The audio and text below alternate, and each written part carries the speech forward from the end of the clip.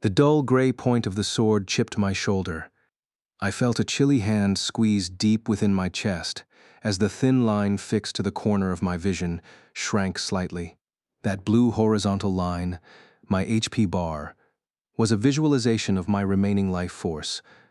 I still had more than 80% of my maximum health remaining, but a wiser perspective said I was 20% closer to the brink of death.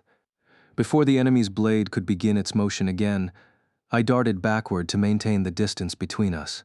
Huff. I forcefully exhaled and took another breath.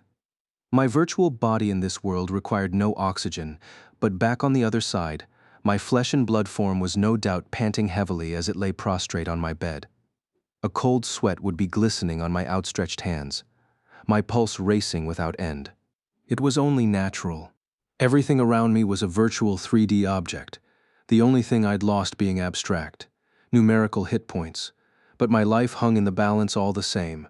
In that sense, this battle was the ultimate injustice. The enemy before me, a half-man, half-beast monster covered in slick green scales with long arms, the head of a lizard and an elongated tail, was not only inhuman, it wasn't even truly alive. It was a mass of digital data that could be rebuilt by the system endlessly, no matter how many times it was killed. Okay, it wasn't quite that simple. The lizard man's AI program was observing my fighting style, learning my habits, and sharpening its reactions moment by moment. But the instant this individual creature died, that information would be reset rather than carried over to the next lizard man to pop into the area. So in a sense, this lizard man was alive. It was a unique individual, one of a kind. Right. It couldn't have understood what I was muttering under my breath, but the creature, a level 82 monster called the Lizard Man Lord, exposed the needle fangs lining its slender jaw and hissed a laugh at me anyway. It's real. Everything in this world is real. None of it is artificial. I held out the long sword in a straight line, chest high. The lizard man raised the buckler on its left arm and drew back the scimitar in its right. As we paused, a chill breeze emanated from beyond the dim labyrinth corridor, rippling the torches along the wall. The flame light flickered off the damp stones. Groog. With a ferocious roar, the lizard man lord leaped forward. Its scimitar darted from my stomach in a sharp arc, a brilliant orange curve flashing through the air. Fell Crescent was a high-level heavy attack skill for curved swords, a deadly charging blow that covered a distance of 4 yards in just 0.4 seconds. But I knew it was coming. Keeping my distance was the entire plan. I was daring the enemy AI to use it against me. The scimitar blade passed just inches from my face, my nose wrinkling at the charred odor left in its wake. I ducked, pressing up against the lizard man's belly. Saya. With a cry, I slashed my weapon sideways. The blade, glowing cyan, sliced through the scales of the creature's soft underbelly, spraying beams of crimson light in place of blood as a dull crack sounded from above. But my combo continued unabated. The system automatically assisted my further assault, chaining into the next attack faster than I could have moved on my own. This is the advantage of sword skills, the most significant and decisive feature of battle in this world. As the sword leaped back from left to right, it found purchase in the lizard man's chest again. I followed that momentum into a full-body spin and drove my third blow even deeper into the enemy's core. Urarg. No sooner had the lizard man regained mobility than it let out a roar of rage and fear, swinging its scimitar down from on high. But my combo wasn't over yet. From its full extension to the right, my sword shot diagonally left and upward like a spring, directly striking the enemy's heart, its critical point. This 4-stroke combination left a square of glowing blue lines extending outward from me. Horizontal square, a 4-part sword skill. The brilliant light reflected off the walls of the labyrinth, then faded. At the same time, the HP bar displayed above the lizard man's head vanished without a trace. As it unleashed a long, final scream, the massive green form threw itself backward, paused at an unnatural angle, and exploded into a mass of delicate polygons with a blast like the shattering of a huge glass structure. This is death in the virtual world. Instantaneous and simple. Utter annihilation without a trace. A purple font in the center of my view popped up, listing my experience and item rewards. I swiped my sword back and forth before returning it to the sheath over my shoulder. Backing up several steps to rest against the wall of the dungeon, I let myself slide to a sitting position. When I released the breath I'd been holding and shut my eyes, my temples began to throb dully with the fatigue of the long fight. I shook my head several times to clear the pain before opening my eyes again. The clock display in the lower right-hand corner of my vision showed that it was already past 3 in the afternoon. If I didn't leave the maze soon, I'd never get back to town before dark. Better turn back, I muttered to no one in particular, and slowly rose to my feet. It was the end of a full day's worth of progress. Another day of successfully eluding the Grim Reaper's grasp. But once I returned to my bed and took a short rest, the next day would bring another endless series of battles. And when the combat is endless and the stakes are fatal, all the safety nets and backup plans in the world won't prevent Lady Luck from betraying you at some point down the line. The only real issue was whether or not the game would be beaten before I could draw the ace of spades. If survival was your top priority, the smartest play would be to remain in the safety of town until the day someone else beat the game. But the fact that I spent every waking moment testing the front line on my own, risking death for ever greater statistical rewards, meant one of two things: that I was either a tried and true VRMMO, virtual reality massive multiplayer online addict, or a damned fool so arrogant as to honestly think he could free the world with his sword arm. As I started making for the exit of the labyrinth, a self-deprecating grin tugging at the corner of my mouth, I thought back to that day. 2 years ago, the moment that everything ended and began. Ngeargia. The strained cries were paired with desperate sword swipes, the blade swishing through nothingness. The blue boar charged its attacker the next instant, nimbly evading his slashes despite its massive bulk. As I watched the beast's flat snout throw him skyward to roll across the field, I couldn't help laughing aloud.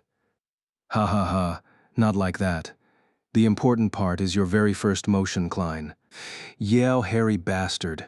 As the boar's attacker, my party member Klein, rose to his feet swearing, he shot back a pitiful reply in my direction.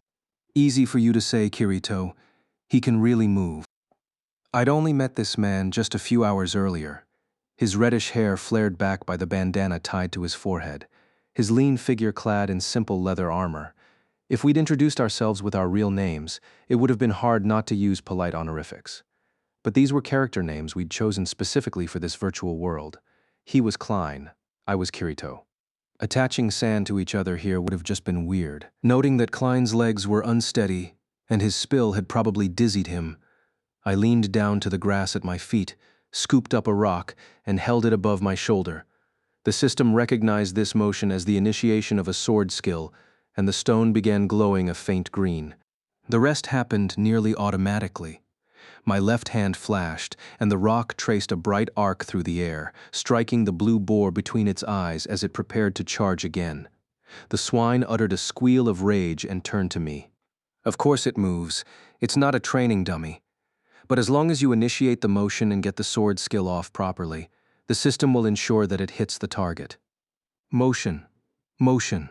Klein muttered the word like a spell, waving the cutlass in his right hand. The beast, properly known as a frenzied boar, was only a level 1 mob, but with all the missed strikes and painful counterattacks, Klein's HP bar was nearly half gone. Dying wasn't a big deal, since he'd simply revive at the nearby starting town, but we'd have to trek all the way back here to the hunting grounds again. This fight could only last one more round. I tilted my head in hesitation as I deflected the boar's charge with my sword. How do I explain this? You don't just hold it up, swing it, and cut the enemy like 1, 2, 3. You have to pause just enough in your first motion to feel the skill queue up, then kapow. You blast it into him. Kapow, huh? Klein held his curved sword at mid-level as his handsome features crumbled into a pathetic grimace beneath the tasteless bandana. He took one deep breath in and out, lowered his waist, then lifted the sword as though to cradle it on his right shoulder. This time, the system recognized the required motion, and his arched blade glinted orange. Rah! He roared, and in a much smoother motion than before, bounded forward with his left foot. A satisfying sheen sound effect rang out as his blade carved a path the color of fire. Reaver, a single-handed scimitar skill, caught the charging boar squarely on the head, wiping out its remaining HP. The enormous bulk shattered like glass with a pitiable squeal, and purple experience numbers floated before our eyes. Hell yeah! Klein struck a victory pose, turning to me with a huge smile, his hand held high. I returned the high five and cracked a smile of my own. Congrats on your first kill. Just remember that boar was basically the wimpiest little slime in any other game. Are you serious? I was convinced he was a mid-level boss. Not a chance. I returned my sword to the sheath on my back, my smile fading to a wry grin. Behind the friendly teasing, I understood Klein's euphoria. With my extra 2 months of experience and leveling, I'd been single-handedly responsible for all of our battles so far, making this the first time Klein had truly tasted the pleasure of dispatching a foe with his own sword. As if to practice his lesson, Klein repeated the same skill several times, hooting and cackling, while I turned to survey our surroundings. The field around us was brilliantly illuminated by sunlight, just beginning to take on a tinge of red. Far to the north lay the silhouette of a forest, while a lake sparkled to the south, and the walls of a town could be faintly glimpsed to the east. To the west was nothing but endless sky and golden clouds. We were standing in a field to the west of the town of Beginnings, the starting area at the south edge of the very first floor of Inkrad. Countless other players were no doubt fighting monsters of their own in our vicinity, but the scale of this space was so vast that none were within eyeshot.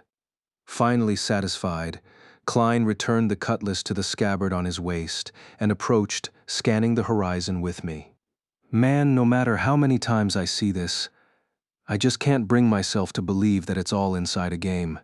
Just because we're inside it doesn't mean the game world has absorbed our souls or whatever. All our brains are doing is bypassing our eyes and ears, taking in the information directly through the nerve gear. I spoke through pursed lips like a pouting child, my shoulders hunched. Yeah, well, you're already used to it. This is my first full dive into the game. It's unbelievable. What a time to be alive. You act like it's such a big deal. I laughed it off, but secretly agreed. Nerve gear. The name of the hardware that runs Sword Art Online, this VR MMORPG, a virtual reality massively multiplayer online role-playing game. But this machine is fundamentally different from the home TV gaming consoles of the past.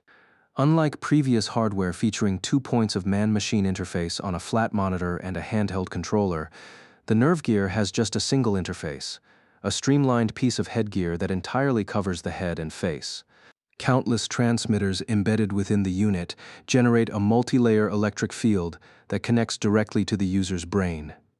Information is sent not to the eyes and ears, but to the visual and auditory centers of the brain itself.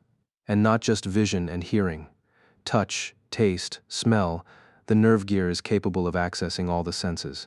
With the headgear on and the chin arm locked in place, a simple link start spoken command instantly causes all external noise to fade out and plunges your vision into darkness. Pass through a floating rainbow ring materializing out of the emptiness, and you're in a different world composed entirely of digital data. In other words, this machine, released to the public in May of 2022, finally succeeded in creating a perfect virtual reality. The major electronics manufacturer that developed the Nerve Gear coined the term full dive to describe the act of connecting to the VR world. It was an all-encompassing isolation from reality, more than worthy of the term. After all, the machine didn't just provide virtual stimuli to all 5 senses, it also intercepted and collected the brain's commands to the body. This was a vital function in providing full control within the virtual world. In other words, if your mental commands to your real body were allowed to pass, you might run within the virtual world during a full dive, but your real body would quickly slam into the wall of your room. It was only because the nerve gear intercepted the signals from the spine to the body and converted them to digital information that Klein and I could race around the virtual battlefield, swinging our swords with abandon. You leap into the game. The sheer impact of this experience profoundly enchanted many gamers, myself included. Once you tasted a full dive, there was no going back to the world of touch pens and movement sensors. I turned to Klein, his eyes watering as he stared out at the rippling fields and distant city walls. "So is SAO your first Nerve Gear game, period?" "Yeah." Klein nodded, turning his gallant face to me, like some proud samurai from the distant past. When he maintained a serious expression, he could have been the lead actor in a period piece, but this did not reflect his real-life appearance. It was nothing more than a virtual avatar created from scratch out of a robust list of finely tuned parameters. Naturally, I had also chosen a look befitting the hero of a fantasy anime, almost embarrassing in its shameless elegance. Klein continued in a strong and clear voice, also likely to be falsified. "Actually, I got SAO first, so I needed to buy the hardware just to play it. I mean, the first shipment was only 10,000 copies, right? I'm one of the lucky ones, although since you've been playing SAO since the beta test, that makes you 10 times as lucky. There were only around 1,000 testers." "I guess you could say that." I scratched my head as he stared holes into me. I could remember as though it were yesterday the excitement and enthusiasm that swept through the media when Sword Art Online was announced. The Nerve Gear and its revolutionary new full dive format were so novel that the actual software to take advantage of it lagged in response. Initial offerings were simple puzzle and educational titles, a source of serious disappointment to full-blown game addicts like me. The Nerve Gear creates a true virtual world. But the effect of such freedom is entirely lost when the world you inhabit is so small that an impassable wall can be found within 100 yards in any direction. Hardcore gamers like me were initially entranced by the experience of truly being inside a game, but it was only a matter of time before we sought a killer title in one very specific genre. We wanted an MMORPG, an online game that hosted thousands of players in the same vast world together, living, fighting, and adventuring. Just when desire and expectations had reached their peak, came the announcement of Sword Art Online, the first ever entry in the VR MMO genre. The game took place in a massive floating fortress made up of 100 expansive levels. Armed with nothing but the weapons in their hands, players explored each floor, packed with fields, forests, and towns, looking for the staircase upward and defeating terrifying guardian monsters in their quest to reach the top. Unlike typical fantasy-themed MMOs, the concept of magic spells had been largely excised from the setting, making way for a nearly limitless combination of special attacks called sword skills. This was an intentional move to maximize the full dive experience, forcing players to use their own bodies and swords to fight. Skills applied not just to combat but also to crafting disciplines like blacksmithing, leatherworking, and tailoring. Productive endeavors such as fishing and cooking, and even creative pursuits such as playing musical instruments. Therefore, players weren't limited to adventuring within the vast virtual world. They could literally choose their own lifestyle within the game. With enough hard work, a player could buy a home, till fields, and raise sheep if he chose. As details of these features trickled out in stages, enthusiasm among the gaming public rose to a fever pitch. A beta test was announced, in which 1,000 players would be granted access to the game before release to help stress test the system and isolate software bugs. The developer was quickly swamped with more than 100,000 applicants, which represented nearly half of all Nerve Gear units sold at that point. That I somehow managed to slip through the crowd into one of those valuable slots was nothing short of a miracle.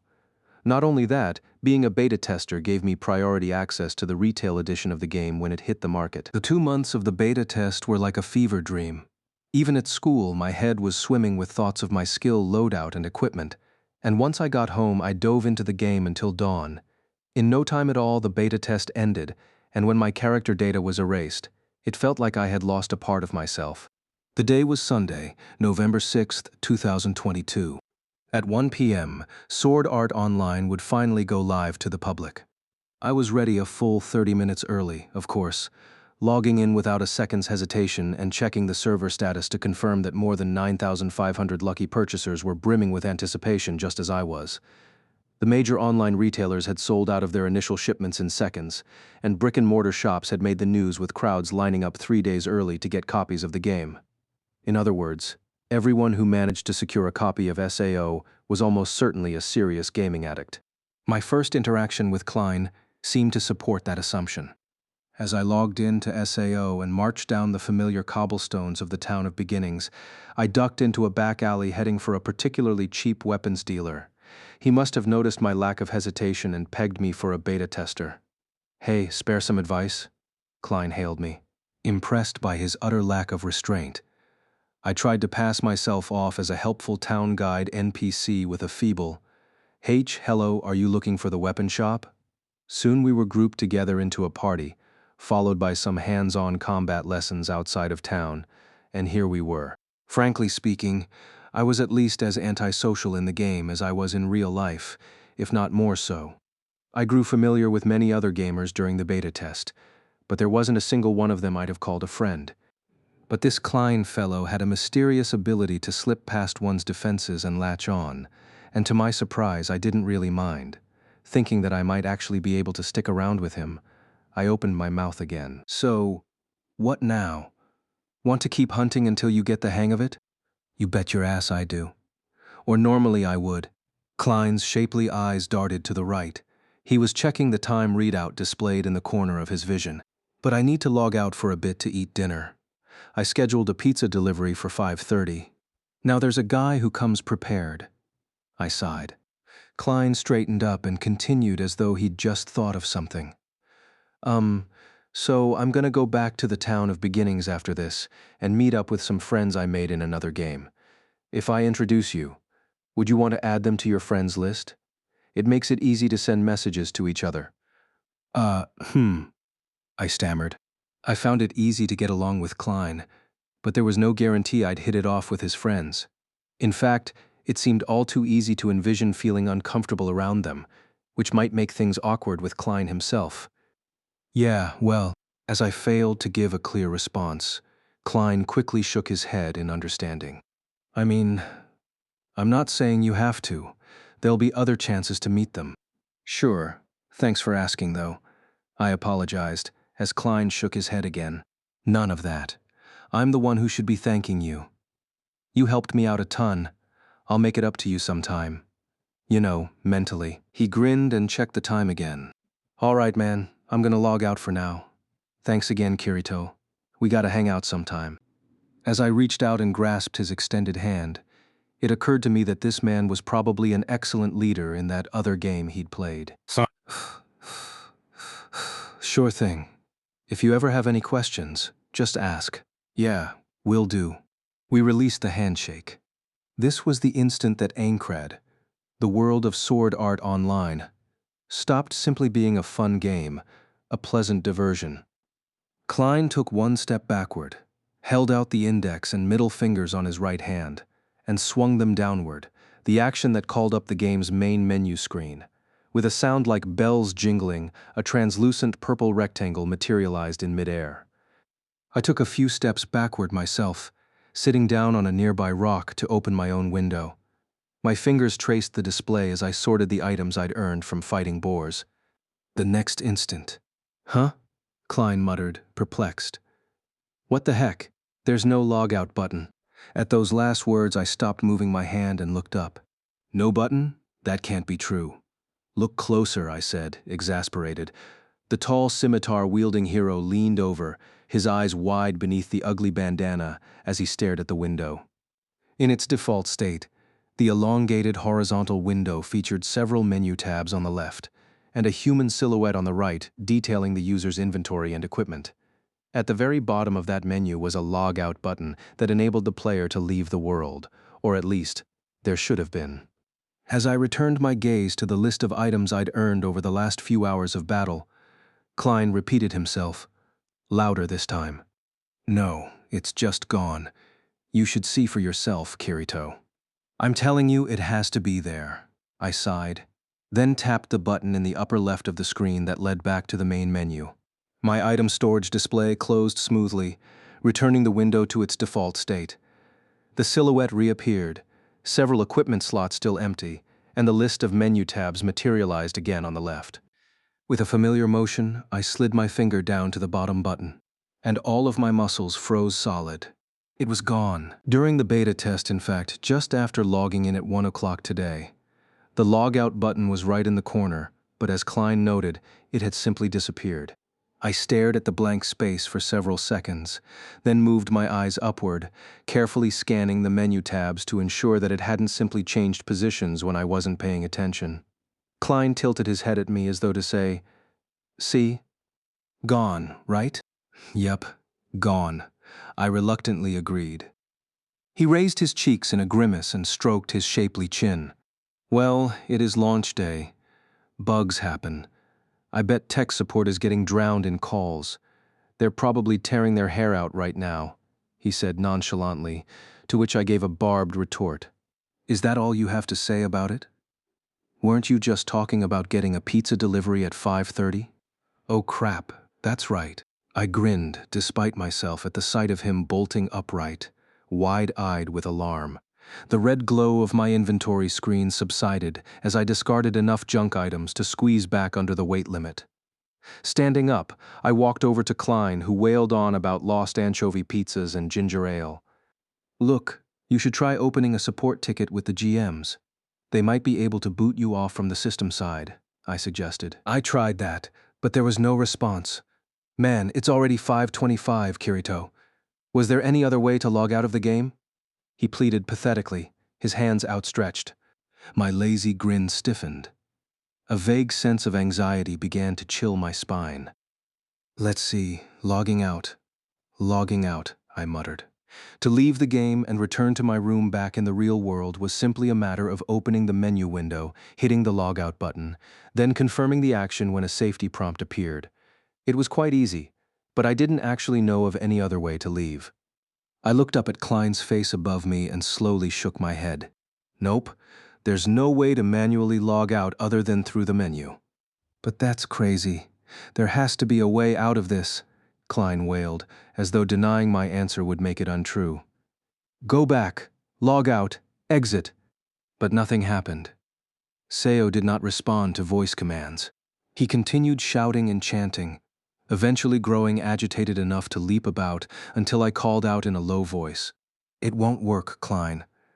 The manual doesn't say anything about an emergency termination method either. But that's crazy. I know games have bugs, but not the kind where you can't even get back to your own home, your own body, your own free will." Klein turned around to me, his face aghast. I agreed with him. This was crazy. It was absurd, but it was the reality we were facing. "You've got to be kidding me. This can't be happening. We're trapped inside the stupid game," Klein ranted, breaking into a panicked laugh. "I know I'll just power off the machine, or rip the nerve gear off my head." Klein rubbed his hands over his head as though removing an invisible hat, but I felt the cold anxiety return. "We can't do either of those things. We can't move our actual bodies. The nerve gear intercepts all the commands going from our brains to the rest of our limbs." I tapped the back of my neck with my fingers.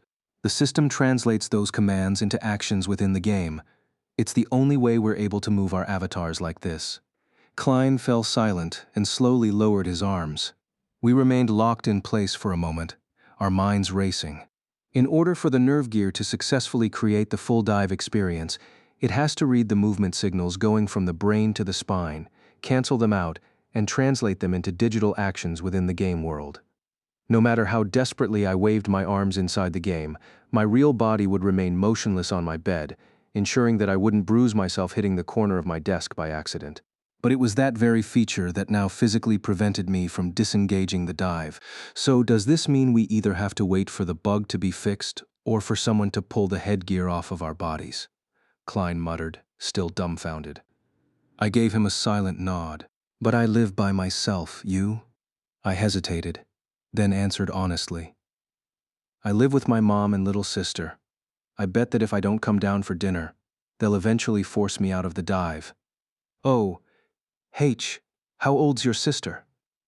Klein leaned forward, his eyes suddenly sparkling. I pushed his head away. "That sure got you to take your mind off the situation, didn't it? Look, she's on a sports club at school and she hates video games. She has nothing in common with people like us. Besides," I waved my hand, trying to change the subject. "Don't you think this is weird?" "Sure it is. The game is buggy. This isn't just any old bug. Not being able to log out is a huge deal. It could spell disaster for the game's future. Even as we speak, your pizza is getting colder by the second. That represents a real monetary loss for you, doesn't it? Cold pizza is worse than natto that doesn't get sticky, Klein muttered cryptically. I continued. A situation like this means the programmers have to shut down the servers and force all the players offline. And yet, even though it's been at least 15 minutes since we discovered this bug, not only are we still online, there hasn't even been an official announcement within the game. It makes no sense. Yeah, that's a good point. Klein rubbed his chin, finally looking suitably serious. His slender eyes glinted beneath the bandana stretched over the high bridge of his nose. I listened to Klein continue, struck by how odd it was that I was discussing such real-world affairs with a person I'd only met by sheer chance and would likely never see again if I simply deleted my game account. Argus, the developers of SAO, made a name for themselves based on their customer outreach. The fact that their first online game was so highly anticipated is a sign of how much trust the community has in them. How could they ruin that reputation with such a stunning screw-up on their very first day? Exactly. Not only that, SAO is the very first example of a VR MMO. If this turns into a huge controversy, the entire genre could get regulated out of existence. Klein and I sighed slowly at the same time. Our virtual faces turned to each other. Aincrad's climate was attuned to the real-life season, meaning that it was early winter in the game, just as it was outside. I breathed in the chilly air deeply, filling my lungs with virtual oxygen, and looked skyward. More than 100 yards above, the bottom of the second floor glowed a faint purple. As I followed the flat, rocky surface toward the horizon, my eyes finally rested on a vast tower far in the distance, the labyrinth that would lead to the next level of the castle. Beyond that, I could even see the aperture on the far side of the floor. It was now past 5:30, and the sliver of sky to be seen over the vast distance was glowing crimson. The setting sun shone through, lighting the rippling fields in a dazzling gold, and I found myself at a loss for words despite the gravity of our situation. In the next instant, the world changed forever. Klein and I jumped to our feet, startled by a sudden ringing sound, blaring like an alarm at full volume. Pfwa! What's that? We shouted simultaneously, then noticed each other's bodies, our eyes wide. Both Klein and I were enveloped in pillars of brilliant blue light. The scenery of the fields faded out behind the colored film. I'd experienced this phenomenon multiple times during the beta test. It was the teleport effect that took place when you used an item to travel instantaneously across the game. But I didn't have the right item, nor had I given the system any such command. If it was a system-side forced teleportation, why was it happening without any announcement? As my mind raced, the light surrounding me pulsed stronger, blocking my vision. The blue light faded, and the environment returned, but was no longer the evening field in which we had been standing. I was greeted by wide paving stones, trees lining the street, and a cleanly elegant medieval town. In the far distance straight ahead, a massive palace gleamed darkly. I recognized it instantly as the central square of the Town of Beginnings, the game's starting point. I turned to face Klein next to me, his mouth agape. We stared out at the sea of humanity pressed in around us. It was a teeming mass of beautiful men and women, a clash of bristling equipment and hair in every color of the rainbow. These were all fellow SAO players. There had to be several thousand people here, nearly 10,000 in fact. It seemed likely that every single player who was logged into the game had been forcibly teleported to this square. For a few seconds, there was a tense silence as everyone took in their surroundings. Mutters and murmurs broke out everywhere, steadily rising in volume. Shards of conversation could be made out above the din. What's going on? Can we log out now? Hurry it up. The murmuring took on a distinct tone of anger and frustration, raised voices demanding the GMs come out to explain themselves. Abruptly, someone screamed, cutting through the noise. Hey, look up. Klein and I instinctively raised our eyes, which were met with an unnatural sight. The bottom of the second floor, hanging 100 yards above us, was bathed in a red checkerboard pattern. Looking closer, I could see that the pattern was made of two pieces of English text. I could make out warning and system announcement in the red font. After my fleeting initial shock, the tension in my shoulders relaxed. Finally, The developers were going to give us an explanation. The roar in the square died down as the crowd strained its ears. But what happened next was nothing like what I expected. The center of the crimson pattern that covered the entire sky above suddenly sagged in the middle, pooling like an enormous drop of blood. The viscous drop slowly extended downward, but rather than breaking off and falling, it abruptly changed shape in midair. What emerged was the form of a giant person at least 60 feet tall, clad in a robe with a crimson hood. But this wasn't quite correct. We were staring up at it from the ground, at an angle that should have given us a glimpse underneath the hood, but there was no face. It was an empty space, the underside of the hood, and the stitching of the seam clearly visible. The long dangling sleeves also contained nothing but a faint darkness. I recognized the shape of that robe.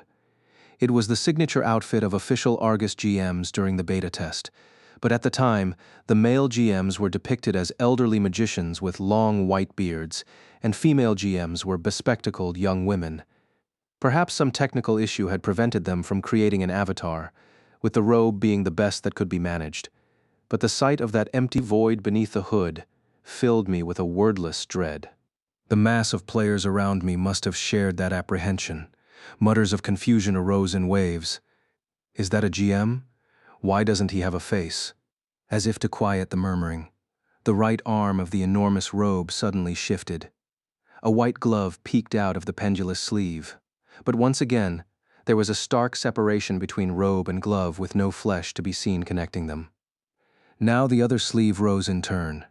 The empty white glove spread apart, looming over 10,000 heads, and the faceless being opened an invisible mouth, or so it seemed. From above the crowd, a man's calm, deep voice cut through the din.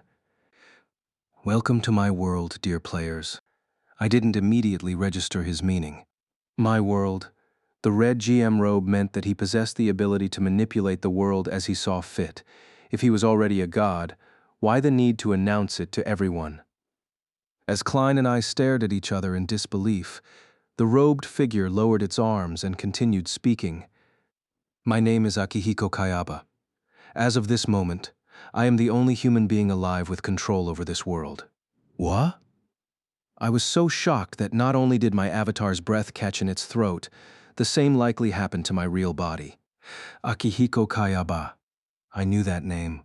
I couldn't not know it. He was the brilliant young game designer and quantum physicist who transformed niche game studio Argus into one of the foremost developers in the business. Not only was he the executive director of SAO, he also designed the basic foundation of the Nerve Gear unit itself. Like most other hardcore gamers, I held a deep reverence for Kayaba. I bought every magazine profile and reread his precious few interviews until I could practically quote them from memory. Just the brief sound of that voice conjured my mental image of Kayaba, looking smart in his ever-present white lab coat.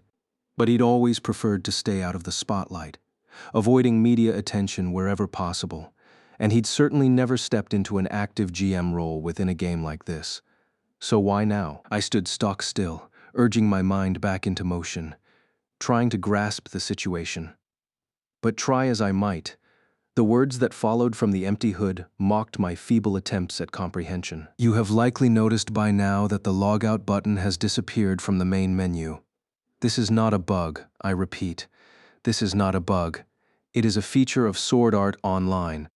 F feature? Klein muttered, his voice cracking. The smooth baritone continued, overlapping the end of his question. From this point onward, you will be unable to freely log out of the game until the summit of this castle is conquered. The word castle snagged on the inside of my brain. Where was there a castle in the town of beginnings? But my momentary confusion was instantly wiped away by his next statement. Furthermore, the nerve gear cannot be removed or shut down via external means, if forceful means of exit are attempted. A pause. A palpably heavy silence filled the air, 10,000 breaths held in apprehension. The next words came with a slow, awful finality. The high-powered microwaves emitted by the nerve gear will scramble your brain and shut down your vital processes. Klein and I stared at each other for several seconds, our faces blank masks. It was as though our brains themselves refused to process the words.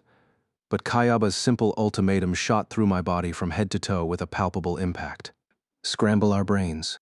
In other words, it would kill us. Turning off the nerve gear's power or attempting to remove it from the user's head would prove fatal, according to Kayaba. Murmurs rippled through the crowd, but no one screamed or raged. Everyone present, including me, either couldn't or wouldn't process the implications of his declaration. Klein's hand slowly rose to his head, attempting to grasp the nerve gear that existed only in the outside world. He let out a dry, quick laugh. "Ha ha, what's he talking about? Is he crazy? That's not possible. The nerve gear's just a game system. It can't possibly, destroy our brains or whatever. Right, Kirito?" He finished in a rasping shout. Despite his pleading glare, I couldn't bring myself to nod in agreement. The underside of the nerve gear helmet is embedded with countless transmitters that emit faint electromagnetic waves, sending false sensations directly to the brain cells. It's a piece of ultra-sophisticated, cutting-edge tech, but it also works on the same fundamental principles as a home appliance that has been around for decades, the kitchen microwave. With enough power, the nerve gear could potentially vibrate the moisture in the brain cells, causing frictional heat strong enough to steam the brain from the inside out. But, in principle, it's not impossible, but he has to be bluffing. I mean, if you just pull the plug on the nerve gear, how can it produce enough juice to do that? Unless it's packing some massive batteries. Klein understood exactly why I trailed off. He moaned, a desperate expression plastered across his face. But it is. I heard that a third of the unit's weight is battery cells. But still, this is ridiculous. What if there's a blackout? As though he heard Klein's roar, Kayaba continued his proclamation. To be more specific, the brain-frying sequence will commence upon any of the following circumstances: 10 minutes of no external power, 2 hours of network disconnection, removal, dismantling, or destruction of the nerve gear. The authorities and media in the outside world have already announced the details of these conditions to the general public. At present, the friends and family of several players have already ignored these warnings and attempted to forcefully remove their nerve gears, the result being the echoing metallic voice paused for a breath. That sadly, 213 players have already been permanently retired from both Aincrad and the real world. A single shrill scream rang out from somewhere in the crowd. But the majority of players were stock-still, either unable or refusing to believe, their faces displaying absent-minded smiles. Like them, my mind resisted Kayaba's words, but my body was more honest, my legs beginning to quaver. I hobbled backward several steps on buckling knees, trying not to fall. Klein simply fell straight onto his rear, his face still empty. 213 players. The words reverberated over and over in my ears. Was Kayaba telling the truth? Were more than 200 people who had been playing this game just minutes ago already dead? Some of them must have been beta testers like me, possibly even people whose faces or names I recognized from my time playing, and now Kayaba said their nerve gears had fried their brains and killed them? "I won't believe it. I refuse to believe it," Klein muttered from the paving stones, his voice hoarse. "It's just a threat. He can't do this. Quit dicking us around and let us out already. I've got better things to do than sit around while your little stunt plays out. That's all this is, right? A stunt. A bit of excitement to juice up the game's grand opening, yeah?" The same thoughts had been racing through my mind at the exact same time. But Kayaba's dry, practical announcement continued, disregarding the wishes of his captive audience. "There is no need to worry about your physical bodies back in the real world. The current state of the game and today's fatalities have been covered far and wide on television, radio, and the internet. The danger that someone will forcefully remove your nerve gear is already much diminished. The 2-hour offline leeway period should provide enough time for your physical bodies to be transported to hospitals and other long-term care facilities with proper security, eliminating concerns over your physical well-being. You may rest assured, and focus on conquering the game." "Fwa!" A scream finally ripped out from my throat. "What do you mean? Conquer the game? You expect us to just sit back and enjoy the game when we can't even log out?" I glared at the headless crimson robe stretching up to nearly the upper floor and continued bellowing. "This isn't even a game anymore." And again, as though he heard my voice, Akihiko Kayaba's monotone continued. "However, please proceed with caution. As of this moment, Sword Art Online is no longer a game to you. It is another reality. The standard means of player resurrection will no longer function as they did previously. When your hit points dwindle to 0, your avatar will be permanently deleted. I knew what he was about to say before the words even came. And the nerve gear will destroy your brain. I felt an instant urge to burst into a high-pitched laughter bubbling up from my gut, and had to stifle the impulse. In the upper left-hand corner of my vision sat a thin bar, glowing blue. When I trained my eyes on the bar, the numbers 342 popped up next to it. My hit points, my remaining life. If that number hit 0, I would actually die. The game console would fry my brain with microwaves and kill me on the spot, according to Kayaba. Yes, this was a game. A game in which my life hung on the line. A game of death. During the 2-month beta test, I must have died 100 times. When that happened, you popped back to life with a cackle in Black Iron Palace to the north of the square, free to rush back out to the battlefield. That's how RPGs work. You die and die, learning lessons each time and honing your skills. But now we couldn't do that? Die once, and we were dead forever? Without even the option of quitting the game? This is ridiculous, I muttered. Who would possibly venture out into the dangers of the wilderness under those circumstances? Everyone was bound to stay within the safety of town. But as though anticipating the skepticism of all players present, Kayaba issued his next challenge. There is only one condition through which you can be freed from this game. Simply reach the 100th floor at the pinnacle of Aincrad and defeat the final boss who awaits you there. In that instant, all surviving players will be able to safely log out once again. A moment of sheer silence. I finally realized the meaning of his earlier phrase, "Conquer the summit of this castle." He wasn't referring to just any castle, he was referring to Aincrad itself, the mammoth floating fortress on whose very bottom floor we now stood, 99 floors stacked above our heads. "Clear the 100th floor?" Klein shouted abruptly. He clambered to his feet and shook his fist in the air. We can't possibly do that. I heard the entire group of beta testers barely got through the very start of the game." He was right. 1,000 players took part in SAO's beta test, and when the 2-month period was over, we'd only cleared the 6th floor. True, there were nearly 10 times that number taking part in the game now, but how long would it take to reach a full 100 floors? My guess was that the entire square was wrestling with the same apprehension.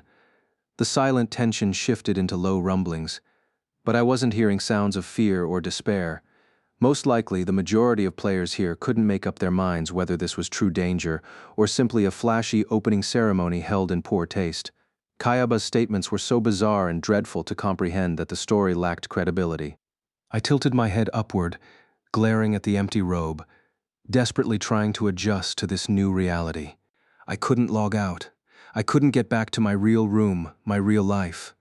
The only way that could happen was if someone reached the top of this castle and defeated the final boss, and if at any point my HP reached 0, I would die. Real death, I would cease to exist. But no matter how hard I tried to accept this information as truth, I simply couldn't.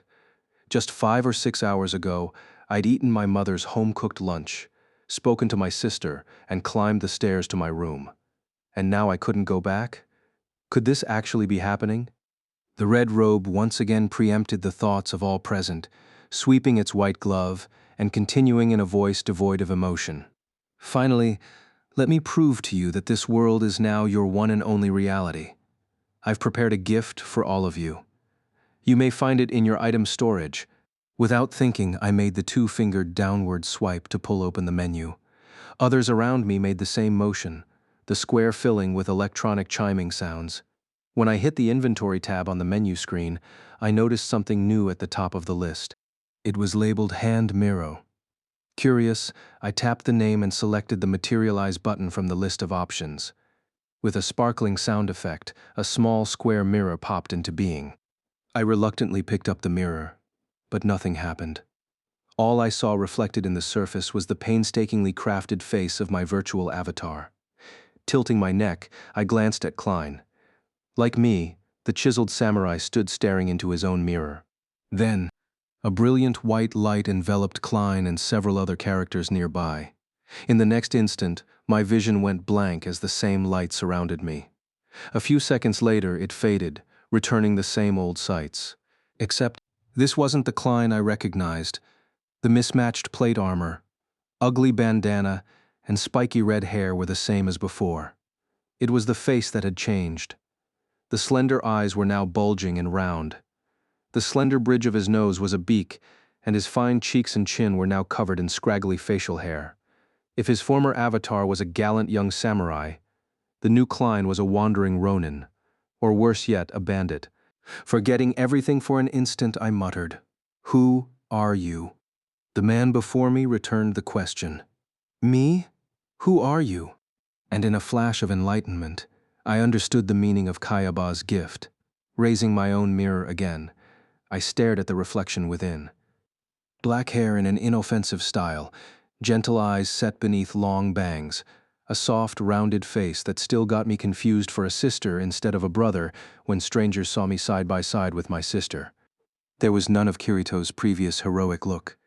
The face I saw in the mirror was the real-life face I'd been trying to escape. "Whoa, it's me," Klein murmured into his mirror, flabbergasted. We faced each other again and shouted in unison, "You're Klein? You're Kirito?" The voice filtering function had apparently stopped working, shifting the sound of our voices as well, but that was the least of our concerns. Both mirrors slipped through our fingers, hitting the ground simultaneously with a faint crack. A quick glance around showed that the prior gathering of wildly colored, beautiful fantasy characters had changed dramatically. It was as though someone had taken the crowd of a real video game convention and given them swords and armor to wear. Even the ratio of men to women had gone frightfully askance. How was this possible? We had all gone from our virtual avatars to our real-life appearances. It was still presented in polygonal form with a few slight details felt out, but the degree of accuracy was startling. It was like I'd undergone a full-body scan. A scan. "Of course," I muttered, looking up at Klein.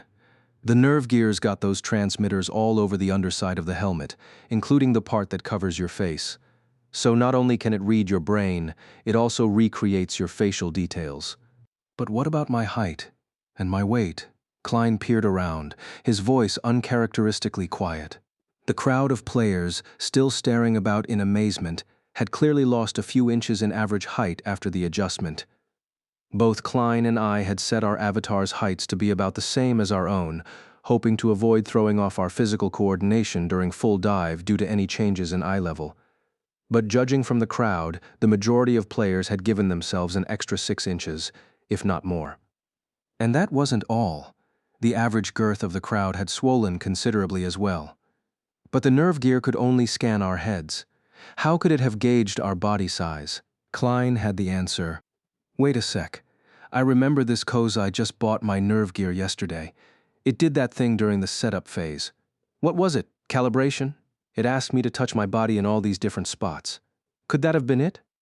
Oh, right, of course. The calibration process was a measurement of how far the user needed to move to touch his or her body, such that the system could recreate the proper surface area digitally.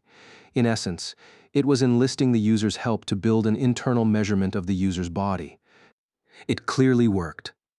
Every player in the world of SAO at this moment had been turned into a virtually perfect polygonal replica of themselves. The intent was obvious. "It's reality," I muttered. "He just said so. My avatar and my hit points are now my real body and life." Kayaba recreated our faces and figures to force us to recognize the truth. But, Kirito," Klein wailed, scratching his head as his eyes bulged beneath the bandana. Why? Why would he do something like this? I couldn't answer that. Instead, I pointed upward. "Just wait. He's about to answer that, I'm sure." Kayaba did not disappoint. The solemn voice continued a few seconds later, ringing out from the blood-red sky. "You are likely asking yourselves, why? Why would Akihiko Kayaba, developer of SAO and the Nerve Gear unit, do such a thing? Is it an act of terrorism, an elaborate kidnapping to extract ransom money?" And for the first time, Kayaba's emotionless voice began to take on the faintest signs of color. Despite the situation, I felt a hint of longing in his voice. But that couldn't be right. What I seek is neither of these things. I have no goals or justifications at this moment. In fact, this very situation was my ultimate goal. I created the nerve gear and SAO precisely in order to build this world and observe it. I have now achieved that aim. After a short pause, Kayaba's voice was back to its usual monotone. This concludes the tutorial phase of Sword Art Online. I wish you the best of luck, dear players. His last word echoed briefly before dying out. The crimson robe silently ascended, the tip of the hood melting into the system warnings still displayed in mid-air. The shoulders, chest, arms, and legs followed into the blood-red surface, leaving a single outward ripple behind. The next instant, the giant wall of messages plastered across the sky disappeared as abruptly as it came. The wind blew over the top of the square, and the BGM from a band of NPC musicians slowly approached from afar, bringing life back to my ears. The game had returned to its original state. The only difference lay in a few very crucial rules. Finally, at long last, the throng of players exhibited the proper reaction. The square exploded into noise, convulsing with the sound of 10,000 voices all at once. This can't be happening. You've got to be kidding me.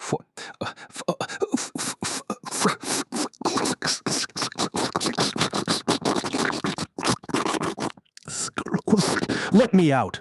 I want out of here. You can't do this to me. I'm supposed to meet someone tonight. No. Let me leave. Let me leave. Screams, rage, shrieks, insults, pleading, and roars. In the span of several minutes, we'd been turned from players to prisoners. We held our heads, sunk to our knees, shook fists in the air, grabbed others, and turned on one another. Oddly enough, the more the screaming continued, the clearer my thoughts became. This is reality. Everything that Akihiko Kayaba said was the truth. He, of all people, would be capable of this. That destructive, unpredictable genius was part of his allure. I would not be back in the real world for quite some time. Months, if not longer. I wouldn't be able to see or speak to my mother or sister. I might never do so again. If I died here, I was really dead. The nerve gear, game console, shackles, and guillotine blade all in one would fry my brain and kill me. I took a slow, measured breath and opened my mouth. Come with me, Klein. I grabbed his arm.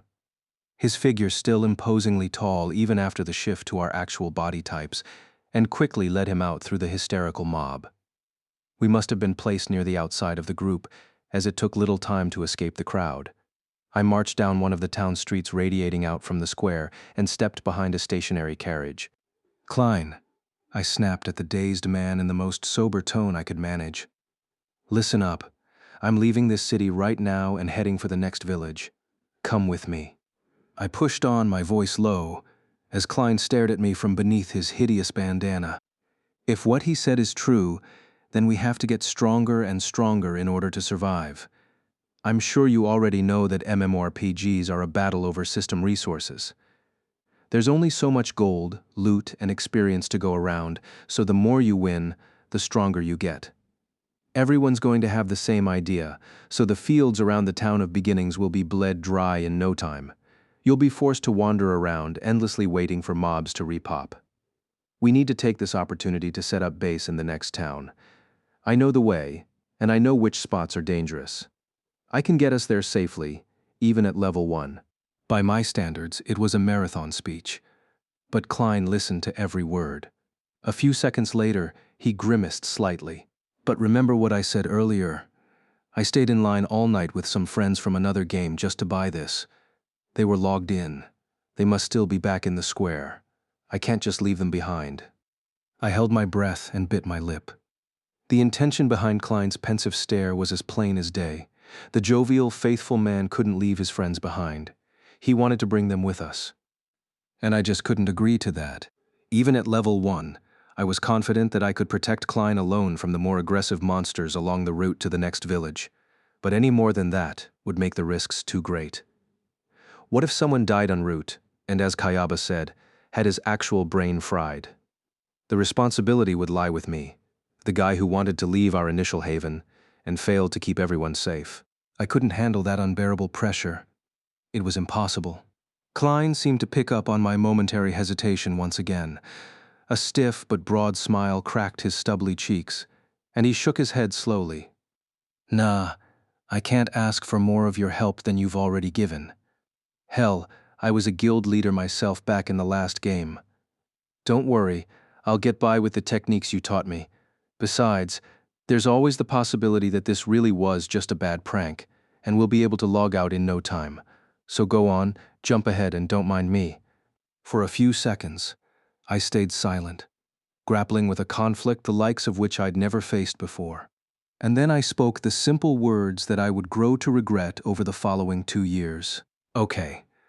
I nodded, taking a step back. In a hoarse voice, I continued. We'll part ways here then. Shoot me a message if anything comes up. Well, see ya, Klein. As I averted my eyes and tried to turn away, Klein barked out. Kirito? His glance said he wanted to ask something, but his cheekbones only twitched, and no words came out. I waved and turned northwest, the general direction of the village I sought to go next. After 5 steps, I heard his voice call out behind me again. Hey, Kirito. Turns out you look pretty cute after all. Just my type. I grimaced and called back over my shoulder.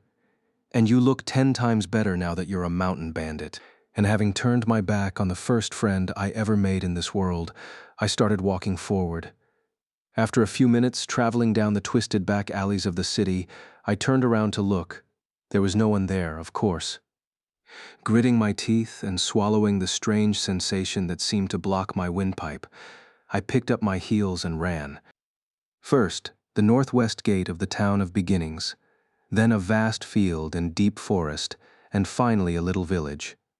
I raced onward toward what lay beyond, headlong into a lonely battle for survival without end. 2,000 players were dead within a month. In that time, we never received a single message from outside, much less any kind of resolution to our crisis. I didn't stick around to see it for myself, but tales of the panic that erupted when it finally sank in, that there was no escape, told of sheer madness and chaos. The crowd wailed, cried, and raged. Some even claimed they would destroy the game world, making futile attempts to dig up the cobblestones of the city square. Needless to say, the structures were permanent, immovable pieces of the game environment, and the demolition didn't last long. It took several days for full acceptance of the status quo to sink in and new plans to emerge. The players split up into 4 rough categories. First and largest of those groups, at nearly half the game's population, were those who chose not to believe Akihiko Kayaba's conditions for release, and simply waited for help. Their reasons were painfully understandable. Our bodies were sitting on chairs or beds in real life, living and breathing. Those were our real selves, and what happened here was just temporary. One simple little change of circumstances and we could go back. Not through the log out button in the menu, perhaps, but surely there was something if we just figured out what it was. The other source of hope was that the game's developer Argus, to say nothing of the government itself, was most certainly making every effort possible to rescue us. If we were simply calm and patient, we would eventually wake up in our beds, surrounded by our loving families. We might even be temporary celebrities at school or work. It was hard not to fall into this line of thinking. Part of me was hoping for the same thing. This group of players chose to wait. They stayed within the first city, using their initial allotment of money, measured in a currency known as coal, bit by bit to buy food and cheap lodgings, grouping together in loose cliques. Fortunately, the town of Beginnings took up nearly a fifth of the first floor, as large as one of the smaller wards of Tokyo. This meant there was more than enough capacity for 5,000 players to settle in without feeling cramped. But as time dragged on, there was no sign of help. Every waking moment brought the same scenery outside the window. Not a blue sky, but the gloomy cover of rock and metal looming overhead like a giant lid. Their initial allotment of money wouldn't last forever, and the waiters would eventually have to do something. The second group made up about 30%. These 3,000 players decided that cooperation was the best chance of survival. The leader of the group was the manager of one of Japan's biggest websites about online gaming. Under his supervision, players were grouped together into smaller bands, sharing items and coal, and trading information about the labyrinths that housed the staircases to the next floor. The leader's group claimed Black Iron Palace, the castle that loomed over the central square of the town of Beginnings, from which they sent instructions to smaller parties and accumulated supplies. This massive gathering was without a proper title for some time, But once they all started wearing the same uniform, the army label stopped being just a cute nickname. The third category, of which there were about 1,000 people, were the ones who wasted their coal early, didn't feel like braving the monsters in the wilderness, and began to get desperate. Incidentally, even in the virtual world of SAO, there are inescapable natural urges, hunger, and sleep. It made sense that you needed to sleep. Regardless of whether the stimuli received are real or virtual, the brain needs to turn off and recharge at some point. When players get tired, they find inns, rent rooms that suit their pocketbooks, and sink into their beds. With enough coal, it's possible to buy a residence in the town of your choice, but it's a monumental task. The hunger was more of a mystery. Though we don't like to imagine it, presumably our real bodies are being kept alive through some means of force feeding. Eating food in SAO doesn't actually fill our bellies in real life, yet stuffing virtual bread or meat into your face will get rid of the hunger and make you feel sated. You'll have to ask a neurologist to explain how that works. On the other hand, once you start feeling hungry, it'll never go away until you eat. I don't think fasting could actually end in starvation, but it's still a natural urge that is incredibly hard to resist. So every day, players rush into pubs and restaurants run by NPCs, stuffing their bellies with food made of pure data, and that's where the digestive process ends, by the way. No use dwelling on the less pleasant aspects. But enough about that. Most of the players who'd wasted their initial earnings and started going hungry wound up with no other choice but to join the army. After all, orders were easy to follow if they were the only way you got fed at the end of the day. But even in virtual worlds, there are those to whom cooperation is anathema. The ones who resisted joining any groups or got kicked out for causing trouble wound up inhabiting the slums of the town of beginnings, living a life of crime. Town interiors were a protected zone where the system prevented players from harming each other, but there were no rules outside of town. Vagabonds teamed up with their own kind, avoiding monsters for the easier and more rewarding prey of unsuspecting adventurers. At least they didn't stoop to killing for the first year. This group of players grew over time until it reached my estimated count of around 1,000. The fourth and final category might as well be titled miscellaneous. Around 500 players who wanted to help conquer the game, but didn't want to join the army, formed roughly 50 smaller groups known as guilds. They were a positive force in our advancement through the game, using their limited resources more nimbly than the army's massive bureaucracy could manage. There was also the extreme minority of crafters and traders. These 200 to 300 players formed guilds of their own, focusing on the skills that would enable them to raise coal and make a living without fighting. The remaining several dozen adventurers, myself included, were the solo players. We were the individualists who chose to act alone rather than join any group, either out of self-interest or because we felt it was the most effective means of survival. Most of the solos were former beta testers. We'd called upon our prior experiences to fly out of the gate at the game's start, but once we were powerful enough to handle monsters and robbers on our own, we found little reason to work with others. On top of that, SAO was a game without magic, i.e. easy long-range attacks, which meant that enemies were fairly easy to manage single-handedly even when they came in groups. With proper skill, a good solo player could earn experience much faster than he could with a group. Not that this was without risks. For example, contracting paralysis while in a party just meant that someone else had to heal you. On your own, it could be a death sentence. The fatality rate among solo players was easily the highest of any category. But with enough knowledge and experience to properly avoid danger, the returns easily outweighed the risks. And we beta testers had an advantage over the others in those categories.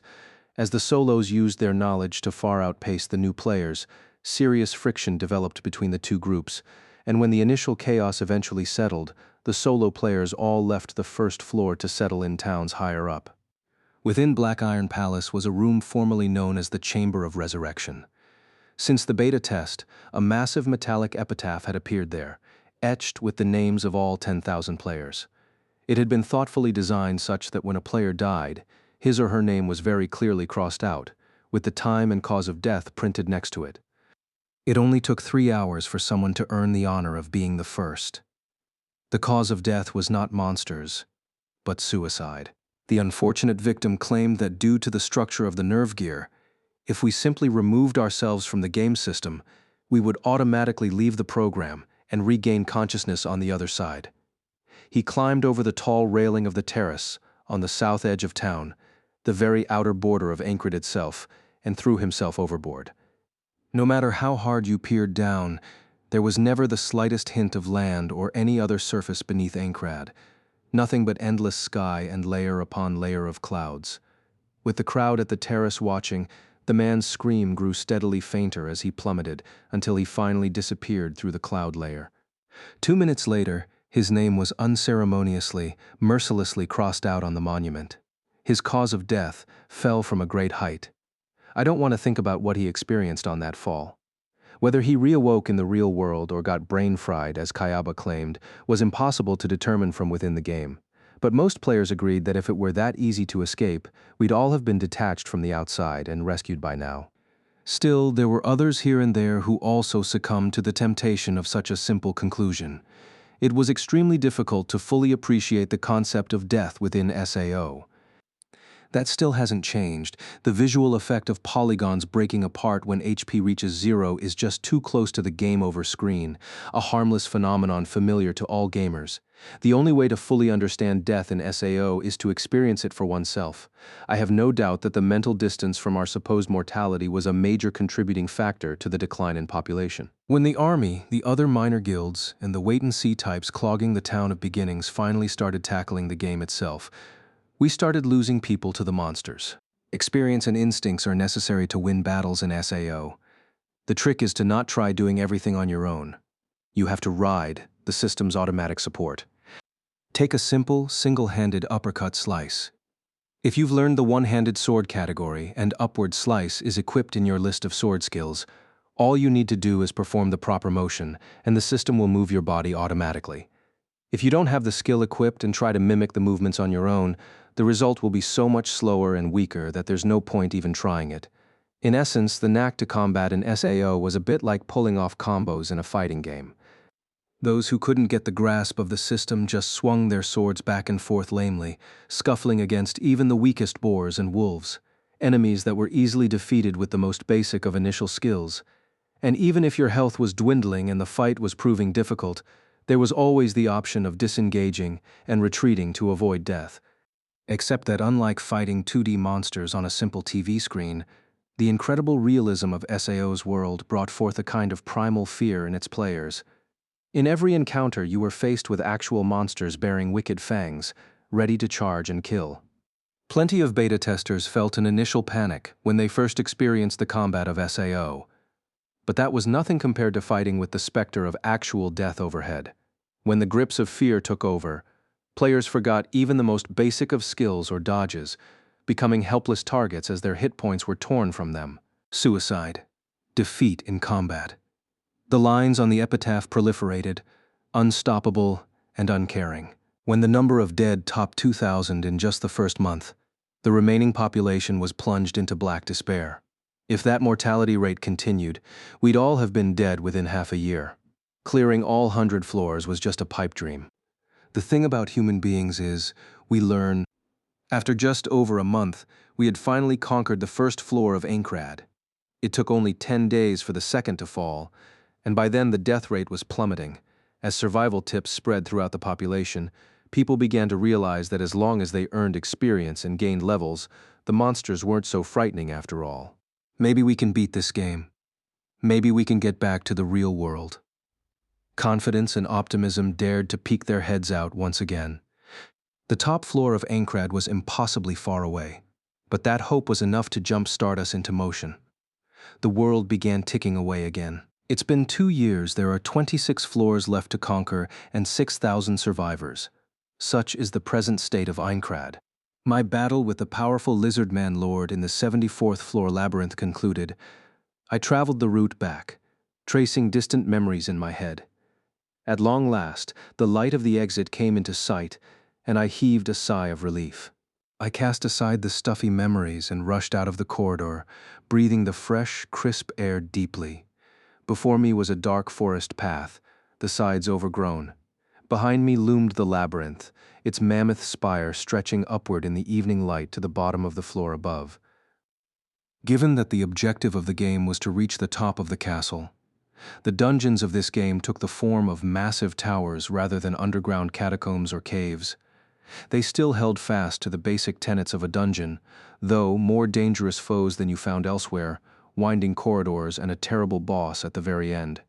The 74th floor labyrinth was 80% mapped out at this point. Within a few days, we'd find the boss's lair, and a raiding party would be arranged. Even as a solo, I'd play a part in the battle. Grimacing at my equal measures of anticipation and anxiety, I walked out of the doorway. My current home is in Al Ghadi on the 50th floor, the de facto largest city in Aincrad.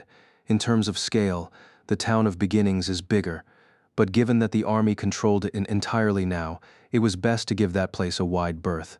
As I passed through the field, darkening with the onset of evening, I came to a forest of gnarled ancient oaks.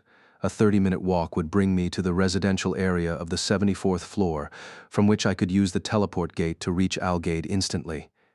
I could have used a teleportation item to return to Algade from any point in Aincrad, but they were pricey and best saved for emergencies.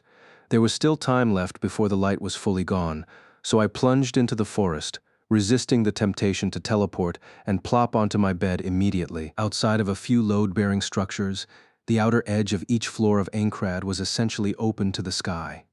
The sunlight tilting through the distant opening set the trees aflame with a reddish glow. Thick mist flowing through the branches glinted eerily as it reflected the dying light. The raucous daytime bird calls grew sparse, and the rustling of the breeze through the branches seemed to echo louder than before. Despite knowing that I could handle the monsters in this area while half asleep, it was hard to repress an instinctual fear of this hour of darkening. It resembled the sensation of being lost on the way home at a young age, frozen with anxiety. I didn't dislike the feeling, however. I'd forgotten this kind of primal emotion back in the real world. And after all, wasn't a solitary march across the wilderness without a soul in sight one of the great pleasures of an RPG? A faint, unfamiliar cry broke me out of my nostalgic reverie. It was a single high note, brief and clear, like a leaf whistle. I stopped in my tracks, trying to discern the direction of the call. Unfamiliar sights and sounds in this world meant the advent of fortune, good or bad. As a solo player, I'd put lots of work into my search skill. It was designed to help you protect against ambushes, and as it rose in level, it enabled you to spot foes and players hidden in stealth mode. Pretty soon, the form of a monster came into view in the shadows of a large tree, about 10 yards away. It wasn't very big. I could see gray-green fur suited to blending in with leaves and elongated ears longer than the animal's body. By focusing my vision, I prompted the game to automatically target the monster for me, bringing up a yellow cursor and the target's name. When I saw the words that appeared, I held my breath. It was a ragout rabbit, an ultra-rare creature. It was certainly the first I'd ever seen. The fluffy little things lived in trees, weren't particularly strong, nor rewarding in terms of experience points. Their value came from something else. Silently, I slipped a narrow throwing pick out of my belt. My throwing knife skill was only active in a skill slot to round out the bunch, and my proficiency was modest.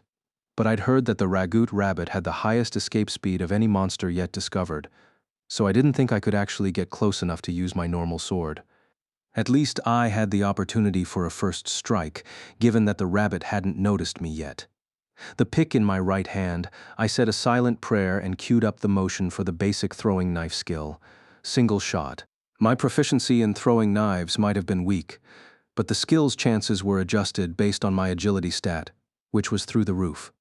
The pick flashed like lightning in my hand and shot into the shadows of the branches, leaving a momentary trail of light behind it.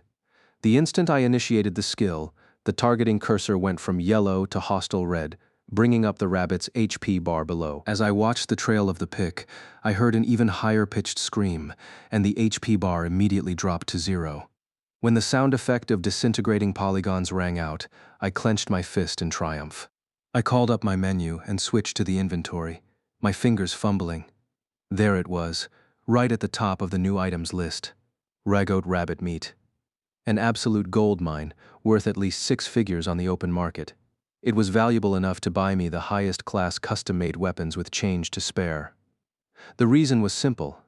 Out of all the limitless ingredients in the game, It had the very highest flavor rating. Eating was about the only pleasure to be found in the world of SAO. Most of the available food seemed to be in a rustic European style, simple breads and soups. The tiny minority of crafters who chose to utilize the cooking skill could create other dishes in order to expand our options.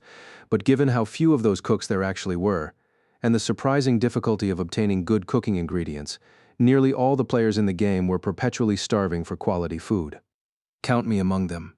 I didn't mind the soup and black bread at my favorite NPC restaurant, but it was hard to resist the craving to sink my teeth into a hot, juicy piece of meat. A soft moan left my lips as I stared at the name of the item.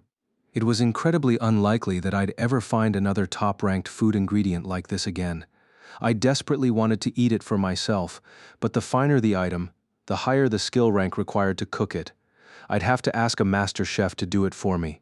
I'd be lying if I claimed that I didn't know anyone who fit the bill, but tracking that person down would be a pain, and I'd been needing a new set of armor, so I made up my mind to sell the meat for call.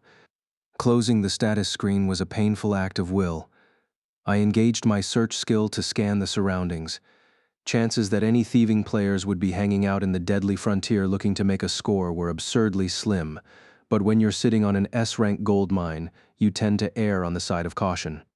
I opened the pouch on my waist to rummage for a teleportation crystal to return straight to Algaid, operating under the assumption that I could buy all the crystals I wanted with the money I'd make selling the meat. The crystal was elongated and eight-sided, sparkling deep blue. With the absence of any kind of magic spells in SAO, the few magical items to be found all took the form of these crystals. The blue ones were for teleporting, the pink ones for healing, the green for curing poison. It was all pretty self-explanatory. They worked instantaneously, but given the price, it made more sense to simply retreat from battle and use a cheap potion if you needed to regain HP. Telling myself that this was a worthy emergency, I gripped the blue fragment and shouted, "Teleport, Algaid." A beautiful chiming like the ringing of many bells sounded, and the little crystal crumbled in my hand. A blue light enveloped my body, the sights and sounds of the forest vanishing. The light pulsed brighter, then disappeared, and the transition was complete. The rustling of leaves had been replaced with clanging blacksmith mallets and the lively roar of many voices. I was at the teleport gate in the center of Algaid. The enormous metal gate towered over the rest of the city square, at least 16 feet tall. The interior space beneath the frame shimmered like a mirage, and people streamed through the gate in a steady flow, teleporting to and from other cities in Ainkrad. 4 wide avenues stretched out from the central square, with countless tiny shops crammed into the margins. For those seeking solace after a hard day of adventure, there were carts selling food and pubs full of lively chatter. If there was one word to sum up the city of Algaid, it was chaos. There were no singular large structures, such as in the town of Beginnings, but rather a vast space crisscrossed with cramped alleys, suspicious workshops selling unknown wares, and sketchy taverns that promised a way in but probably not out. This wasn't just hyperbole. Players told horror stories of getting lost in the Byzantine alleys of Algaid for several days at a time. I'd set up residence in this city almost a year ago, and I still didn't know half the streets in it. Even the NPCs of Algaid didn't seem to fit into the standard roles, and any human players who spent too much time here developed an eccentricity or two during their stay. But for all that, I liked the vibe. It was often the case that sipping oddly scented tea in my favorite back alley establishment was the only moment of tranquility I had in a day. I couldn't deny that part of the attraction came from Algaid's nostalgic resemblance to the notable electronics district I liked to visit back in the real world. I decided to take care of business before returning to my hideout and set off for a familiar item merchant. After several minutes of weaving through the crowds on the Western Boulevard, I reached the shop.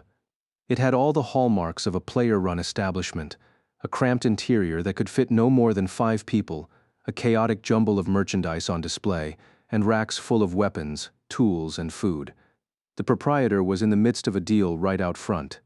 There are 2 main methods of selling items in the game. One is to sell to an NPC, in other words, to the system itself.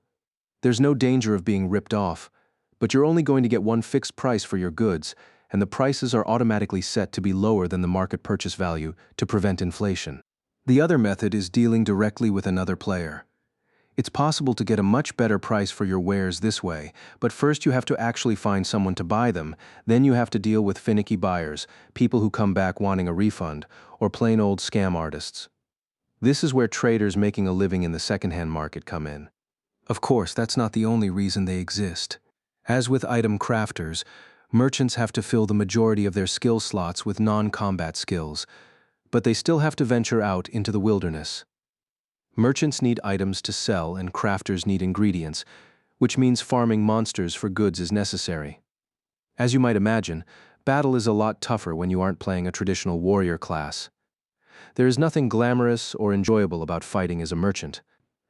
This all means that their class identity is rooted in a pure and admirable desire to assist those adventurers who are working their damnedest on the front lines to beat the game. I held a deep and secret admiration for merchants and crafters. But the shopkeeper I stared at now was about as far from the definition of self-sacrificing as anyone could be. You got yourself a deal. 500 coal for 20 dusk lizard hides. Agile the pawnbroker swung his burly arm, whacking his victim, a weak-willed spearman, on the shoulder. He popped open the trading window and entered the gold amount on his side without waiting for an answer. The seller still appeared hesitant, but with a powerful glare from Agile's imposing face. Not only was he a merchant, he was also an excellent axe warrior. The man quickly transferred his materials to the trade window and hit the accept button. Thanks for your business. Come again. Agile boomed a laugh as he slapped his marks back one last time. Dusk lizard hide was a valuable crafting ingredient in making armor. 500 coal seemed to be a steal for that many of them, but I held my tongue and watched the spearman trudge away. I told myself that he'd just learned a valuable lesson. Never let your guard down around a second-hand buyer. Another day making a living ripping off honest folks, Agile. The bald head craned around to see who'd called to him, and Agile beamed. Good to see you, Kirito.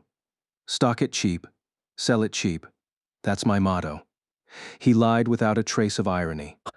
Not sure about the latter part, but whatever. Got some more stuff to sell you. You're a regular, Kirito. You know I won't do you wrong. Let's see, he trailed off, leaning over to peer at my trade window. Our avatars within Sword Art Online were accurate recreations of our faces and bodies, thanks to the Nerve Gear's scanners and the initial calibration process. But I had to admit that I hadn't seen anyone who appeared to fit the role they played quite like Agile did. He stood nearly 6 feet tall, with a hefty frame of muscle and fat, topped off by a face like a wrestling heel, practically carved out of a boulder. The one customizable option we had was hairstyle, and he chose to go as bald as a cue ball. He was as imposing as any barbarian foe to be found in the game. But when a grin cracked his face, that craggy scowl became lovable and comforting. He appeared to be in his late 20s, but it was impossible to guess what he did back in the real world. It was an unspoken rule that no one in SAO discussed the other side. When Agile saw the contents of the trade window, the eyes under his thick brows grew wide. Wait a second. That's an S-rank item, man. Ragout rabbit meat, never actually seen one for myself. You aren't that hard up for cash, are you? You thought about eating it yourself? I have. But it's hard to find folks with a cooking skill high enough to handle this sort of. Someone poked my shoulder from behind. Kirito. It was a woman's voice. There weren't many female players who would call my name. In this situation, there was only one. I didn't need to turn around to know who it was. Instead, I quickly grabbed the hand over my shoulder and spoke as I swiveled around. Caught me a chef. What do you mean? She asked, trying to retreat with her hand still clutched in mine. She had a small oval face framed by long chestnut hair on either side and hazel-colored eyes that flashed brightly. Under her petite, slender nose was a set of bright pink lips. Her graceful body was clad in a knight's uniform of red and white, and an elegant silver rapier sat in a scabbard of white leather at her waist. Her name was Asuna, and she was familiar to virtually everyone inside the game. The reasons were plentiful. First, there were her undeniably stunning good looks in a game with an extremely low ratio of female players.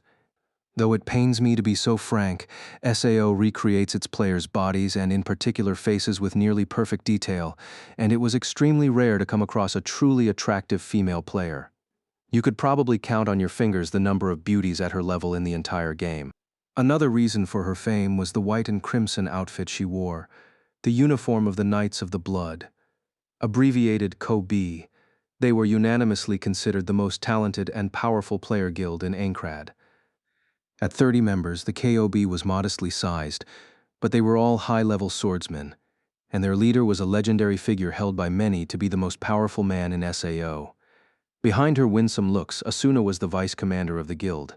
Her skill and speed with the rapier had earned her the moniker, the Flash. In short, she stood atop all 6,000 players in Sword Art Online in the combination of appearance and skill. It would have been crazy if she wasn't famous. Naturally, she had gained many fans, including some who took their appreciation to the depths of obsession and others who felt a fiery antagonism. It couldn't have been easy for her. Very few people were foolish enough to take on one of the best warriors in the game. But the guild intended to ensure the safety of its officers, so multiple bodyguards always attended her. Sure enough, 2 men in metallic armor and white capes stood a few steps behind her. The one on the left, a thin man with longer hair pulled back behind his head, was staring daggers at me as I held Asuna's hand. I let go, my fingers drifting a sardonic greeting to the man as I responded to her question. Strange to see you here, Asuna. Didn't think you frequented dumps like this. Veins throbbed on the foreheads of both the long-haired man at my casual address and the shopkeeper at my appraisal of his establishment. But when Asuna gave Agile a friendly greeting, his scowl melted into a sappy beam. She turned back to me, her lips pursed. What was that for? We're about to tackle the next boss, so I'm only checking in on you to make sure you're still alive. You're already on my friends list, so you can see my status anytime. Besides, the only reason you're even here is because you tracked me down on your map. She turned her face away from me in a huff. Despite only being a sub-leader in her own guild, Asuna was a principal figure in the game's progress. It was part of her responsibility to round up solo players like me when arranging raid parties on the latest floor's boss, but coming out to personally check up on me was getting ridiculous. She put her hands on her hips and jutted her chin out at my gaze of half astonishment and half admiration. Look, the only thing that matters is that you're alive. And what was that about a chef? Oh, right. What's your cooking skill at now? I remembered that she had been putting time into building up her cooking skill on a whim between all of the usual combat practice. She let a gloating smile cross her lips. Are you ready for this? I mastered it last week. What? That's idiotic. I didn't verbalize the thought. Skill proficiency increases the more you use that skill, but the pace is glacial, and the skill isn't fully mastered until you get it all the way to a full 1,000. It's a separate process from the character level that goes up as you earn experience points. A level up increases HP, strength, agility, and the number of skill slots available. I had 12 skill slots at this point, but had only mastered 3 of them. One-handed swords, search, and weapon defense. In other words, she had poured an unfathomable amount of time and energy into a skill that had absolutely no use in battle. Well, I could use your help. I beckoned her over and enabled visible mode on my window so she could see it.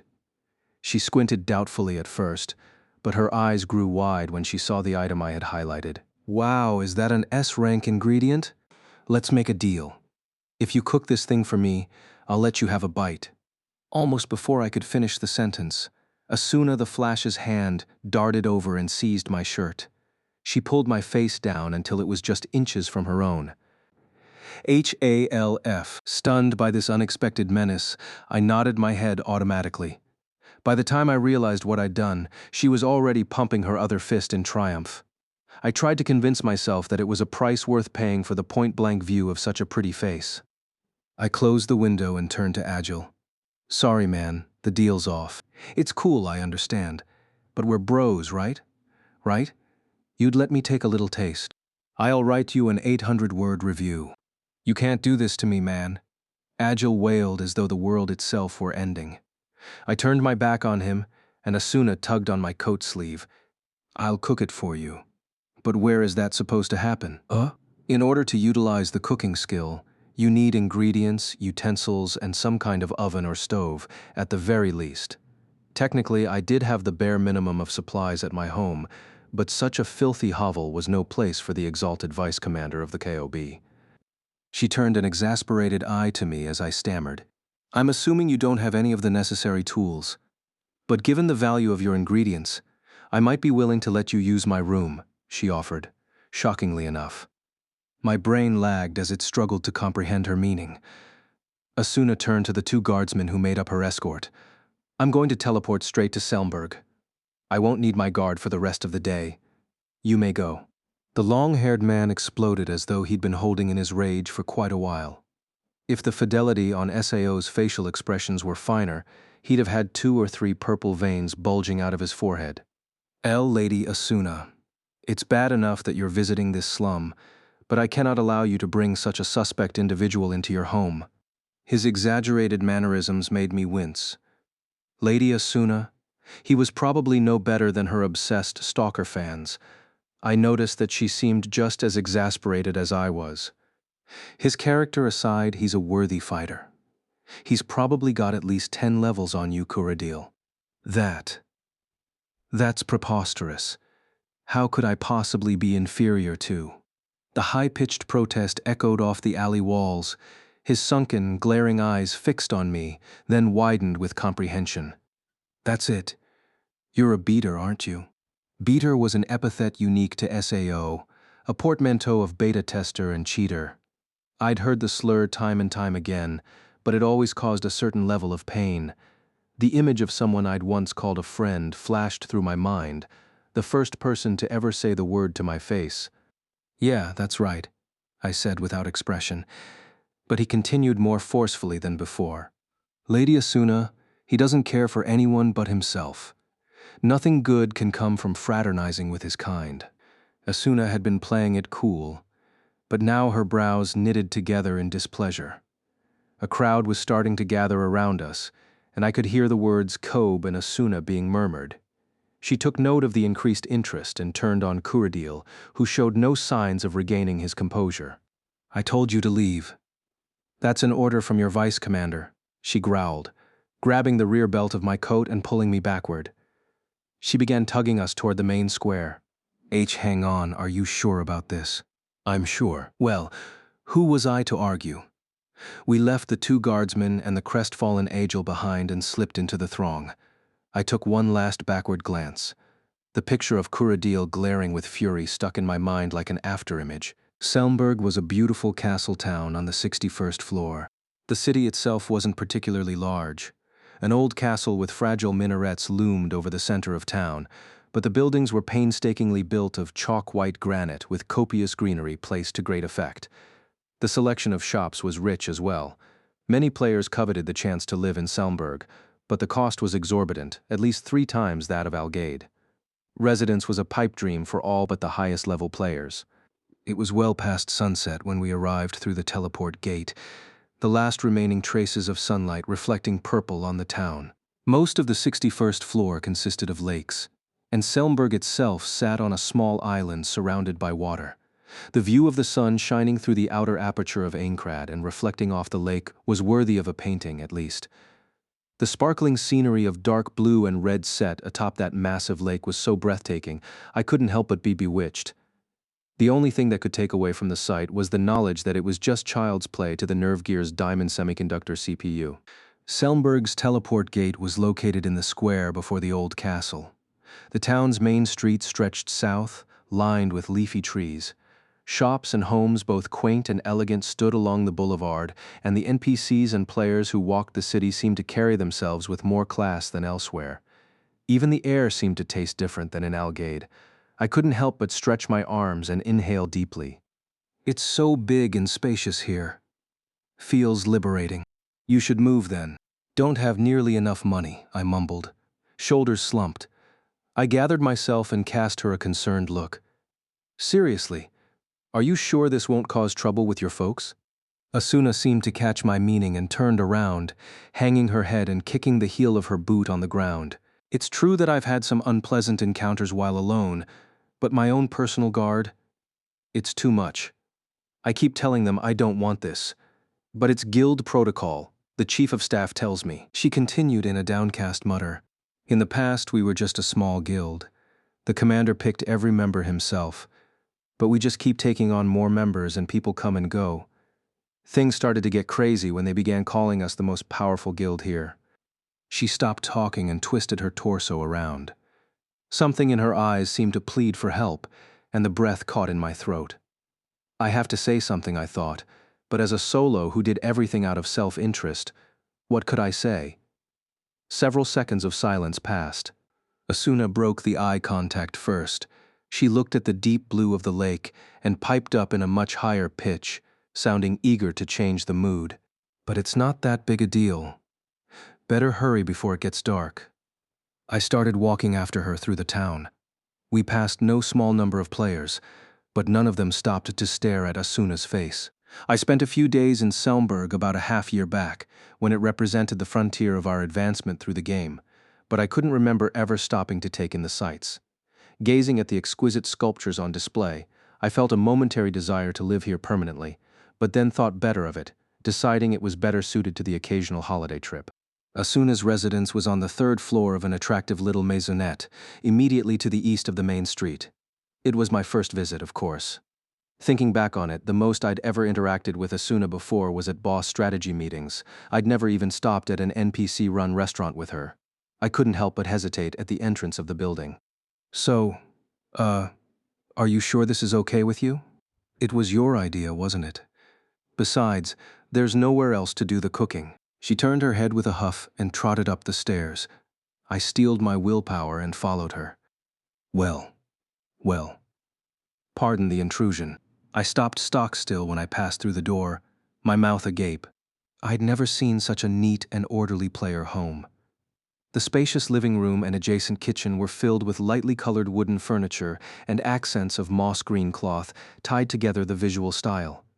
It was all likely custom-made of the highest quality by other players. Despite the emphasis on looks, there was no ostentatious decoration, which made the whole place seem inviting and comfortable. It was a stark contrast to the lair I called a home. I was glad I'd chosen not to invite her there. How much did all of this cost? I asked bluntly. About 4 a.m. for the room and furnishings together, I think. Sit wherever you like. I'm just going to change. She disappeared through the door on the other side of the living room. The letter M was shorthand for million, just like K for thousand. I spent my days adventuring on the front line, so I'd probably earned that much in total during my time in SAO. But with my penchant for spending money on whatever swords and equipment caught my eye, there was no way I'd save up a lump sum like that. Indulging in a rare moment of self-reflection, I sank into a soft couch.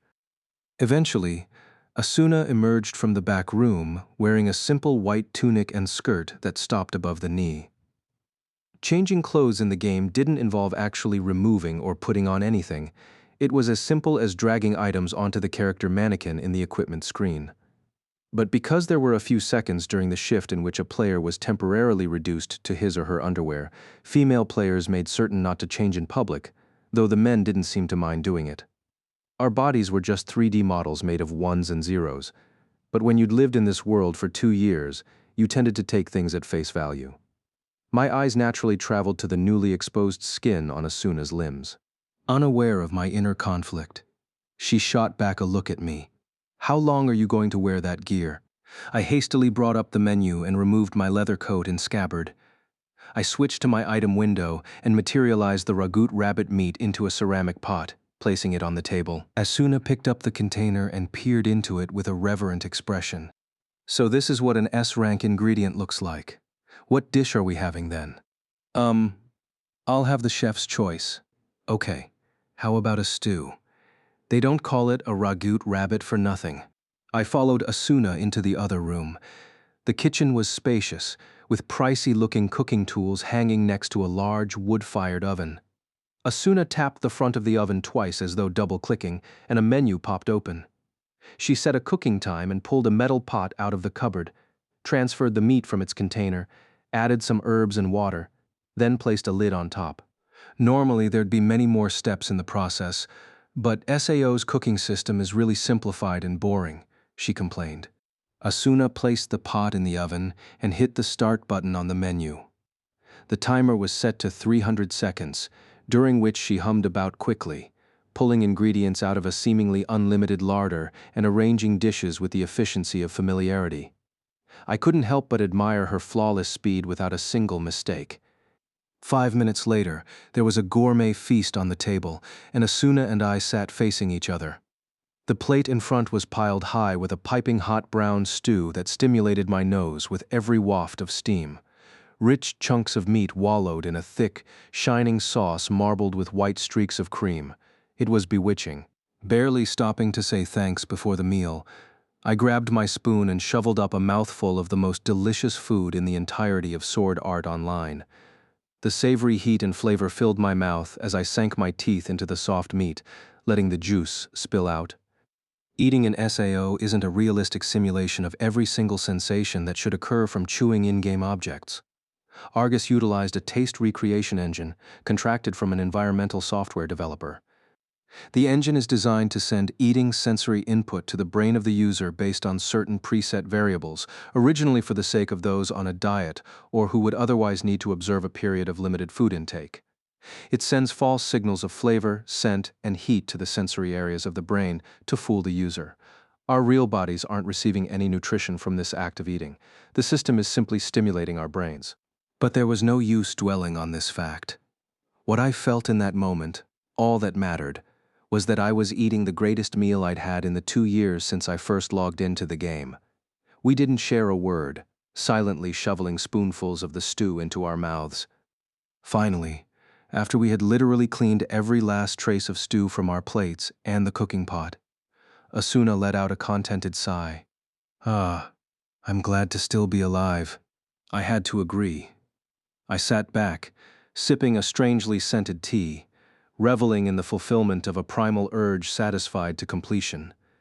Were the meat and tea programmed to resemble some real-life ingredients, or were those flavors just the fictional product of a number of finely tuned parameters? After several minutes of silent contentment, Asuna began to speak, a mug of tea cupped in her hands. It's so strange, it feels like I was born here, like I've always lived in this world. There are days that I don't even remember about my life over there. And I'm not the only one. You don't see as many players desperate to beat the game and escape these days. The rate of our conquest is slowing down. There aren't even 500 players fighting at the front line at this point. It's not just the danger, we're all getting used to this life. I gazed at her beautiful, pensive face, lit by the warm orange light of the lamp. It wasn't the face of a living, breathing human being. The skin was too smooth, the hair too lustrous to be real. But it didn't even look like a polygonal model to me at this point. It was easy to accept her as a living being inhabiting this space. In fact, if I went back to the real world now, I would probably find true reality off-putting. Do I even really want to go back? I was startled by the thought. Were all the early mornings, dungeon adventures, mapping expeditions, and level-ups really for the purpose of escaping the game? It must have been that way once. The game was deadly, and I wanted out, but now that I'd gotten used to life within SAO. I still want to go back, Asuna said clearly, as though to drown out my indecision. I raised my head with a start. She flashed me a rare grin and continued, "There are so many things left to do back there." I had to nod in agreement. Good point. And it's not fair to the crafters working for our benefit if we don't give it our best. I tilted my cup and took a deep swig, trying to swallow my hesitation. The top floor was a long ways off. I could think about this when the time came. Feeling bold, I gazed at Asuna as I tried to formulate the right words to properly thank her. Instead, she grimaced and started waving a hand in front of her face. Whoa, stop. Huh? What? I've gotten too many marriage proposals from players giving me that look. What? Despite my mastery of battle skills, I had far less experience when it came to delicate matters like this. My mouth opened and closed repeatedly with no sound. I must have looked like an idiot. Asuna smiled. Let me guess. You're not that close to anyone else either. Well, sorry for being a solo player. You are in an MMORPG. Making friends is the point. Her smile disappeared, and she asked me a question in the tone of an older sister or teacher. Have you ever thought about joining a guild? Huh? I know you beta testers don't like to work in groups. Her expression grew even more serious. But it feels like the monster activity patterns have been increasingly irregular since we hit the 70th floor. I'd noticed that too. It wasn't clear if the drop in CPU predictability was planned from the start or the result of the system itself learning. If it was the latter, we'd have our work cut out for us. And playing solo leaves you much less capable of handling unexpected situations. You can't always make an emergency escape. You're much safer forming a party. I'm always cautious enough to leave myself a safety margin. Thanks for the warning. But guilds just aren't my thing. Besides, my mind screamed at me to stop, but my mouth barreled onward. Party members usually end up being more of a hindrance than a help for me. Oh. A silver flash of light passed before my eyes. It was Asuna's knife, held motionless at the end of my nose. This was a basic rapier skill called linear. Basic, but scaled in effectiveness based on one's agility stat. She'd moved so fast, I hadn't even seen the skill's telltale movement trail. With a grin frozen on my face, I assumed the hands-up position of surrender. Fine. You're an exception. Good. She pulled back the knife, unamused. As she twirled the blade around her fingers, her next words were completely unexpected. In that case, I want you to partner up with me. Being in charge of arranging boss raid parties, I've always wanted to see if you're as good as they say. Plus, I want to show you just how tough I really am. And lastly, black is my lucky color this week. What's that supposed to mean? Shocked by the absurdity of her demand, I weakly grasped for some kind of counterargument. Besides, what about your guild? We don't have a leveling quota to meet. Your personal guards, then? I'll leave them behind. I raised the teacup to my lips in a bid to buy time, then realized that it was empty. Gloating, Asuna snatched it from my hands and served more of the steaming liquid. To be honest, the invitation was tempting. Who wouldn't want to team up with the most beautiful woman in Ankrad? But the more enticing the offer, the more my hesitation and suspicion grew. Why would she want to be with me? Perhaps she felt pity for a gloomy, introverted solo player. Stuck in a negative thought process, I uttered the words that sealed my fate. The frontier's dangerous, you know. The knife in her hand rose again, and when I saw an even stronger glow envelop the blade, I hurriedly nodded. Even among the clearers, as those who fought on the front line to advance the game's progress were known, I was hardly notable. Hesitantly, I pushed on. Fine. I'll see you at the 74th floor gate tomorrow at 9 o'clock.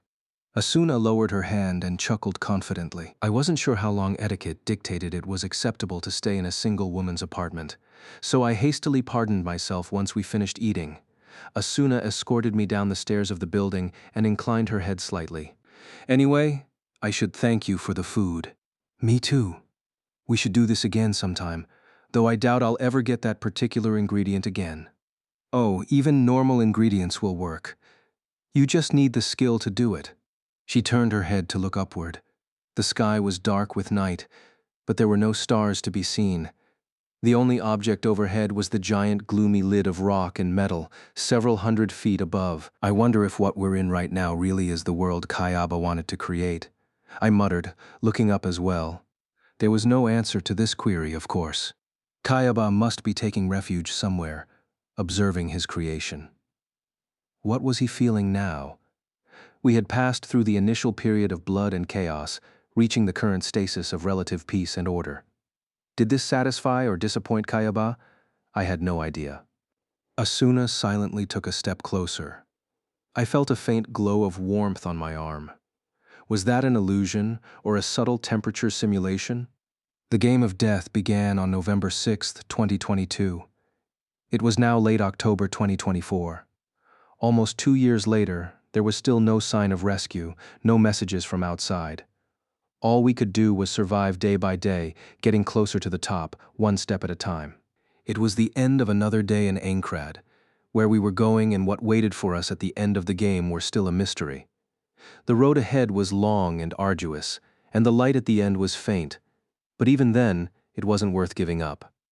I stared up at the metal lid, letting my mind wander through the unknown worlds left to conquer. 9 a.m. The weather was set to lightly cloudy. The morning fog enshrouding the city still hung thick, refracting the sunlight from the aperture into fine particles and dyeing the sights in lemon yellow. According to Aincrad's calendar, this was the month of the ash tree, deeper into autumn. The air was cool on the skin, the most refreshing of all the seasons, but my mood was downcast. I stood in the teleport gate square on the 74th floor, waiting for Asuna. For once, I'd struggled to sleep, tossing and turning in my bed back in Algade. I don't think I finally passed out until after 3 in the morning. SAO has a number of useful features to assist players, but a button that would instantly put you to sleep was sadly not one of them. But for some reason, it can do the opposite. The main menu has a forced alarm option that will automatically wake you up to the music of your choice, though it can't prevent you from falling back asleep. I'd set my alarm to 8:50 and successfully managed to roll out of bed. It was gospel to the great unwashed hordes of SAO that there was no need to bathe or change clothes. You could take a bath if you wanted, but the liquid simulation was rather taxing on the nerve gear, and it just wasn't quite up to the standards of a real bath. So a mere 20 seconds after waking up, I was in my armor, shuffling off to Algade's teleport gate and struggling with my lack of sleep, because I was supposed to be meeting Asuna. And yet, she's not coming. It was already 10 past the hour. Diligent clearers were popping out of the gate one after the other and heading off to the labyrinth. Since I didn't have anything better to do, I opened my menu to pore over the already memorized labyrinth map and check on my skill progress. I was briefly disgusted when I caught myself, hoping for a handheld game console of some kind, to kill time. Itching to play a video game inside a video game? It was enough to make me want to crawl back into bed when the blue light of the teleport gate flashed again. I automatically flicked my eyes over, not expecting much when... Look out. What? Normally, you pop out of a teleport gate with your boots firmly on the ground, but for some reason this person materialized several feet in the air and flying directly at me. What the... There was no time to duck or brace myself for the impact. We collided at full force and sprawled onto the paving stones, the back of my head smacking hard. If we weren't in the safety of town, I'd have easily lost a few ticks off my HP bar. I was piecing it all together in my head. Whoever this idiot was had probably jumped directly into the teleport gate, emerging on the other side with the same balance and momentum as before. Grappling with wooziness, I lifted my right hand up to shove the moron off me and squeezed. The sensation on my hand was not at all unpleasant. Trying to identify the soft but resilient material, I squeezed a few more times. A piercing scream erupted directly in my ear, and the back of my head was slammed into the pavement again. The weight finally lifted off. Back to my senses from this new impact, I bolted upright. Before me was a female player, sitting on the ground. She wore a knight's uniform with red stitching on a white background, a miniskirt, a silver rapier hung in a scabbard, and for some reason a vicious glare of pure murder. The emotion simulator plastered her face red from ear to ear, and her arms were crossed tightly over her chest. Suddenly I realized what I'd been squeezing, and with that came the belated recognition of my present danger. All of my finely honed escape instincts forgotten, I sat frozen with my mouth an open circle, my hand helplessly closing and opening. Hey, morning, Asuna. It seemed as though the malice in her eyes grew hotter. They were the eyes of someone debating whether or not to draw her weapon. Just as I began to seriously consider the option of dropping everything and fleeing for my life, the teleport gate flashed again. Asuna spun around with a start, hastily getting to her feet and circling around behind me. What? I stood there, confused. The gate grew brighter and brighter until a new figure emerged. This one had the good sense to be standing upright. When the light faded, a familiar face came into view. Another ostentatious white cape with red insignia. It was the Knights of the Blood uniform. He was clad in loud plate armor, just a bit too ornamental for its own good, and a large double-handed sword. It was the long-haired guard who'd attended to Asuna yesterday. Kuradil, if I recalled his name correctly. As Kuradil walked out of the gate and spotted us standing together, the furrows between his eyebrows grew deeper. He couldn't have been that old, probably in his early 20s, but the wrinkles made him look much older. He clenched his teeth so hard it was practically audible and spoke with barely suppressed rage. Lady Asuna, this willful behavior will not do." The hysterical tone to his high-pitched voice told me this was nothing but trouble. Kuradil continued, his beady eyes flashing white. "Come, Lady Asuna, let us return to the guild." "No way, I'm not on guild duty today. Besides, why were you camping out in front of my house this morning?" She sounded plenty angry herself behind my back. "Ha! I had a premonition this might happen. As a matter of fact, I've been performing early morning guard duties here in Selmberg for the past month." It was hard not to be taken aback by Kuradil's arrogant response. Asuna was equally frozen with shock. She spoke after a long pause, her voice hard. "That wasn't on the commander's orders, was it?" "My orders are to guard you, end of story. Naturally, that includes home observation." No, it doesn't, you idiot." Kuradil's expression instantly flashed with greater irritation. He stormed over, muscled me out of the way, and grabbed Asuna's arm. "Please, my lady, see reason. Come back to headquarters." Asuna momentarily shrank back at the barely controlled force in his voice. She cast a pleading glance in my direction. Until that moment, I'd been grappling with my typical instinct to flee and avoid trouble. But the look in her eyes caused my hand to move of its own accord. It closed around the wrist of Kuradil's offending hand, just soft enough not to set off the anti-criminal code within the safe limits of town. "Sorry, pal. I'm renting out your vice commander for the day." It was a groaner of a line, but there was no turning back now. Forced to acknowledge my existence at last, Kuradil swung his arm away, his face a mask of rage. "Insolent brat," he gnashed. Even accounting for SAO's tendency to exaggerate facial expressions, something in his face seemed to have gone off the rails. "I'll take responsibility for Asuna's safety. We're not running off to fight a boss today. You can go back to your HQ." Nonsense. I would never leave Lady Asuna in the hands of a no-name like you. I am a full member of the Knights of the Blood. I'll do a much better job of it than you. Honestly, I shouldn't have said that one. Why, you snotty little.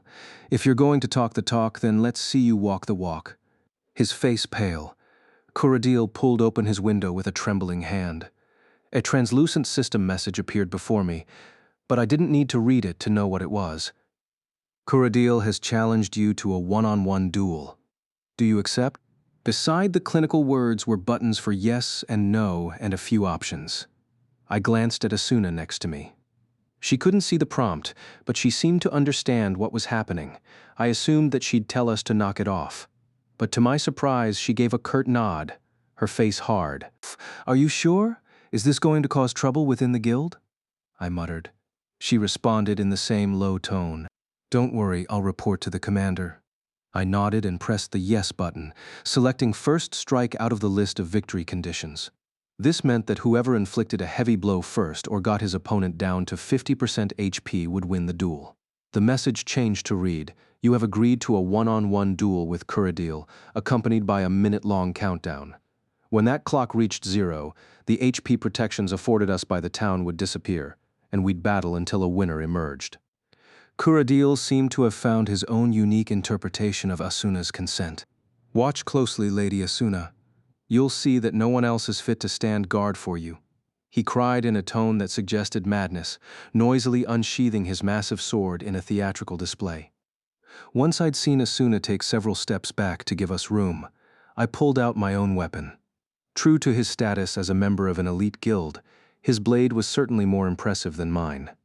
Not only was his two-handed sword much larger than my weapon, it was also augmented with some of the finest decorative craftwork you could see in the game.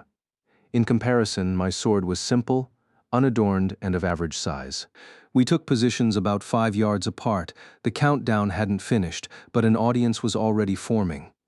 This wasn't a surprise. We were right next to the teleport gate in the middle of town, and both of us were reasonably well-known players. "Look, Kirito the Solo and someone from the KOB are starting a duel." Someone cried out, and the crowd raised a cheer. Duels were normally between friends testing their skills, so the gallery roared, hooting and whistling, unaware of the ugly dispute that had led to this moment. As the count dwindled, the din of the crowd faded. Much like when I faced a monster, I could feel frozen chords of pure concentration piercing my body. My entire focus was trained on Kuradil, who was clearly annoyed by the onlookers. I watched the way he held his sword, the opening of his stance. The tricks and tells of what skill you were about to use were much more important when fighting another human being than when fighting the AI-controlled monsters of SAO. Giving away too much information, whether your next move was to charge or defend, going high or ducking low, could be the difference between victory and defeat in a duel against another player. Kuradil held his sword at mid-level, balancing the weight of the blade, his waist slightly crouched forward, clear signs of an upper thrust attack. This could have been a feint, of course. I myself was loosely holding my sword downward, giving off the appearance that I'd strike low and fast to begin. Only instinct and experience could help you win a game of bluffs. The count reached single digits, and I closed the window. I couldn't even hear the crowd anymore. Kuradil's eyes bounced back and forth between the countdown and me, until he finally tensed up, his entire body still. A purple sign flashing duel blinked into the space between us, and I leaped forward in the same instant. Sparks flew from the soles of my boots, and the air growled as I sliced through it. Kuradil burst into motion as well, just the faintest moment after I did, but a look of shock was plastered across his face. Instead of pouncing low to receive his attack, I was charging full speed. As I suspected, Kuradil's initial move was Avalanche, a great sword upward dash skill. It was an excellent attack, even if you managed to block it. The impact was too strong to transition to an effective counterattack, and if you dodged, the lengthy charge distance gave the attacker plenty of time to turn around and prepare for you. If you were a monster, that is. Knowing that it was coming, I'd chosen Sonic Leap, another upward charge attack. Our skills would be intersecting in midair. His attack was more powerful than mine. Furthermore, when two attacks collide, the heavier one is given the advantage. Under normal circumstances, my sword would be jolted aside, and although the impact would weaken his blow, it'd probably still be enough to win the duel, but I wasn't trying to hit Kuradil himself. We closed simultaneously at blinding speed, but my senses were accelerated, slowing down my perception of time. Whether this was the SAO system giving me a boost or just my natural human instincts was unclear. At any rate, I could easily see every little movement he made as he unleashed his attack. The great sword held far behind his back came rushing up at me, trailing orange light. He was apparently a worthy member of that elite guild, as his skill came faster than I was expecting. If that glowing blade hit me, it could inflict critical damage, duel or not. Kuradil's face was flush with mad excitement, his victory all but assured, except my sword was faster. It flew in a diagonal arc, its own light yellow-green, intersecting with the side of the greatsword just as it was about to connect with me. Sparks exploded from the collision. It was the other possible outcome when two blades meet: weapon destruction. This rarely ever happens, of course. It's only possible when a skill is just beginning or ending. No hit detection has occurred yet, and a powerful outside force strikes the weakest structural point or angle of the weapon. But I knew it would break.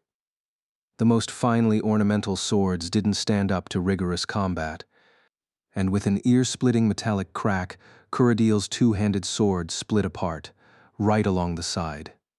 Glowing lights burst in every direction like a bomb exploding. Our bodies continued through the air, and we each landed on the other's launching point. The half of his sword that fractured off flew through the air, flashing in the sunlight, then clattered on the pavement between us. Soon after, both the broken edge and the hilt still clutched in Kuradil's hand crumbled into countless tiny polygons. The square was silent for several moments. All stood stock still, mouths agape. I rose from my landing position, swung my sword left and right out of habit, and a cheer rose all around us. I could hear individual voices picking apart our exchange, wondering if I really meant to do that. I had to bottle up a sigh. It didn't feel right to have to show off a secret trick like that before a crowd of onlookers. My sword still in hand, I turned and walked slowly to Kuradil, still slumped on the ground. His back was trembling beneath the white cape. I audibly pushed my sword back into its scabbard to draw his attention, and then spoke in a low voice. I'll wait if you want to switch weapons, but I think we've settled this. Kuradil did not look at me, but he scraped his nails into the stones with apparent rage, his frame quivering. Finally, his voice grating, he said, "I resign," in English. It would have been perfectly valid to say it in Japanese, though. The purple text flashed again in the same location, this time marking the end of the duel and announcing the winner. Another cheer rose from the throng. Kuradil lurched to his feet and screamed at the onlookers.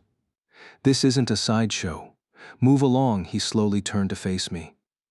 "I will kill you on my word, you will die by my hand." I couldn't deny that the look in his eyes sent a shiver down my spine.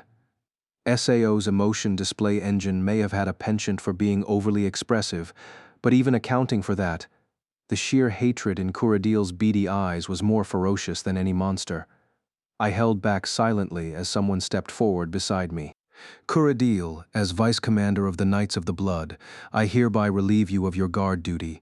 Return to Guild headquarters to await further orders." Asuna's voice was even frostier than her look suggested, but I could sense the note of suppressed pain in it and unconsciously put a hand on her shoulder. Her tense body shifted slightly, leaning some of its weight on me. You little—" I heard it faintly. Kuradil glared at us, 100 foul curses and epithets spilling out under his breath. I could see the gears working in his head, a plot forming to equip his backup weapon and attack us. Anti-crime limitations be damned. But he controlled himself and pulled a teleport crystal from the underside of his cape. Gripping it so tightly he could have crushed the stone, he sputtered, "Teleport, Granzam." Kuradil continued glaring at us with sheer loathing until the blue light subsided, and he disappeared for good. The square hung with an uncomfortable silence. The onlookers all appeared as shocked as though Kuradil had directed his vitriol directly at them, and bit by bit they broke off and wandered away. Finally, only Asuna and I remained. My mind screamed at me to say something, anything, but I'd spent the last 2 years honing my skills in combat, not mingling in society. I didn't have anything clever or considerate to say. I wasn't even sure if it was a good thing that I'd accepted the duel and won. Asuna finally took a step away and said without any of her usual vigor, "I'm sorry. You didn't need to be dragged into that." I'm fine. How are you doing?" The vice commander of the most powerful guild in the game shook her head slowly, flashing a brave but frail smile. "Well, I suppose I'm partially responsible for pushing the guild to follow rules in order to prioritize beating the game. I don't think you can be blamed for that. I mean, if it wasn't for people like you, we'd be way further behind on conquering the castle. I know that means nothing coming from a solo player like me, but what I mean is, I'd totally lost sight of what I wanted to say and grasped for the right words. If you feel like you need to take a breather by partying up with someone irresponsible like me, I don't think anyone has a right to blame you for it." Asuna looked stunned. She blinked several times, then broke into a half-hearted grin. "Well, thanks for saying that.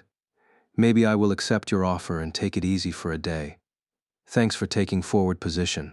She spun around and headed toward the town gate. Hey, you're supposed to trade off at forward." I complained, breathed a sigh of relief, and followed the swaying chestnut hair. The forest path leading to the labyrinth was enveloped in a comforting warmth that was a far cry from the previous night's eeriness. Morning light fell through the branches and golden pillars, and delicate butterflies flitted in and out of the gaps. Unfortunately, they were only a visual effect, not actual material creatures, so there was no use trying to catch them. The soft, thick undergrowth made pleasant rustling noises as we marched through it. "I've noticed you're always dressed the same way," Asuna teased. I looked down at my outfit with a start. An aging black leather coat, black shirt, and black pants. Hardly a sign of any metallic armor. I don't mind. If I have money for clothes, I'd rather spend it on good food." "Is there a logical reason for all that black? Or is it just for style?" Well, speak for yourself. What's up with that stupid red and white?" As we chatted, I ran a search scan out of habit. No sign of any monsters, but what else am I going to wear? It's my guild uniform. What's up? "Hang on," I cut her off, raising my hand. There was a player presence right at the edge of my search radius. I focused on the distance behind us, and a number of green cursors that represented human players sprang into sight. It couldn't be a gang of criminals. They preferred targets that were clearly weaker than themselves, so they virtually never ventured to the front lines where the strongest players gathered. On top of that, any player who committed even a single crime was marked as a criminal for a lengthy period, their green cursor automatically displaying orange as a warning to all. No. What concerned me was the number and formation of these players. I called up the map screen and set it to be visible so that Asuna could see as well. The map displayed our forest surroundings, and in combination with my search scan, a series of green dots represented these new visitors. There were 12 in total. That's a lot, I agreed. Parties were harder to manage when the number grew too high, so 5 or 6 was considered ideal. And look at the way they're lined up. The grouping of dots at the edge of the map was coming this way at considerable speed, arranged in 2 orderly columns. Dungeons were one thing, but I'd never seen such precision out in the open, where there was little danger to worry about. Had I been able to at least see the levels of the members, I might have discerned their identities. But the cursor didn't display names or levels of absolute strangers. It was designed that way by default to protect against PKing, player killing, which meant that in this case I'd have to see them for myself and make an educated guess based on their equipment. I closed the map and looked at Asuna. I just want to be sure. Let's find a hiding spot and watch them pass. Good idea. She nodded nervously. We left the path and climbed up an embankment, hiding in the shadows of a clump of bushes about our height. It was the perfect position for watching the road. Ah, Asuna was looking down at her outfit. Red and white wasn't the greatest combination for blending in with the undergrowth. What should I do? I don't have a change of clothes. The lights on the map were bearing down. They'd be coming into range any second now. Pardon me? I opened up the front of my leather coat and swung my arm around Asuna, who was crouching at my side. She glared at me for an instant, but let herself be covered by the protection of the coat. It might not look great, but it had an excellent hiding bonus. With as many concealing factors as we had, they wouldn't find us without an exceedingly high-rank search skill. See? Sometimes it helps to wear a one-color outfit. Oh, shut up. Here they come. She put a finger to her lips. We crouched lower and heard the first signs of rhythmic, diligent footsteps. Finally, the group appeared around the bend in the path ahead. They were all swordsmen, outfitted in matching gunmetal armor and dark green battleware. It was designed to be practical rather than ornamental, but the front 6 did carry large shields emblazoned with the image of a familiar castle. The front line bore one-handed swords, the rear line halberds. All wore long helmet visors that hid their faces from view. Their progress was so clean and mechanical that it gave the impression that the system had cloned a dozen copies of the same NPC and set them marching across the map together. There was no mistaking it. They were from the army, the mega guild based out of the bottom floor of Aincrad. Asuna had realized this as well. She froze next to me, her breath held. They didn't antagonize ordinary players. In fact, they were the most proactive player-run source upholding any kind of justice in the game. But their methods could be extreme. They immediately attacked without hesitation when they spotted a marked criminal, nicknamed Orange Players for the color of their cursors, and disarmed those who surrendered, imprisoning them in the jail beneath their base at Black Iron Palace. Rumor also spoke of more unsavory ends for those who did not surrender and failed to escape the fight. Their large parties and lengthy control of hunting areas led to an understanding among other players to avoid the army whenever possible. Then again, since they preferred to keep the peace and expand control in the weaker areas beneath the 50th floor, you didn't have to worry about running into them on the front lines. The 12 warriors marched down the path before us, their heavy boots and armor grinding loudly as they passed by. We held our breath until they disappeared farther into the forest.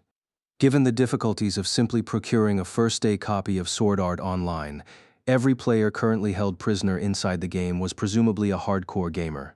And if any species of human being is allergic to rules and regulations, it's a gamer. It was abnormal that any group of gamers could achieve that rigid discipline, even after 2 years' time. They had to be an elite squad within the army.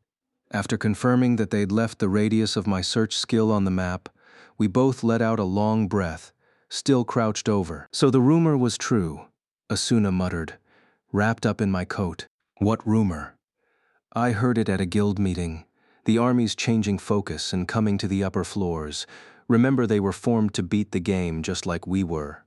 But after they got burned clearing the 25th floor, they stopped pushing upward and concentrated on strengthening their organization instead. Well, apparently there's been some unrest from within about that. So they decided that rather than just sending chaotic waves of players into the labyrinth, they'd arrange smaller, elite parties to show their dedication to clearing the game. The report said they were just about to send out their first group. So it's mostly just a bit of propaganda for their organization. Still, do they know what they're doing, charging into unfamiliar territory like that? I mean, they did look pretty tough, but maybe they're looking to head straight for the boss. Every floor had a boss monster deep in its labyrinth that guarded the staircase up to the next level. They only appeared once and were frightfully strong, but there was always a buzz after the latest boss fell. If they wanted good publicity, this was one way to get it. So that explains their numbers still. This is insane. No one's even seen the 74th floor boss yet. Normally, you send out numerous scouting parties to learn the boss's power and patterns, then put together a huge raid group. And it's always a cooperative effort between multiple guilds. Are they planning to join in the effort too? We'll see anyway. They can't be reckless enough to challenge the boss blind like that. Simon, let's go and hope we don't run into them inside. Reluctantly, I stood up and pulled my coat off of Asuna. She shivered in the open air. Brr. It's almost winter. I'll need a coat soon. Where'd you get that one? I think it was at a player shop in West Algade. You'll have to show me where when we're done. She lithely leaped down to the path nearly 10 feet below. I followed her. When your stats adjusted your fall damage, drops like this were nothing. The sun was just about to reach the apex of its daily arc. We rushed ahead toward the labyrinth, paying close attention to our maps. We made it through the forest without running into a single monster, and emerged in a field of sky-blue flowers. The path cut straight through to the west, and the ominous presence of the labyrinth tower loomed beyond. Most labyrinth towers had an especially large room at the top, where a boss monster would guard the staircase to the next level of Aincrad, in this case, the 75th floor. Once you defeated the boss, climbed the stairs, and made your way to the town on the next floor, a simple activation of the teleport gate there would officially mark the conquest of another floor.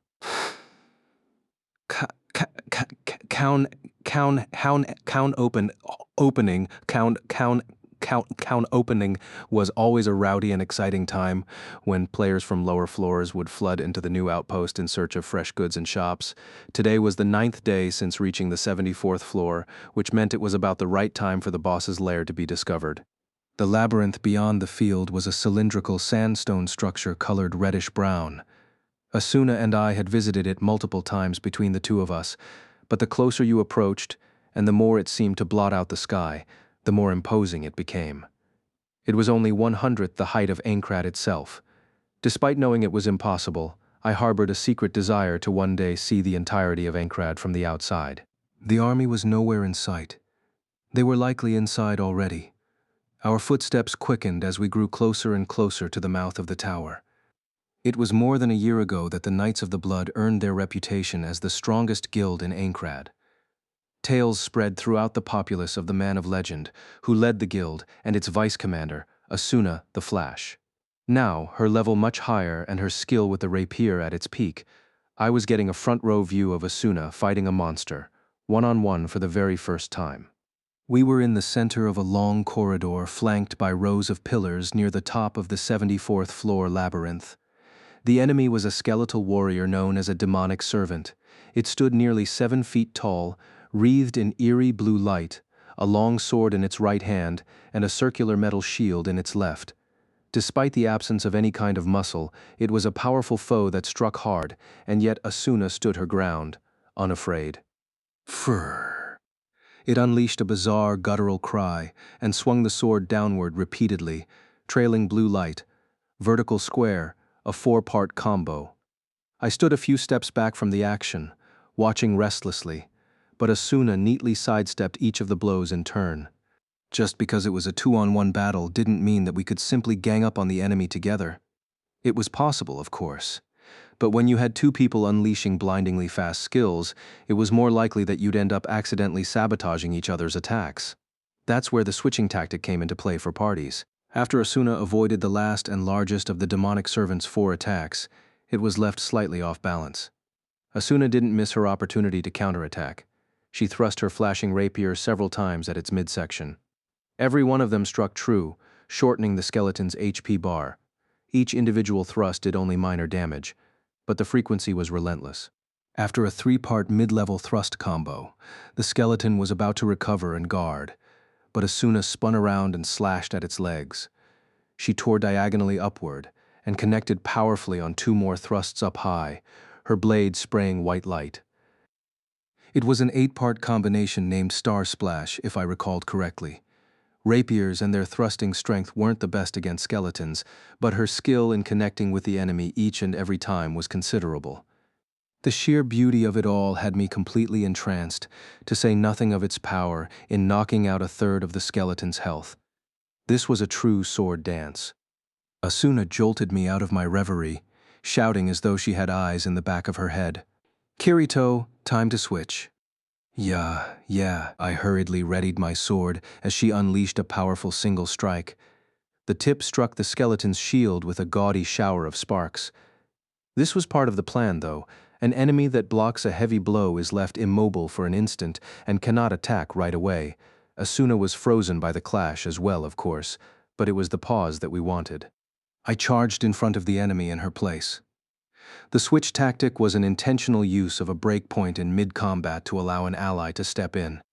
I glanced at Asuna out of the corner of my eye to ensure that she'd retreated to an adequate distance, and then I leaped at the enemy.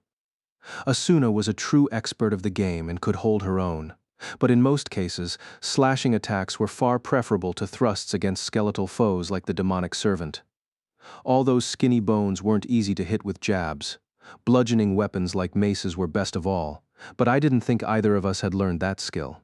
Unlike the enemy's ill-fated attempt, my vertical square hit right on the money all 4 times, huge chunks flying off its HP bar.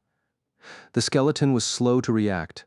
Monster AI in Sword Art Online did not handle sudden changes in attack tactics very well. The day before, it had taken long minutes coaxing the lizard man's AI to allow me to recreate this effect. But with a partner, one switch is all it takes. This is one of the greater advantages of adventuring with a party. I parried the foe's attack with my blade and initiated a powerful skill that would finish the battle. I slashed hard downward and right, then flicked my wrists backward like a golf swing, spinning the sword through the same trajectory in reverse. Each time the blade edge struck bone, it made a percussive chunk and spilled orange beams of light. The skeleton tried to raise its shield to block a high swipe, but I caught it by surprise with a left shoulder body blow. It faltered backward, helpless to stop my horizontal right slash. Another shoulder, this time the right. Tackling the foe to keep him from maintaining balance was a rare strategy, and Meteor Break was a combo skill that required martial arts proficiency to learn. This string of attacks had wiped out most of the enemy's health. It was nearly defeated. I put all of my strength into the high horizontal slash that finished the 7-hit combination. The sword left a trail of light in its wake as it struck true, deep beneath the skeleton's lower jaw. With a dry crack, the skull flew off, and the rest of the body clattered into a lifeless pile of bones like a puppet with its strings cut. Nice job. Asuna smacked me on the back as I put away my sword. We hurried onward, saving the distribution of spoils for later. This was our 4th monster encounter inside the labyrinth, and we'd barely taken any damage at all. I preferred to string together massive blows, while Asuna specialized in quicker, varied combinations. When it came to seizing the advantage by overloading the enemy AI, not in sheer computational power, of course, but within the limits of the game's programmed algorithms, our 2 styles were actually quite complementary. It seemed as though our levels were close as well. We carefully proceeded down the long, pillared hallway. Thanks to my search skill, there was little fear of ambush, but I couldn't help but pay attention to the footsteps echoing off the hard stone walls. There was no direct source of light within the labyrinth, but the surroundings were bathed in a mysterious bluish glow that provided us with visibility. I carefully scanned the hallway, watching for signs of danger. The lower portions of the tower were made of that dusky red sandstone, but as we climbed higher, the material gradually shifted to a type of stone with green highlights, as though the walls were running with moisture. The pillars were finely etched with eerie images, and their bases were submerged in a lowered canal. All in all, the decorative detail of the dungeon was growing finer and denser. There was little blank space left on the map. If my hunch was right, we were nearly there. At the end of the hallway stood large, gray-blue double doors. They were covered with the same creepy reliefs of monsters as the pillars. It was all digital data, of course, but I couldn't help but feel an eerie, unnatural evil emanating from it. We stopped in front of the door and looked at each other. Is it just me, or is this? Yeah, I agree. This must be the boss's lair. Asuna grabbed the sleeve of my coat. What should we do? Just take a quick look inside. The words were confident, but her voice carried an anxious tone. Even the most powerful warrior would be fearful in this situation. I didn't blame her. I was scared too. Remember, the boss monster never steps outside its lair. I'm guessing that if we just open the door and look, we'll be fine. I trailed off uncertainly. She looked exasperated. Keep a teleportation item on hand, just in case. Okay. She nodded and pulled a blue crystal out of the pocket of her skirt. I readied one of my own. Ready? Here goes. Asuna hanging on my right arm, I placed my left hand against the door, clutching the escape crystal. If this had been happening in real life, my palm would be slick with sweat. I pushed slowly, and the door gave way with a surprising ease for being nearly twice my height. Once put in motion, both doors opened simultaneously with almost alarming speed. As Asuna and I held our breath, they reached full extension with a heavy thud, exposing the contents of the room, which at this point was nothing but sheer darkness. The light that filled the hallway apparently did not extend to the chamber beyond. It was a thick blackness brimming with cold, and no amount of squinting revealed any details. Just as I was about to open my mouth, two pale blue flames softly popped into existence along the floor just past the doorway. We both jumped despite ourselves. Soon after, another two flames appeared a bit farther away. Then another pair. And another. Both, the flames sounded off consecutively, picking up speed as they created a path straight for the center of the chamber. Finally, a much larger flame burst into life, lighting the contours of the long rectangular room in a blue haze. It was large enough to fill the remaining blank space on my map by itself. Asuna gave in to her nerves and grasped my entire arm, but I didn't have the presence of mind to enjoy it. A massive shape was steadily approaching from behind the thrashing dance of fire. Muscles taut as ropes rippled up its towering form. Its skin was a deep blue to match the tint of the flames, and the head that rested atop the thick chest was not a human's but a goat's. Thick, twisted horns stretched backward from the sides of its head. The eyes glinted with the same blue-white hue but were clearly trained directly at us. Its lower half was covered in long navy hair, and although it was hard to see behind the flame, the legs looked bestial as well. In short, it matched the classic description of a demon. There was a considerable distance from the center of the chamber to the door, and yet we stood immobilized as though it were nearly upon us. I'd fought countless creatures during my 2 years in SAO, but I'd never seen a demon. Sure, they appeared in plenty of RPGs, but face to face with the real thing, it was impossible to stifle a primal terror from emerging. I timidly focused my eyes and read the name off of the cursor that appeared. The Gleam Eyes. This was most definitely the boss of the labyrinth. Every named boss was preceded by a definitive "the" that marked it as unique. This one was named for its shining eyes. As soon as I put it all together, the blue demon raised its elongated snout and let out a rumbling bellow. The columns of fire rippled and the ground vibrated beneath my feet. It snorted pale blue breath, raised the massive sword in its right hand, and charged for us with stunning speed, the ground rattling. Kaya. We screamed together, turned, and sprinted at full speed. I knew on principle that boss monsters couldn't leave their chambers, but I couldn't force myself to rely on that now. I let my significant agility stat do the work, speeding down the long hallway like a burst of wind. Asuna and I ran pell-mell for the safe area established about midway through the labyrinth. I felt like we drew the attention of more than a few monsters during our dash, but I didn't have the wherewithal to care. We leaped into the safe room and collapsed to the floor, our backs against the wall. After catching our breaths, we turned to each other, and pff, a laugh came bubbling up from my chest. It would have only taken a second to check my map and confirm that the giant demon never left its lair, but I couldn't stay still long enough to bother. Haha, wow, that was quite an escape. Asuna laughed, sprawled out on the floor. I don't think I've run that hard in years, and that was nothing compared to you. I couldn't deny it. She giggled at the consternation and embarrassment on my face for several moments, until eventually her mirth subsided. This doesn't look like it'll be easy, she murmured pensively. I agree. It's only got the one great sword, but I bet it has all kinds of special attacks at its disposal. We'll need plenty of tanks for the forward line, so we can just keep switching members. I'd want at least 10 fighters good with a shield, but for now all we can do is observe its style and plan a strategy around that.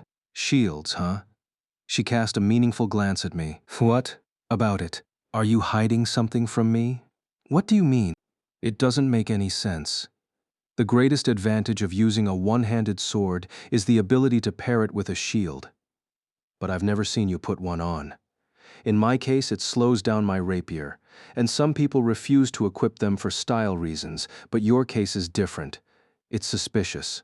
She was correct. I was hiding something, but I'd never shown it off in front of others before. Not only was skill information an important lifeline, but the revelation of my secret was likely to further isolate me from everyone else in the game. But I thought, maybe it wouldn't be the end of the world if she knew. Just as I was about to open my mouth, she spoke. Well, whatever. Prodding someone about his skills is impolite after all. She laughed. My window of opportunity closed. I shut my mouth. Asuna's gaze flicked to her clock, and her eyes went wide. Oh my gosh. It's already 3. Ready for a late lunch? What? I perked up. Is it homemade? She shot me a smug look, opened her menu, removed her white leather gloves, and materialized a small picnic basket. There was at least one excellent advantage to teaming up with her, I thought, but she stopped me short with a glare. What are you thinking? Nothing. Can we eat now? She pursed her lips but took out 2 large paper wrappings from the basket anyway, handing one to me. I hastily unwrapped it to find a circular sandwich crammed with cooked meat and vegetables. It smelled fragrant, a bit like pepper. Suddenly I felt ravenous and stuffed it into my mouth without a word. That's good, I said honestly, after a few more bites. It looked similar to the foreign-seeming food that the NPCs served in Aincrad's restaurants, but the flavoring was different. The thick, sweet, and salty taste reminded me of the Japanese-style fast food I'd eaten constantly before my 2-year stay in SAO. I continued silently scarfing down the sandwich, tears of nostalgia threatening to spill down my cheeks.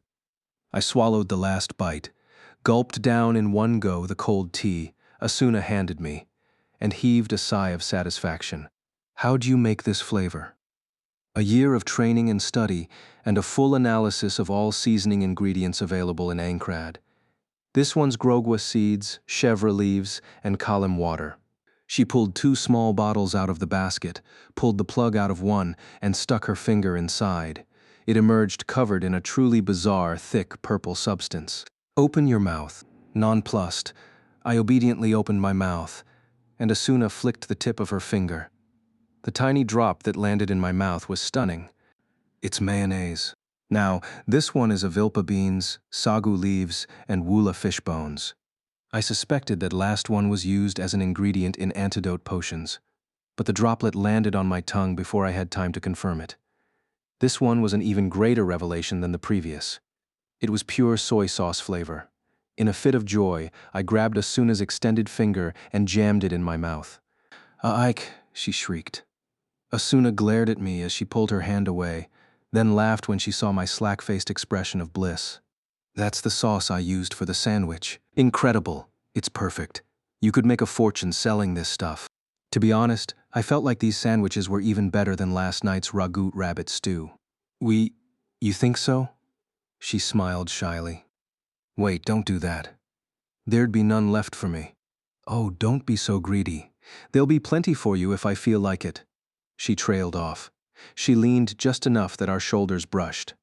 There was a pleasant silence, and for a moment it almost felt like we weren't in the middle of a perilous dungeon. If I could eat this food every day, I might just change my mind and move to Selmberg right next to Asuna. I was nearly about to say this out loud when a troop of players in rattling armor walked through the door from the lower floor. We instantly sat up and separated. The moment I saw the leader of the six-man group, I sighed with relief. It was a familiar katana wielder, the person in Aincrad I'd known the longest. Hey Kirito, long time no see. The lanky fellow noticed me and strolled over for a greeting. I stood up and faced him. Oh, it's you, Klein. Geez, don't act so glad to see me. And you're actually with someone for once? When he saw Asuna, who had quickly arranged her belongings and stood up, his eyes went wide beneath the ugly bandana. Well, I'm guessing you've already met at the boss strategy meetings, but I'll introduce you anyway. This is Klein, from the Furin Kazan Guild, and this is Asuna from the Knights of the Blood. Asuna gave a little nod, but Klein stood frozen, his mouth now as wide as his eyes. Hello? Say something. Are you lagging?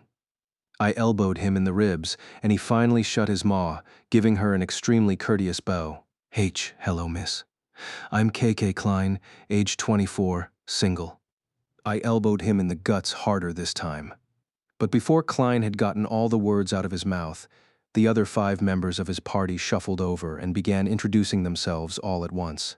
The members of Furin Kazan knew one another from before SAO. Klein had seen to it that they all survived their trials and had raised them into one of the more important forces advancing player progress through the game. He had shouldered the weight that I shrank away from 2 years ago and bore it splendidly. I swallowed the lump of self-disgust that rose in my chest, turned to Asuna and said, Anyway, they're not half bad, as long as you ignore their leader's villainous looks. Now it was Klein's turn to stomp on my foot. Asuna bent over, chuckling at our bickering. Klein gave her a sloppy, flushed grin, then grabbed my arm and pulled me aside, speaking in a low but murderous tone. What does this mean, Kirito? I struggled to come up with an answer, so Asuna sidled up with one prepared. I'll be partnering up with him for a while, so it's nice to meet you, she said in a clear voice. I was stunned. It isn't just for today. Klein and his friends vacillated between disappointment and jealous rage. Finally, Klein cast a beady eye on me and growled through gnashing teeth. Kirito, you rat. Just as I was slumping my shoulders with the resignation that I wasn't going to get out of this easily. A new set of rattling and footsteps from the same doorway told of a new set of visitors. Hearing the rigid discipline of their march, Asuna brushed my arm, worried. It's the army, Kirito. I turned to the entranceway with a start to see the same squad of heavily armored soldiers that we witnessed earlier in the forest. Klein raised a hand and his comrades retreated to the wall. The soldiers entered in the same 2-row formation, but it was not as crisp as before. They looked sluggish, and the bits of their faces that could be seen beneath the helmets were heavily fatigued. The squad came to a halt on the other side of the safety zone. The man in front gave the command to be at ease, and the other 11 clattered to the floor with an incredible din. He turned to us without a second glance at his subordinates. Upon closer look, his equipment was slightly different from the others. The plate armor was of finer make, and his breastplate was the only one that contained a crest, meant to symbolize the full shape of Aincrad. The man stopped in front of us and removed his helmet. He was quite tall. I'd put him in his early 30s, with short hair and a square face, thick eyebrows, small and sharp eyes, and a thin, disapproving mouth. After an imposing gaze, he turned and spoke to me as I stood the farthest forward. I am Lieutenant Colonel Korvats of the Aincrad Liberation Army. That last part came as a surprise to me. I'd thought the army was just a nickname that others used. When did it get appropriated into their official title? And he was a lieutenant colonel to boot. I gave him a brief, Kirito Solo. The man nodded, then continued imperiously. Have you already cleared the area? Yeah, we've mapped out everything up to the boss's lair. Good. I'd like your map data. I was momentarily taken aback by his matter-of-fact tone, but Klein lost it altogether. What? You think we're just going to hand it over? Do you have any idea how much work it takes to map a labyrinth? He bellowed. Maps of unfinished areas were a valuable resource. Treasure hunters who sought unopened chests would pay a fine price for that information. The man raised an eyebrow at Klein's outburst and jutted out his chin. We are fighting for the liberation of all players, including you, he barked. It should be your duty to share your information with us. It was sheer arrogance. The army had barely bothered to help clear floors in the past year. Ooh, wait just a second. Why? You shameless. I had to hold out both hands to stop Asuna and Klein from converging on the man. I don't mind. I was going to release the data once I got back to town anyway. Oh, Simon, man. You're being too generous. I don't treat map data like a business opportunity. I opened a trading window and sent the man named Korvats my map. He accepted it stone-faced, said, "Your cooperation is appreciated," without a shred of appreciation, and turned on his heel. I called out to his back. I wouldn't bother the boss right now if I were you. Korvats barely turned his head. That decision is at my discretion, not yours. We just took a look at it earlier, and it's not the kind that a half-size raid can tackle. Besides, your soldiers look pretty wasted to me. My men aren't weaklings to complain about a simple march. Korvats put extra weight on my men, but the exhausted warriors sprawled out on the floor didn't seem to share his camaraderie. Back on your feet, they slowly climbed up and reformed into 2 rows. Korvats took his spot at the fore without sparing us a second glance. He raised and lowered his arm, and the 12 readied their weapons and resumed the march. While their HP appeared full, the tense battles of SAO left invisible strain on its players. Our real bodies weren't budging an inch back on the other side, but the fatigue we felt here would not disappear without sleep or relaxation. From what I could tell, the army soldiers weren't used to battle on the front line, and they were at their limit. Do they know what they're doing? The army squad disappeared through the exit farther up the tower, and the measured footsteps faded out. Klein was too concerned for his own good. I mean, they're not just going to charge right into the boss lair. Asuna looked worried. Something in Korvats's attitude suggested that they were taking a risk that was downright reckless. Should we at least check on them first? I suggested. Even Klein's party nodded in agreement. Who's too concerned for his own good now? I grimaced to myself. But my mind was made up. I wouldn't sleep well that night if we left now and found out later that the group never returned. I checked my equipment and was preparing to leave when I heard Klein whispering to Asuna behind my back. At first I was exasperated, but that turned to surprise when I listened to what he was saying. So, Asuna? How should I say this? I know he might not deserve it, but be good to Kirito, will you? Even if he is an introverted, grumpy, battle-obsessed idiot. I spun around and yanked hard on Klein's bandana. What? What are you talking about? Oh, come on. He rubbed his stubbled chin, head tilted. I mean, you're actually teaming up with someone now. Ensnared by feminine wiles or not. It's still progress. I am not being seduced. I noticed that Klein, his party, and even Asuna were all grinning at me, so I had no choice but to clamp my mouth shut and turn around. I even heard Asuna assure Klein, "I'll take good care of him." I beat a hasty retreat through the doorway, my boots clacking on the stones.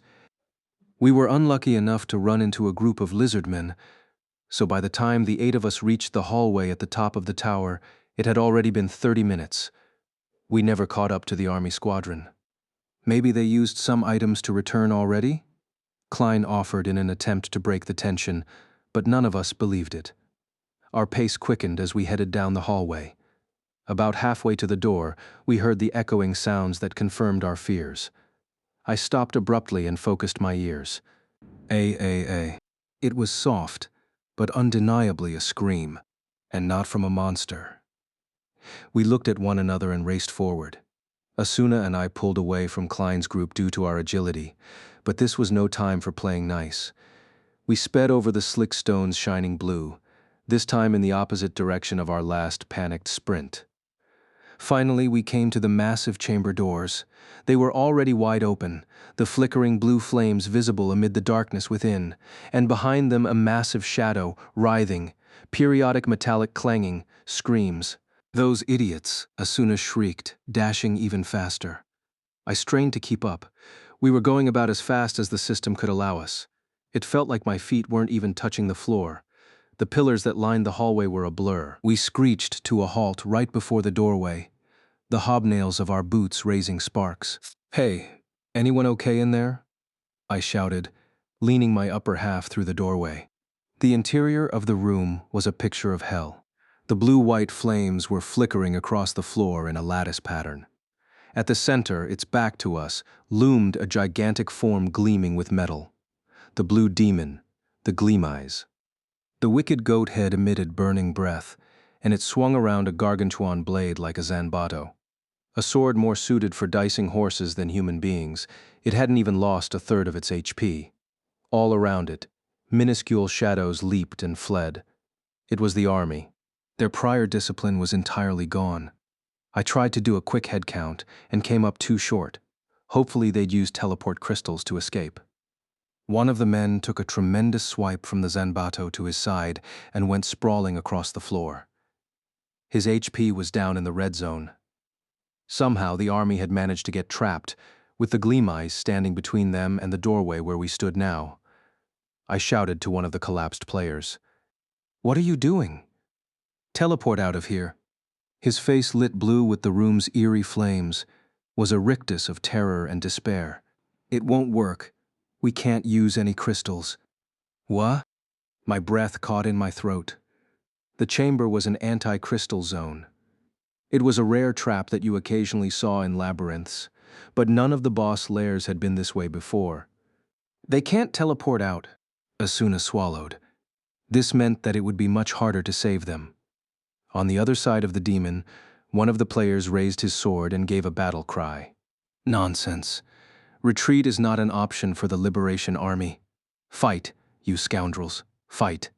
It was clearly Korvat's. "You fools," I screamed. The fact that there were 2 people missing in an anti-crystal zone meant they were dead, gone forever.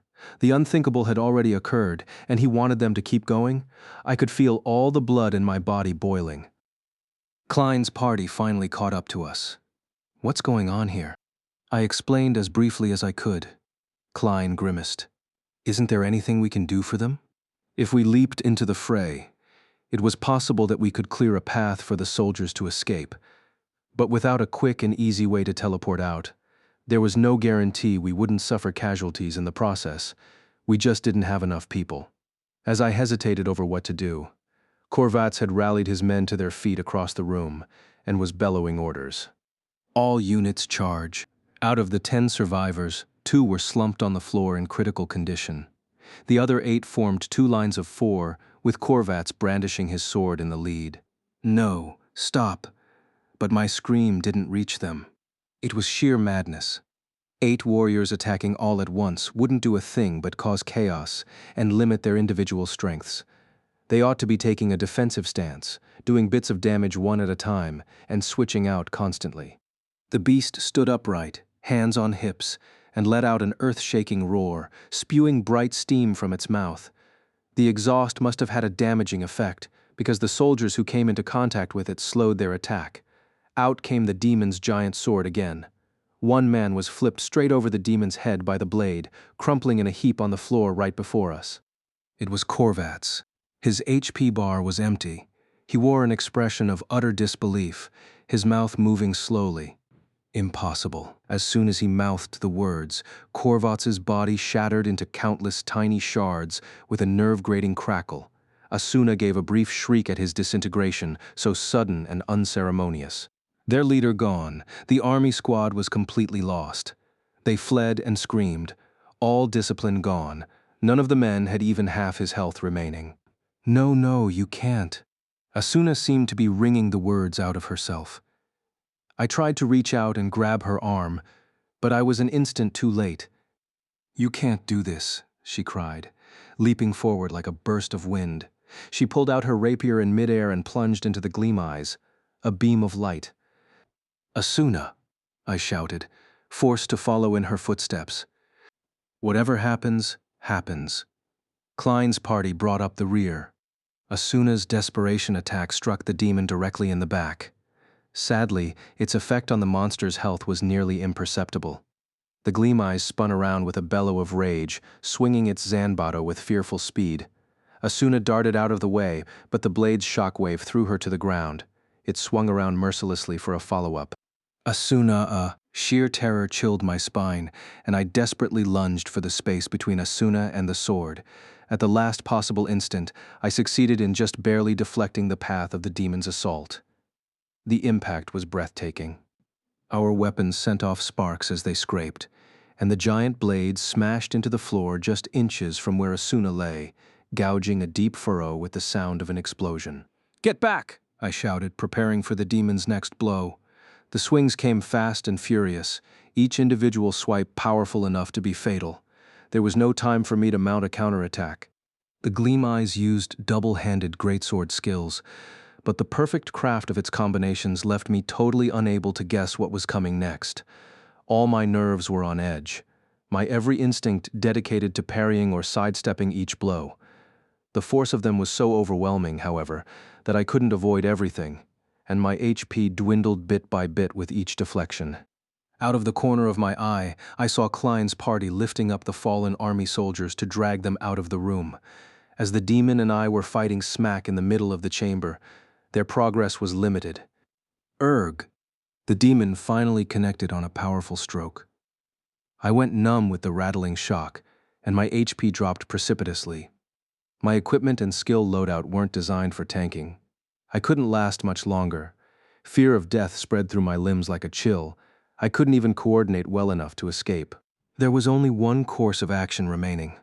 I had to put all of my damage-dealing expertise to the test and fight back. Asuna, Klein, just hold out for 10 seconds.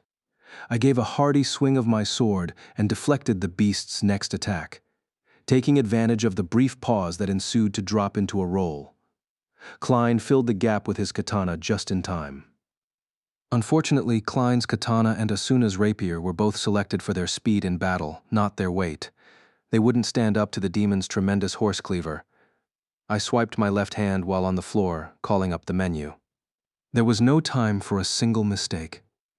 My fingers flew over the buttons, my heart racing. I quickly shuffled through my inventory list, found what I wanted, and materialized it. I set the item in a blank slot on my equipment mannequin, opened my skill window, and switched my currently selected weapon skill. When all the steps were complete, I hit the OK button to close the window, felt a new weight on my back, and looked up. All ready. Klein was pulling back, and his HP bar was lower. He must have taken a hit. Normally, he'd be using a healing crystal, but that wouldn't work in here. Asuna was occupying the demon's attention now, and in a few seconds, she'd be down under half of her health, into the yellow zone.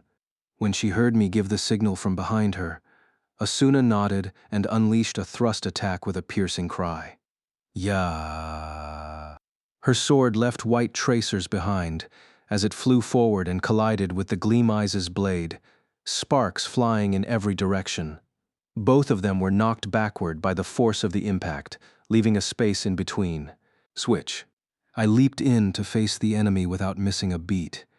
The demon recovered from its momentary paralysis and swung hard.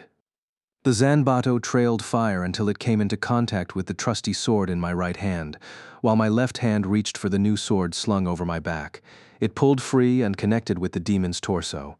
It was the first clean hit we'd scored, and for the first time I actually saw its HP bar diminish. Grow ah! It erupted with rage and attempted another downward swipe. This time I absorbed the blow fully with both swords crossed in front of me, and pushed back. It lost balance with the reflection of force, and I leaped onto the offensive for the first time. A mid-level slash with the right sword. A momentary thrust with the left, right again. My swords flashed so quickly, they seemed to burn my brain cells.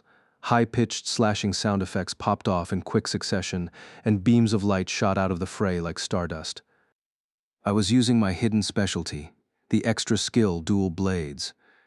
This was Starburst Stream, a high-level 16-part combination. Rah!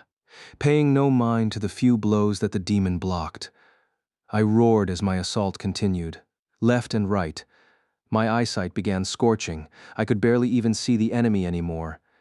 Even the occasional shock of the monster's sword striking my body felt like it was coming from another world entirely.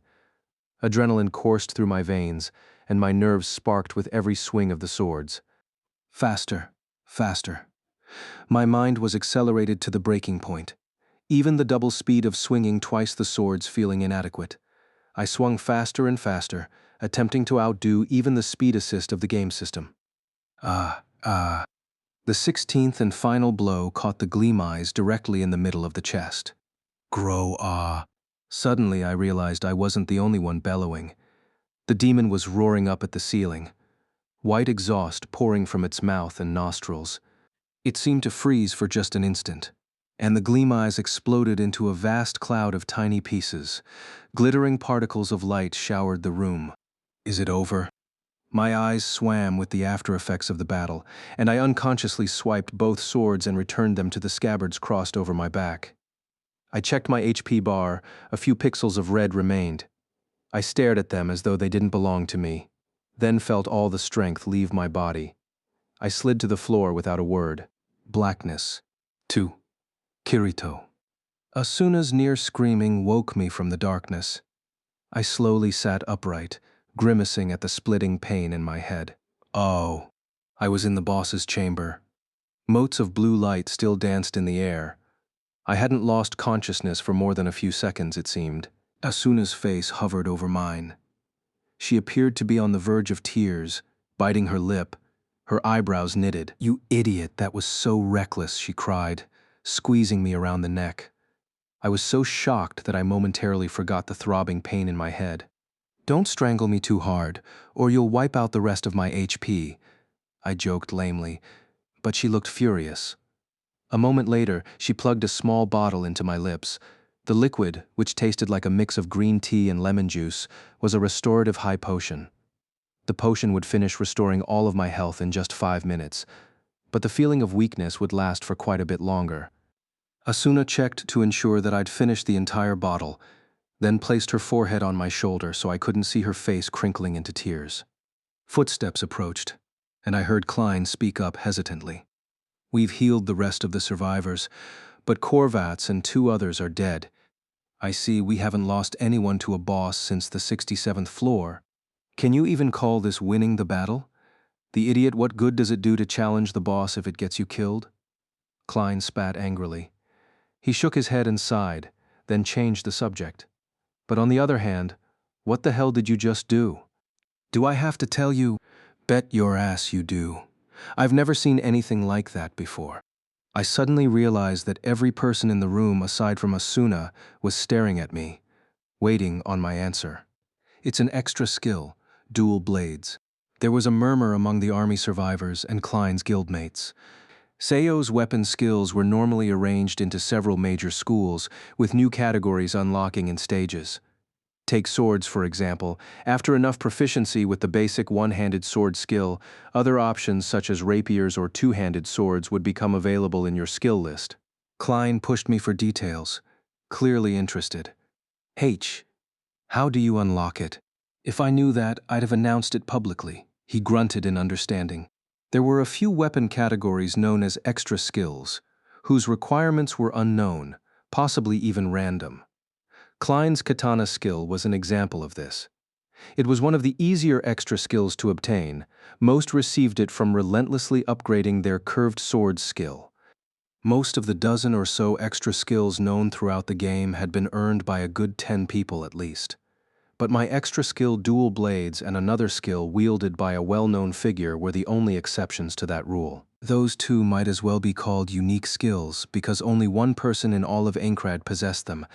I'd kept my dual-wield capability under wraps until now, but there was no avoiding the inevitable. By tomorrow, the rest of the game would be buzzing with the second instance of a unique skill. There was no hiding it anymore, not after so many had just seen it in action. "How could you keep such a crazy ability from me, Kirito? If I knew how I got it, I wouldn't be hiding it. I seriously have no idea." I shrugged. I wasn't lying. One day about a year ago, I noticed that dual blades had simply popped into my skill window. There was no way of knowing what caused it to appear. Since then, I'd been diligently working on the skill where there was no danger of being seen, even after I'd nearly mastered it.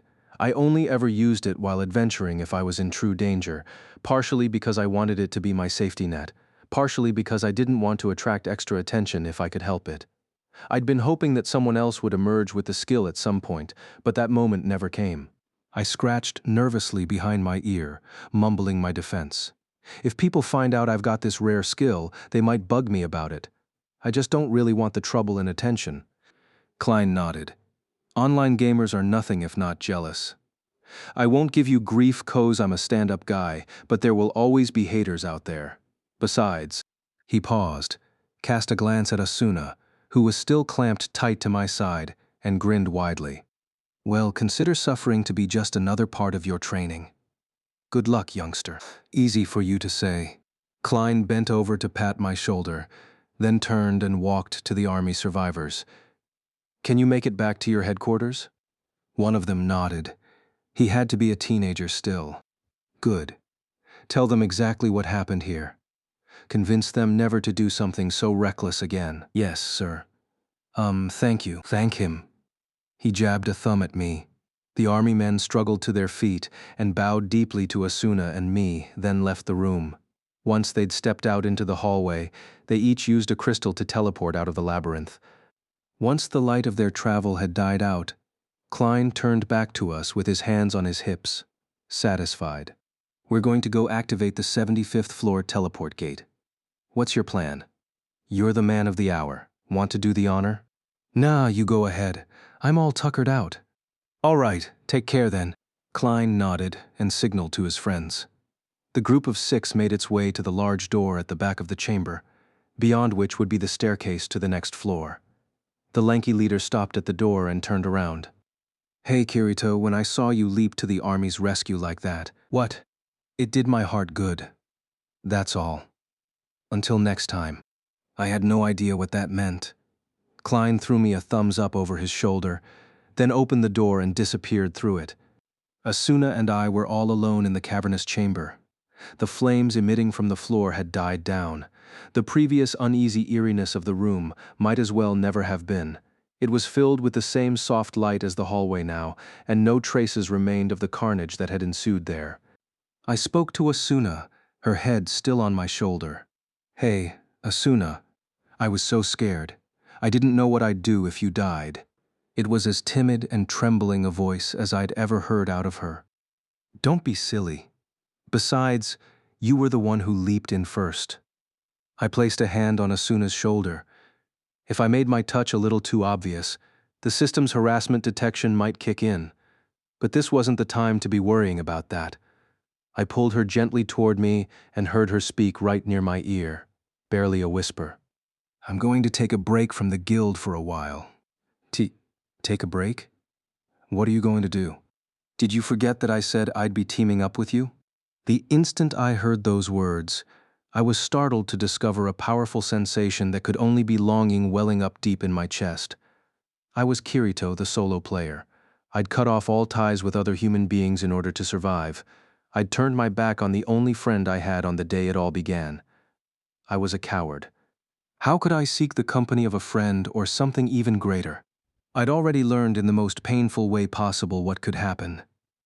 I'd sworn to myself that I would never make that mistake again, never open my heart to another. And yet, my hand was frozen. It wouldn't leave Asuna's shoulder. I couldn't pull myself away from the virtual warmth that she represented. I grappled with that massive contradiction, and enveloped by a single, unspeakable emotion, I gave her the simplest of answers. All right. Asuna nodded over my shoulder. The next day, I spent all morning moping in the second floor of Agile's general store. I sat back in a rocking chair with my legs crossed, unhappily sipping a cup of oddly scented tea that was probably there because no one would buy it. All of Algade, all of Ankrad, most likely, was buzzing with yesterday's incident. The completion of a floor and the opening of a new town were always cause for excitement, but there was more than usual to discuss this time around. You had the army battalion wiped out by a demon, You had a guy wielding two swords who took it down on his own with a 50-hit combo. I knew stories grew legs, but this was ridiculous. Early in the morning, I was even set upon by swordsmen and intel brokers outside my home. How did they find me?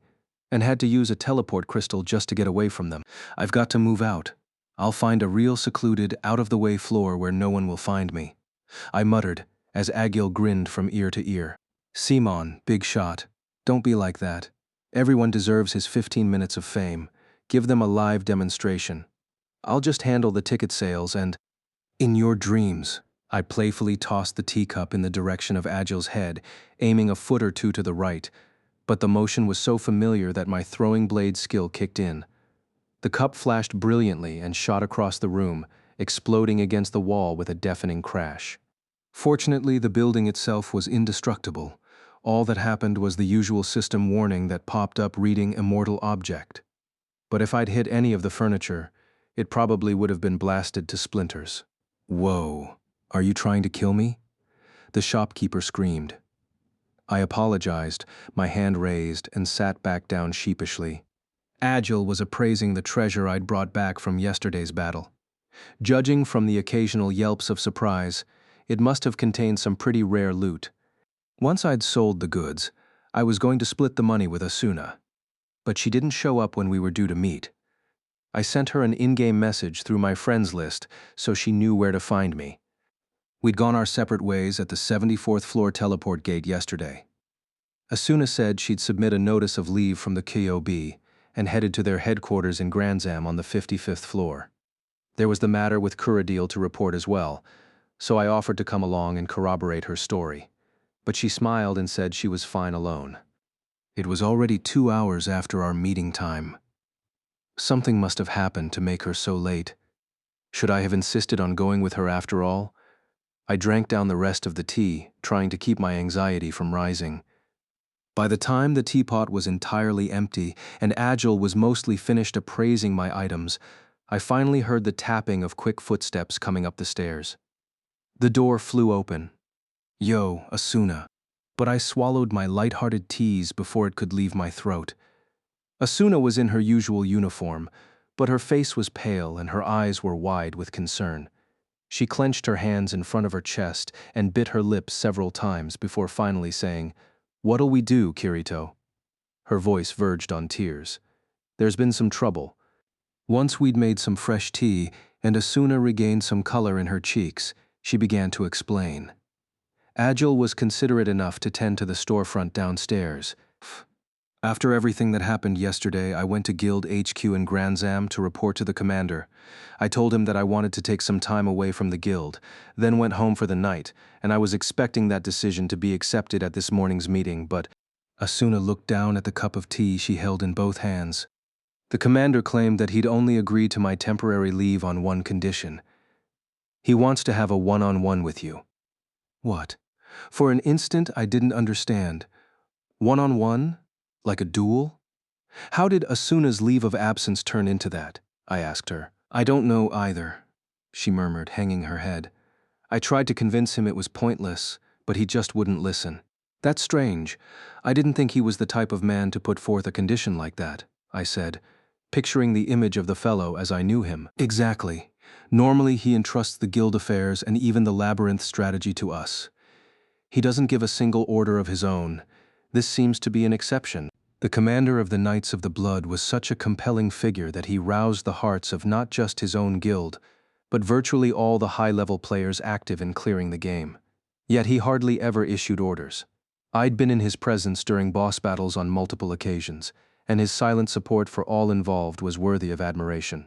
So it was extremely odd that he chose this moment, of all moments, to cast a contrary vote and challenge me to a duel. I was puzzled, but I also wanted to put Asuna at ease. Well, anyway, I'll go to Granzam and see if I can help straighten this out. Sorry about this. I didn't mean to cause you so much trouble. I'll do anything. You mean a lot to… I stopped to search for the right words. Asuna watched me closely. You're a valuable ally in beating the game after all. Her mouth twisted in slight disappointment, but then she gave me a smile at last. The strongest man in Aincrad. The living legend. The Paladin. The leader of the Knights of the Blood was a man of many monikers. His name was Heathcliff. Before the stories about my dual blades made the rounds, he was the only player out of 6,000 known to possess a unique skill. Heathcliff's ability was Holy Sword, a skill that balanced offense and defense, and he appropriately wore a sword and shield fashioned into the shape of a cross. When I'd seen him use it in battle, it was the defense that floored me. Rumor held that no one had ever seen his HP bar fall into the yellow zone. His single-handed 10-minute command of the ravaged front line in the catastrophic battle with the 50th floor boss was the stuff of legend. It was one of the unshakable truths of Aincrad. No blade could break Heathcliff's cruciform shield. Now, standing on the 55th floor with Asuna, I was gripped with nerves. I had no intention of crossing swords with Heathcliff, of course. I was simply going to ask him to consider granting Asuna temporary leave from the guild. Granzam was the main city of the 55th floor, known as the City of Iron. Most of the towns of Aincrad were built of stone, but the countless minarets of Granzam were gleaming steel. It was full of blacksmiths and engravers, and while the town boasted a considerable population, there was nothing in the way of greenery within. When the deepening autumn winds blew, Granzam was undeniably cold, and it wasn't just the temperature. We crossed the teleport gate square and walked down a main street made of polished steel plates riveted into place. Asuna's pace was slow. She feared what was about to happen. After nearly 10 minutes of winding through the towers, one came into view that was much larger than the others. A number of silver spears jutted out from above the large front door, and a banner bearing a red cross on a white field hung rippling in the chill breeze. It was the headquarters of the Knights of the Blood. Asuna stopped in front of the building and looked up at the tower. Before this, our base was just a tiny little house in a remote town on the 39th floor. We used to complain about how cramped it was. I'm not saying that it's a bad thing we've come a long way since then, but I hate this town. It's so cold. Let's get this over with and find something hot to eat then. Is eating all you think about? She laughed, swinging her hand over and lightly squeezing the tips of my fingers.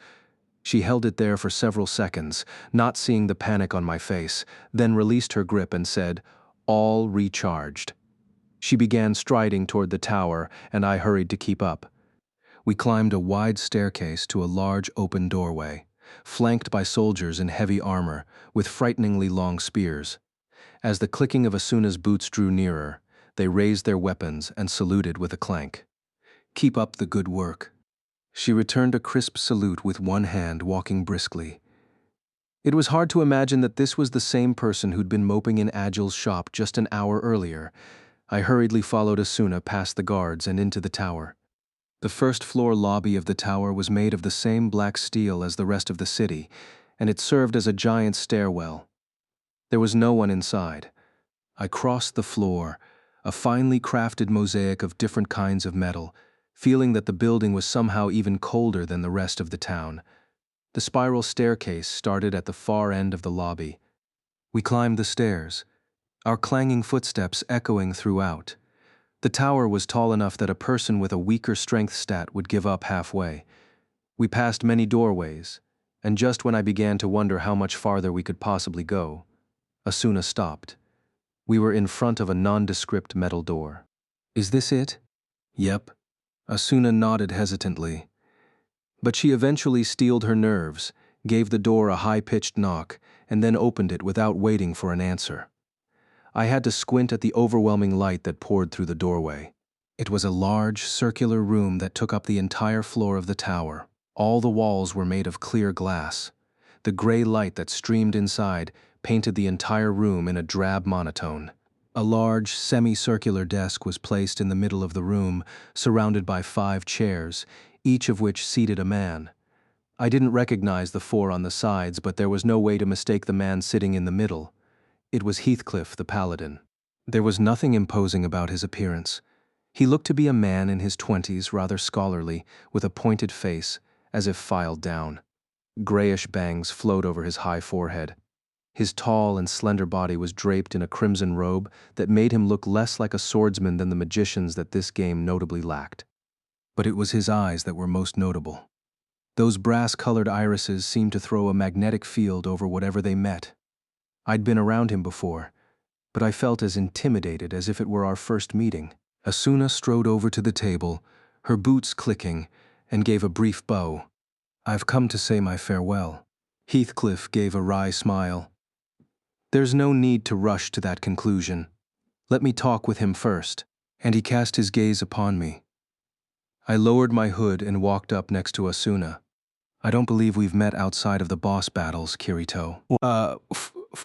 Not quite. We did speak briefly at the planning meeting for the 67th floor," I answered politely. Heathcliff gave a slight nod, then clasped his angular hands together on top of the table. "That was a painful battle. We nearly lost some good people in that one. They call us the top guild, but our abilities are constantly stretched to the breaking point, and yet you want to remove one of our core members, a pillar of our guild. If she's that important, you should put more care into picking her guards." The burly man in the rightmost chair bolted out of his seat at my curt reply, his face a dark mask. But Heathcliff held up a hand calmly.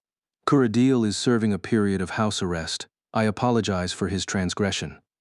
But I'm afraid we cannot watch our vice commander leave without so much as a comment, Kirito." He stared me down. I could sense a powerful will behind the metallic glimmer of those eyes. "If you want her, you must take her by sword, your dual blades, in fact. Fight me, and if you win, you may take Asuna with you. Lose, and you must join the Knights of the Blood." I finally felt as though I was beginning to understand the mysterious man. He was drawn to the allure of battle, and he had absolute faith in his abilities. Even trapped prisoner inside this game of death, he still couldn't cast off his gamer's ego. Just like me, Asuna had been silently listening to everything Heathcliff said, but she couldn't hold back any longer. "Commander, I'm not saying I want to quit the guild. I just need a bit of personal time to think about my situation." I placed a hand on Asuna's shoulder as she tried to plead her case and took a step forward. I walked directly into Heathcliff's gaze. My mouth seemed to move on its own. "I accept. Speaking with my sword is my preference anyway. Let's settle this with a duel." "You jerk. You stupid, stupid jerk." We were back upstairs at Agil's store in Algade. I kicked the owner back down the stairs when he tried to peek in and observe, and now I was desperately trying to calm Asuna down. I was going to try and convince him myself. "Why did you have to say that?" She was sitting on the armrest of my rocking chair, bopping me with her little fists. "Sorry," I said I was sorry. I just couldn't help it. I grabbed her wrists and held them lightly to make her stop. With this method of venting denied her, she settled on puffing out her cheeks instead. It was hard not to laugh at the difference between this Asuna and the one who was all business at the guild. "Don't worry about it. We'll be safe, it'll be under the one-hit victory rule. Besides, it's not like I'm guaranteed to lose." "Arg." Asuna groaned and crossed her slender legs, still sitting on the armrest. "When I saw your dual blades in action, it seemed like you were on another dimension entirely in terms of power. But that goes for the commander's holy sword ability too. His aura of invincibility practically destroys the game balance. I honestly don't know which of you will win. Besides, what happens if you lose? Not only will I not get a break, but you'll be forced to join the KOB. Depending on how you think of it, that might satisfy my goal as well." "Huh? Why?" I had to force myself to continue. "I mean, as long as I'm with you, that's all I need. Previously, you couldn't have held me upside down and shaken those words out of me." Asuna's eyes went wide with surprise, and her face blushed red so fast it was practically audible. As the pause stretched on, she got up from her chair and went to stand by the window. Over her shoulder, Algade buzzed with its usual activity in the evening light. I'd told her the honest truth, but I still didn't want to join a guild. I thought about the guild I'd been in before, the guild that no longer existed, and a dagger of pain jabbed into my chest. "I won't go down that easily," I told myself. I got up and joined Asuna at the window. After a few moments, I felt her head rest lightly against my shoulder. The main town of the newly opened 75th floor was built like an ancient Roman city. According to the map, its name was Kalinia. Between the warriors, the traders, and the tourists, who weren't going to spend time at the front line but still wanted to see the new city, it was a madhouse of activity. On top of all that, The grand event unfolding today meant that the teleport gate square had been bustling since sunrise. The town was built of massive, chalky white blocks of stone. In addition to the temple-like buildings and canals, there was one other significant feature of Kalinia, an enormous coliseum looming over the teleport gate. Coincidentally, it was the perfect place for the duel between Heathcliff and me, and yet, fire-breathing corn, just 10 coal. Nice cold black ale here. The entrance to the Colosseum was buzzing with merchants hawking suspicious food to the lengthy lines of visitors hoping to see the event. What's going on here? I asked Asuna, completely stunned. I don't know. Hey, are those KOB members selling tickets over there? Why has this turned into a huge event? I don't know. This wasn't what Heathcliff was planning all along, was it? I'm guessing this is Dazen's handiwork. I tell you, those accountants know their business. She chuckled. My shoulders slumped. Let's run away, Asuna. We'll find a nice, secluded little village down around the 20s and tend to some fields. I wouldn't mind, she said, straight-faced. But I have a feeling that if you run away from all of this, you'll be absolutely infamous. Gam. Well, you made your bed, and now you have to sleep in it. Oh, Dazen. I raised my head and saw a very portly man with a rippling belly approaching, proving definitively that it was, in fact, possible for the red and white KOB uniform to look bad on someone. Thank ye kindly, he called out, a wide grin plastered across his round face. We're doing a brisk business on account o' you, Kirito. The only thing that'd make this better is if Ya decided to hold it every month. In your dreams. Come, the change-in room is right this way. Go on, my friend. I dejectedly followed after the plodding man. My mood was quickly growing fatalistic. The changing room was a small chamber that bordered the arena grounds. Dazen showed me to the door, then said something about adjusting odds and disappeared. I couldn't even muster up a snappy reply. The stadium must have been full since I could hear the crowd from there. Once we were alone, Asuna squeezed my wrist in both hands and looked me straight in the face. Even in a one-hit match, you have to watch out for the critical hit on a heavy attack. There are aspects to his sword skills that even I don't know about. If you feel endangered at any time, just resign. And if you push yourself like the last time, I'm holding it against you. Worry about Heathcliff, not me. I gave her a wry grin and patted her shoulders. On top of the distant thunder of the crowd, an amplified voice was announcing the start of the match. I pulled my swords just a sliver out of the scabbards, crossed over my back, and then pushed them back in with a satisfying ching. The square of light leading out of the waiting room beckoned. The circular arena was surrounded by fully packed stands arranged in steps. There had to be at least 1,000 people gathered.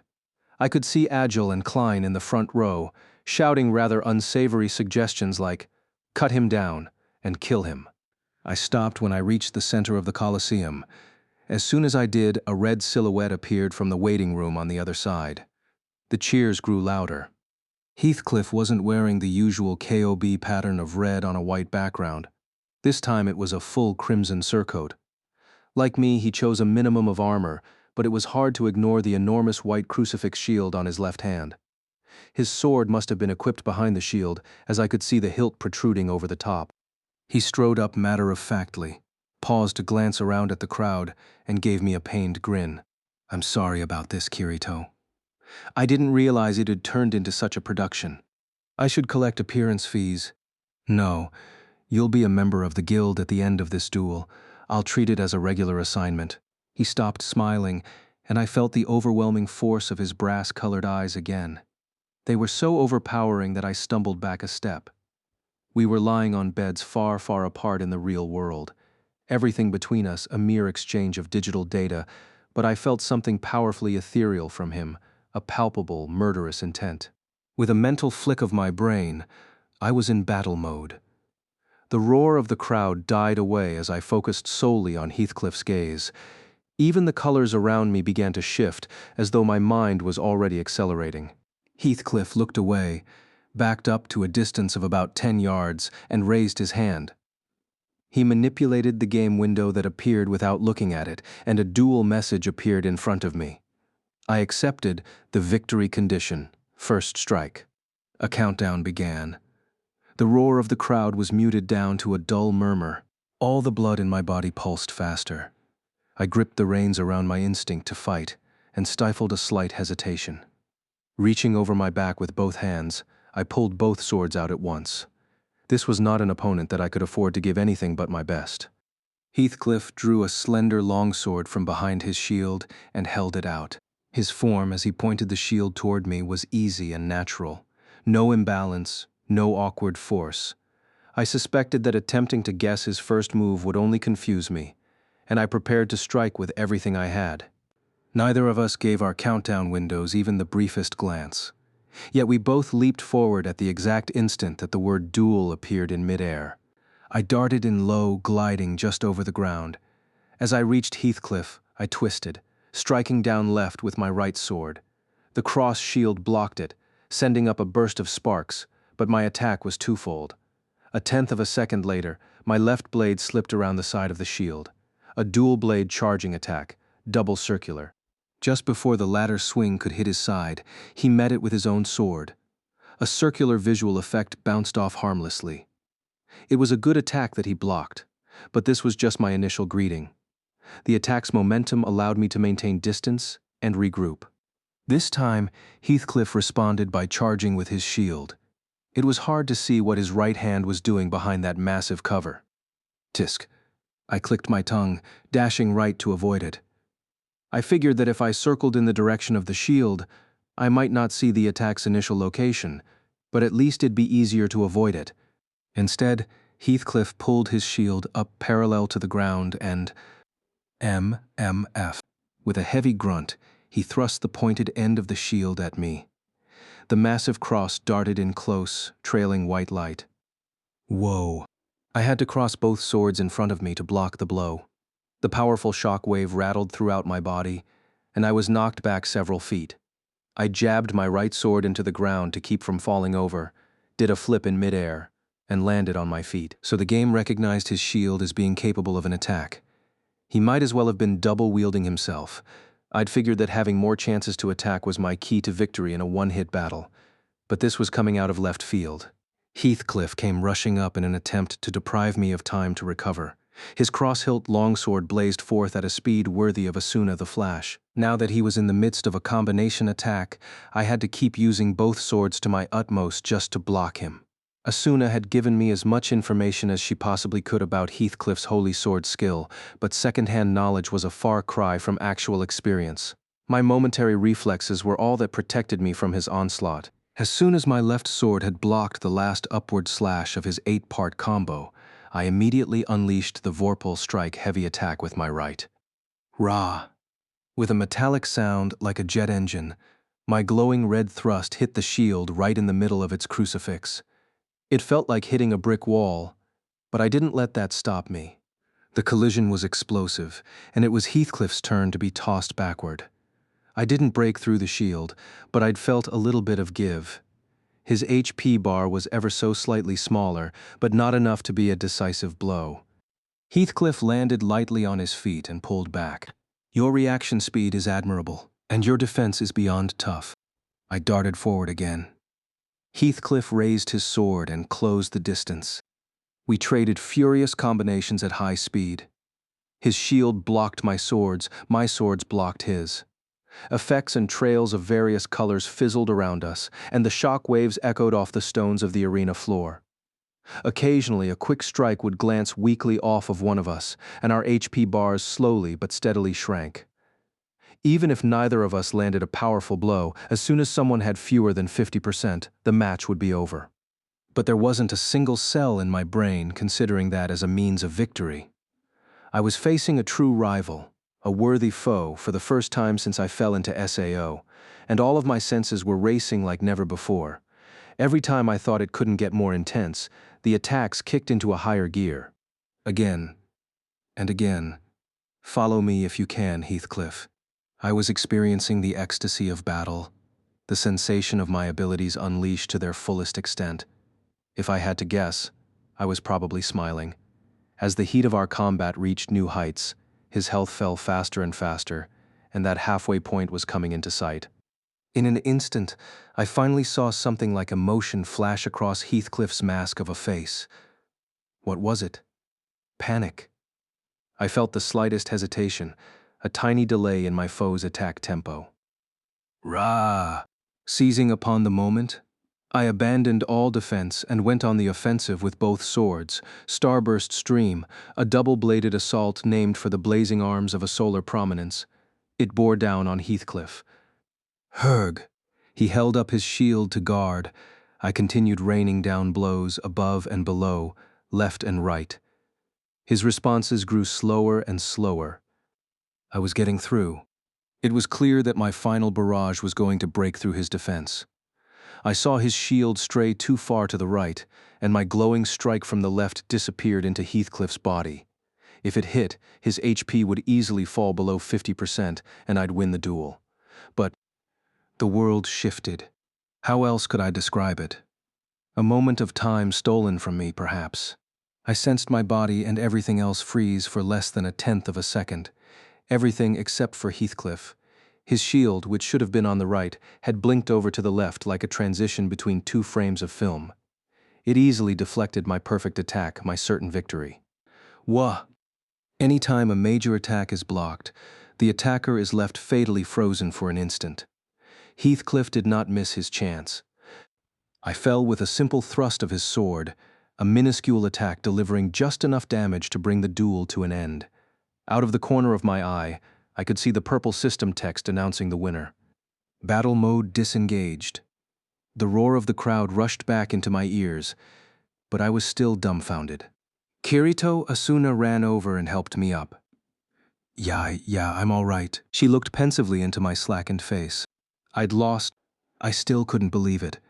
That incredible reaction that Heathcliff managed at the end was beyond the ability of any player, of any human being. It was as though his impossible speed actually broke his polygonal model for an instant. I looked up at Heathcliff, who was standing at a slight remove. Despite his victory, his face was sharp, those metallic eyes fixed upon me for a moment. Then the red paladin spun around without a word, striding through the storm of cheers to his waiting room. What's up with this outfit? Seems pretty self-explanatory to me. Now stand up. Asuna had forced me into a new set of clothes. It was the same shape as my comfy, tattered old coat, but this one was pure, eye-watering white. There were two small red crosses on both sides of the collar to go with the large one on the back. It was my new Knights of the Blood uniform, as if that needed any explanation. I thought I asked for something a little less striking. Trust me, that's one of our plainest designs. It looks good on you. I sank into the rocking chair, defeated. We were upstairs at Agil's, as usual. I'd claimed the space for my emergency shelter, and the poor shopkeeper was forced to sleep in a simple bed downstairs. The only reason he didn't kick me out was that Asuna had come to help with the shop for the last 2 days. She made for an effective marketing tool. As I groaned in the rocking chair, Asuna sat upon her familiar perch, the armrest. She rocked the chair back and forth, smiling at my stupid new outfit. After a few moments, she clasped her hands together, as if remembering something. Oh, I guess I never gave you my official greeting. Welcome to our guild, recruit. She gave me a nod, and I straightened up in a hurry. Nice to meet you, I guess. The only problem is, I'm just a rookie, and you're the vice commander. I extended my hand and traced a finger along her back. So I won't be able to do that anymore. Hayek. She leaped up with a shriek, smacked her new recruit on the head, then sat in the chair on the other side of the room, her cheeks puffed out. It was early afternoon in late fall. A calm silence fell upon the lazy sunlight. 2 days had passed since my defeat at Heathcliff's hands. Just as he had demanded, I was now a member of the KOB. It wasn't to my liking to raise a fuss at this point. They gave me 2 days to prepare, and the next day I would report to Guild HQ and begin my duty clearing the 75th floor labyrinth. A guild? Asuna detected my brief sigh and glanced at me. Looks like you're stuck with us. It was good timing for me. I was hitting the limit of what I could do solo. Well, it's good of you to say so, hey Kirito. Her hazel eyes looked straight into mine. Tell me, why do you avoid guilds, and people in general? It's not just because you were a beta tester or that you have a unique skill. You're too nice to do this. I looked away and rocked the chair slowly. Once, a long while back, more than a year ago, I think I was actually in another guild. It surprised me how easily the words came.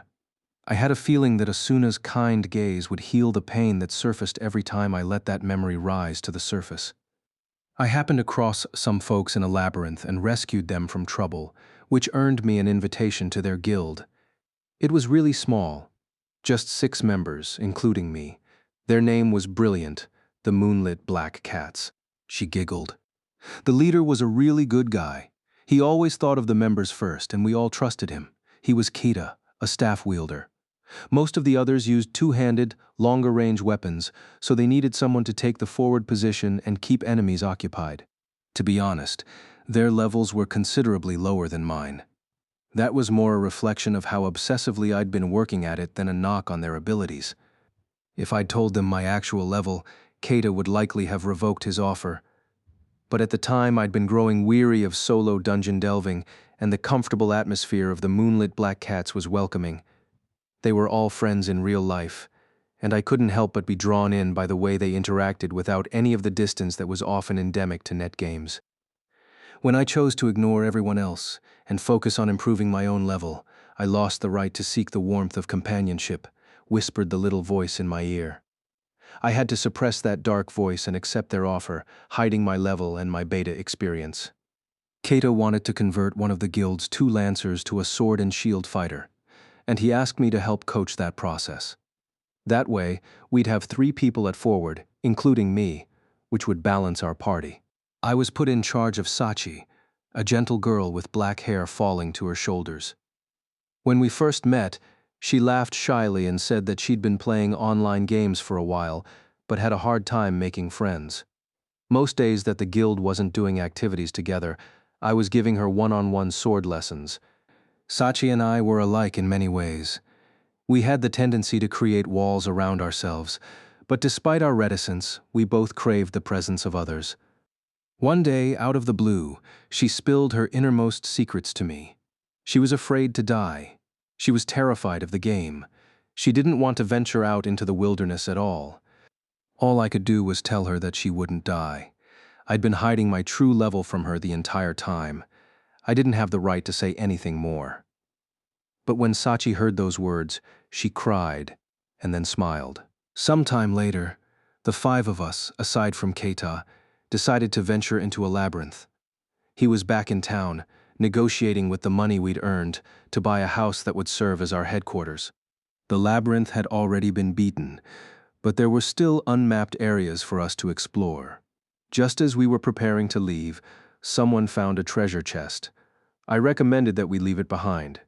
It was a high-level area on a floor close to the front line, and the party's disarm skill wasn't up to snuff, but only Sachi and I were dissenting voices, and the other 3 overruled us. The chest was trapped, an alarm trap, one of the worst of the wide variety that existed in SAO. A shrill alarm sounded from the chest, and countless monsters poured through every doorway into the room. Naturally, we chose the safe option and attempted to make an emergency teleportation. But the trap was twofold. It was an anti-crystal zone. We couldn't teleport out. There were too many monsters for me to protect everyone. The other members panicked and started to run. I used my best skills, the ones I'd been keeping secret, desperate to find us a way out. But the others were in a state of sheer terror and couldn't take advantage of my diversion. One by one, they ran out of health and shattered into pieces in screams. I kept swinging desperately, trying to keep Sachi alive, if nothing else. But I was too late. A monster's blade cut her down mercilessly as she lunged for my help, her hand outstretched. Up until the very instant she disintegrated like a delicate glass sculpture, her eyes were full of nothing but faith in me. She trusted me and clung to me. To my words groundless, meaningless, proven false at the very end. Keita was standing in front of our old headquarters, key to our new residence in hand, waiting for the group to return. When I came back alone and explained what had happened, he listened in silence. When I finished, he asked, "Why were you the only survivor?" I had to tell him the truth, that I was a much higher level and had been a beta tester. Keita gave me the emotionless look that one gives something alien, and said just one thing. "You're a beater. You didn't have the right to get involved with us." Those words cut me deeper than any steely sword. And what happened to him? He killed himself. Her body jolted still in the chair, threw himself off the outer edge, probably cursed my name to the very end. My voice caught. I'd tried to seal that memory away in a place where I could never revisit it again, but speaking it aloud brought the pain back as fresh as when it happened. I clenched my teeth. Asuna reached out a hand. I wanted to seek her salvation, but a voice in my heart told me I didn't deserve it. My hands balled into fists. I was responsible for murdering all of them. If I hadn't hid the fact that I was a beater, they would have believed me when I warned them about the trap. I killed Keita. I killed Sachi. I forced my eyes open and squeezed the words out through gritted teeth. Asuna rose, came 2 steps forward, then took my face in her hands. She bore a gentle smile and leaned in very close. "I'm not going to die." It was like a whisper, but her voice was clear. All the tension drained out of my body. "After all, I'm the one protecting you." And she held my head to her chest. I was enveloped in soft, warm darkness. I closed my eyelids and saw, beyond the black veil of memory, the members of the moonlit Black Cats looking at me, seated at the counter of the old bar, the room brimming with orange light. My day of forgiveness would never come. I could never repay what I had done. But in my memory, their faces seemed to be smiling at me. The next morning, I slipped my arms through my fancy new white coat and left for Granzam with Asuna. Today was my first day of activity as a Knight of the Blood. But while they normally worked in parties of 5, Asuna had pulled some strings as vice commander and gotten us the privilege of making our own 2-man party, so it was really no different from what we'd been doing before. But when we reached guild headquarters, the orders I got were not what I was expecting. Training? Correct. We will form a party of 4, including me, and clear the labyrinth of the 55th floor, finishing up in the town on the 56th. This was one of the 4 men I'd seen seated at the table during my last visit to this building. He was a large, curly-haired man who was apparently an axe warrior. But Godfrey, Kirito-kun's working with me. Asuna tried to butt in, but he simply raised an eyebrow and proceeded imperiously. "You might be the vice commander, but you cannot simply run roughshod over the regulations of the guild. If that's the party you desire when we are actually performing game-clearing duties, so be it. But as the leader of the forward line, I need to assess his ability. Just because he has a unique skill does not necessarily mean he will be useful." Well, Kirito-kun's strong enough that he wouldn't have any trouble dealing with you." I spoke up before Asuna could completely blow her cool. "If you want to see what I can do, that's fine with me. I just don't want to waste my time on such a low-level labyrinth. I trust you don't mind if we blaze through it in no time." The man named Godfrey frowned with displeasure, told me to be at the west gate of the town in 30 minutes, then plodded off. What was that all about? Asuna stormed, kicking a nearby pole. "I'm sorry, Kirito-kun. I knew we should have just run off on our own." "Yeah, but then your guildmates would have cursed me to the ends of the earth." I smiled and patted her on top of the head. "Oh, I thought we'd actually be together today. Maybe I should tag along." "Don't worry, I'll be back in a jiffy. Just wait for me here." "Okay. Be careful out there." I waved to her as she looked on solemnly. Then I left the building. But for as much as the day's activity caught me by surprise, nothing prepared me for what I saw at the west gate of Granzam. There, waiting right next to Godfrey, was the last man in Aincrad I wanted to see. Kuradil. "What's going on here?" I muttered to Godfrey. "I'm well aware of what transpired between the 2 of you. But now you're guildmates. So let's let bygones be bygones, eh?" He roared with laughter. Meanwhile, Kuradil slunk forward. I tensed up, ready to act whatever came. We were inside the town zone, but there was no telling what he'd do. Instead, Kuradil surprised me by bowing his head. He spoke in a murmur that was barely audible through his long bangs. "I'm sorry about what happened the other day." Now I was truly shocked. My mouth fell open. "I won't treat you with such disrespect again. I beg your forgiveness." I couldn't see his face behind the greasy locks. Sure, I brought myself to nod. What could have happened? Had he gotten brain surgery? That settles it then. Godfrey bellowed with laughter again. I wasn't just being paranoid, there was clearly something going on here. But I couldn't read Corradil's expression with his head tilted down. SAO simulated emotional expressions, but it tended on the side of exaggeration, and subtle nuances didn't always show. I decided to accept his apology for politeness' sake, but made a mental note to stay wary of him. After a few minutes, one more guild member showed up, and we were ready to leave for the labyrinth. I started to walk, but Godfrey's heavy voice rang out behind me. Not so fast. Today's training is meant to be as close a simulation of the real thing as possible. I want to see how you handle dangerous circumstances, so that means I'll need to confiscate all your crystals for the time being. Even our teleport crystals? He nodded as if this was obvious. I did not like this turn of events at all. Crystals, particularly teleportation crystals, were the player's last line of defense in a game where the stakes were deadly. At no point in my 2 years in Aincrad had I ever let my stock run out.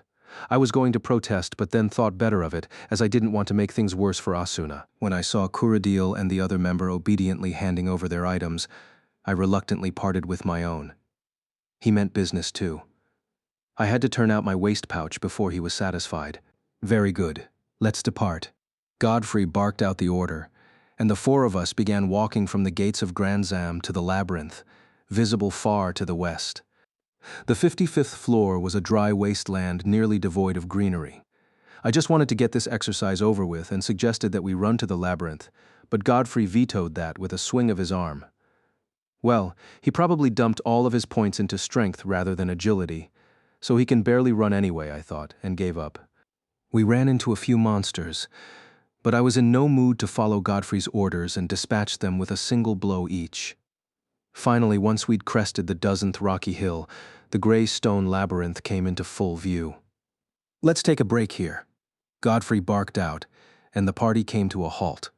I wanted to keep going straight through the labyrinth, but I figured they wouldn't heed my suggestion anyway, so I sat down on a nearby rock. It was just passing noon. I'll distribute rations, Godfrey said, materializing 4 small leather parcels and handing them out. I caught mine one-handed and looked in, expecting to be disappointed. It contained a bottle of water and a small toasted bread you could buy from any NPC shop. Inwardly, I cursed my foul luck. I should be eating Asuna's homemade sandwiches right about now. I took a swig of the water. My eye just happened to catch Corradil sitting on a rock, slightly removed from the rest of us. He hadn't touched his bag. He was glaring at us from under his drooping bangs, an oddly dark look on his face. What was he staring at? Suddenly, a freezing shiver bolted through my body. He was waiting for something. Waiting for. I threw the bottle away, trying to expel every last bit of the liquid from my mouth. But it was too late. I could feel the strength draining from my body, and I fell to the ground. My HP bar was in the right-hand corner of my vision, surrounded by a blinking green border. It was paralysis venom. Godfrey and the other member of our group were rolling on the ground in agony as well. Instinctively, I forced my left hand, still mobile, down to my waist pouch, but another chill ran down my back. Godfrey had my antidote and teleportation crystals. I did have healing potions, but they wouldn't cure the venom. Heh, heh, heh, heh. I heard a high-pitched chuckle above the rock. Corradil was holding his sides with laughter, doubled over. Those sunken, beady eyes were glinting with a familiar look of madness. Ka-ha, ha-ya-hia, ha-ya-ha-ha-ha. He burst into crazed, unhinged gales of laughter. Godfrey simply looked on in stunned disbelief. What's going on? Did you do this to our water, Corradil? Godfrey, use the antidote crystals, I called out, and Godfrey finally began to search through his pack, achingly slow. Corradil gave a triumphant screech, leaped off the rock, and kicked Godfrey's hand away. A green crystal skittered over the dirt. Corradil picked it up, then riffled through Godfrey's pack and pulled out several more, which he deposited into his own pouch. We were out of options. What is the meaning of this, Corradil? Is this some kind of trial? You fools. Godfrey was woefully slow on the uptake, and Kuradil rewarded him with a kick in the mouth. Gah! Godfrey's HP bar shrank just a bit, and Kuradil's cursor turned orange to signify a criminal player. But that would have no effect on our plight. This floor was already cleared. No one would be luckily wandering by this exact stretch of wilderness. You know, Godfrey, I always thought you were stupid. I just didn't appreciate how much. His shrill voice echoed off the rocks. I've got plenty of things I want to say to you, but there's no use stuffing yourself on the hors d'oeuvres. Kuradil drew his great sword. He tilted his thin body backward and took a huge swing, the thick blade glimmering in the sunlight. Wubbu. Wait, Kuradil. What are you talking about? Isn't this part of the trial? Shut up and die already. Kuradil spat. He swung the sword down without further ado. I heard a dull thud, and a huge chunk disappeared from Godfrey's HP bar. Godfrey had finally realized the severity of the situation and began to scream. It was far too late. Twice, then thrice, the blade flashed mercilessly. The HP bar lost a chunk each time, and when it reached the red zone, Kuradil finally stayed his hand.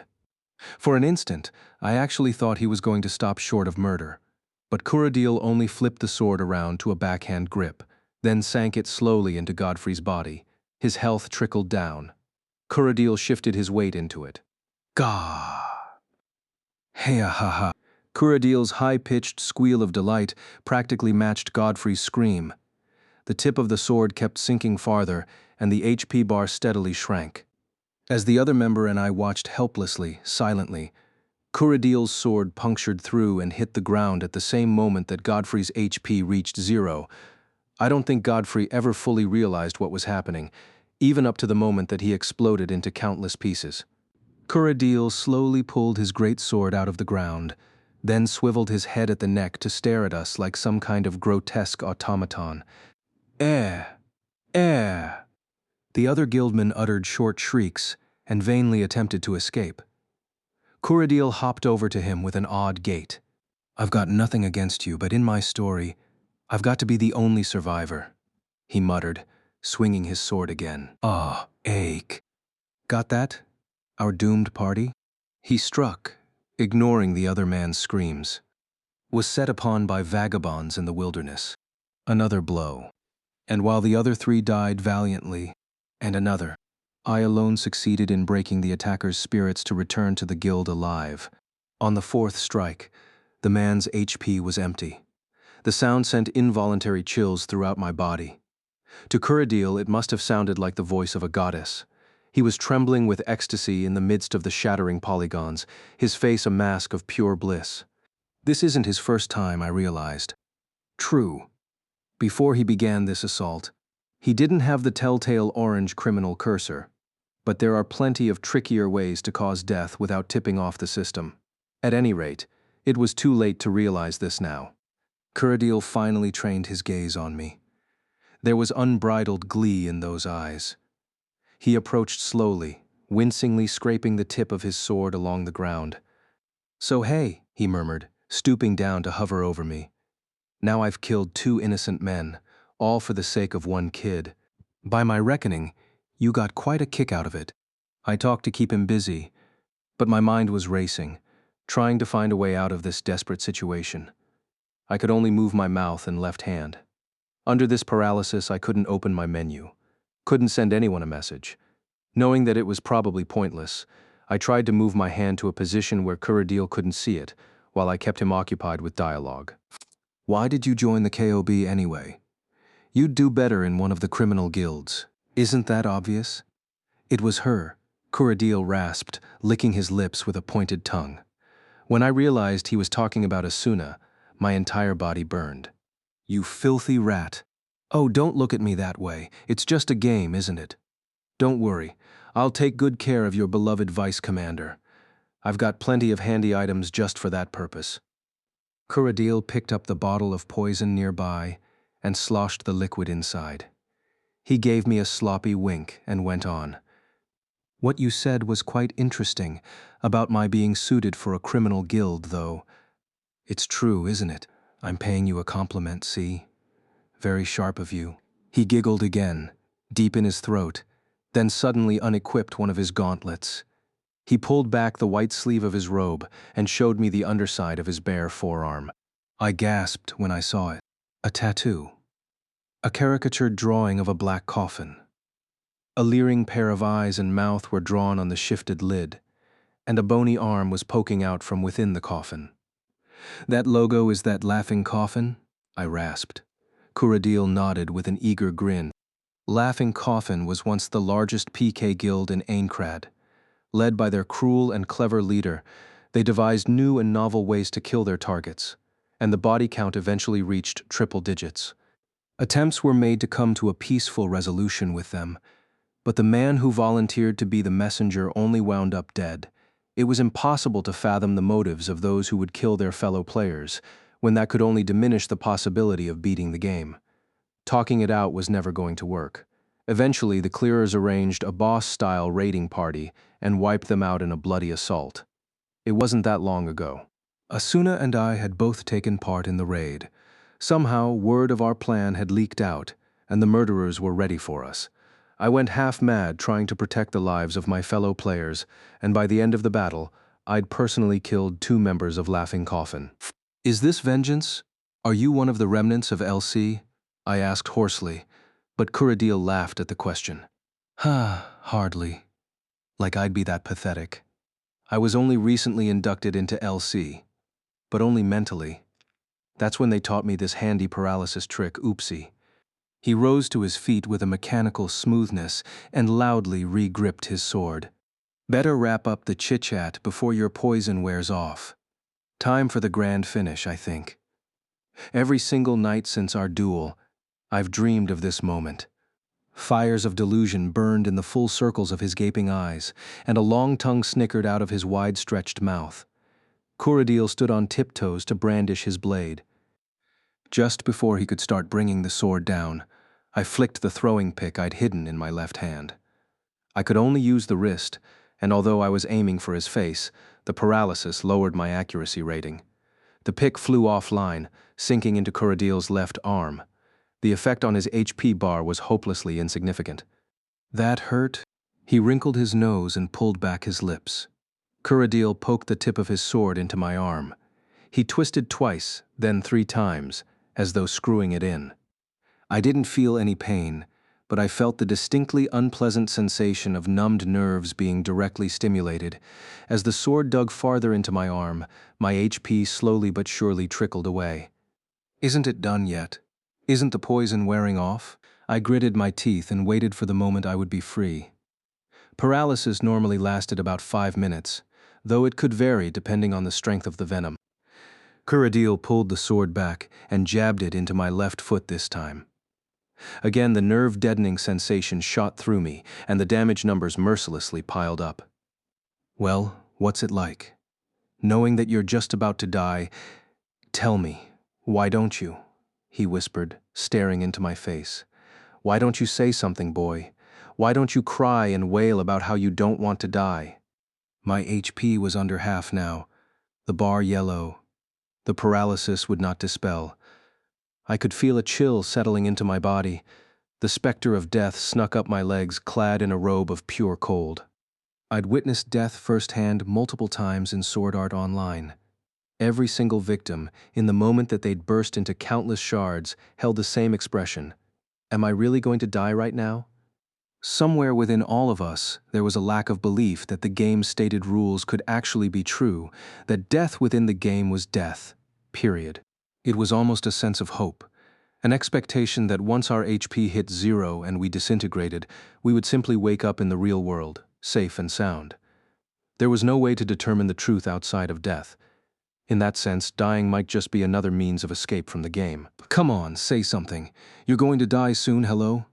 Kuradil pulled the sword out of my foot and stuck it against my belly.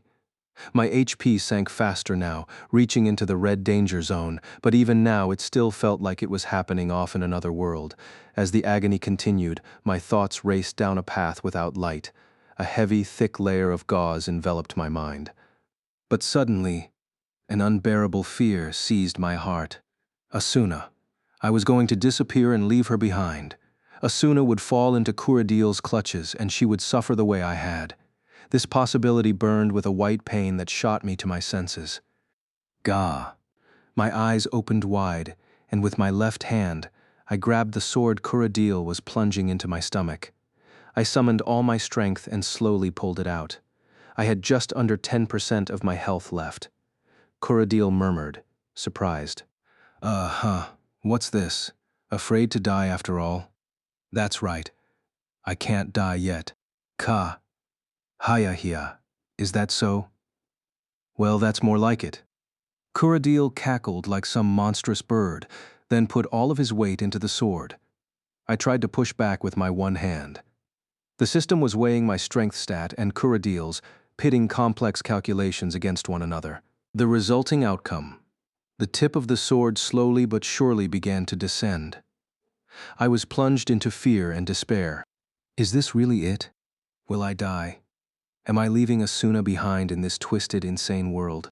I fought desperately against the twin perils of the approaching sword point and the fear gripping my heart. Now die. Dee, Kuradil shrieked. Inch by inch, my murder approached in the form of a dull gray point of metal. The tip grazed my body, then sank just a bit. A burst of wind shot through the air. A wind colored white and red. What? Huh?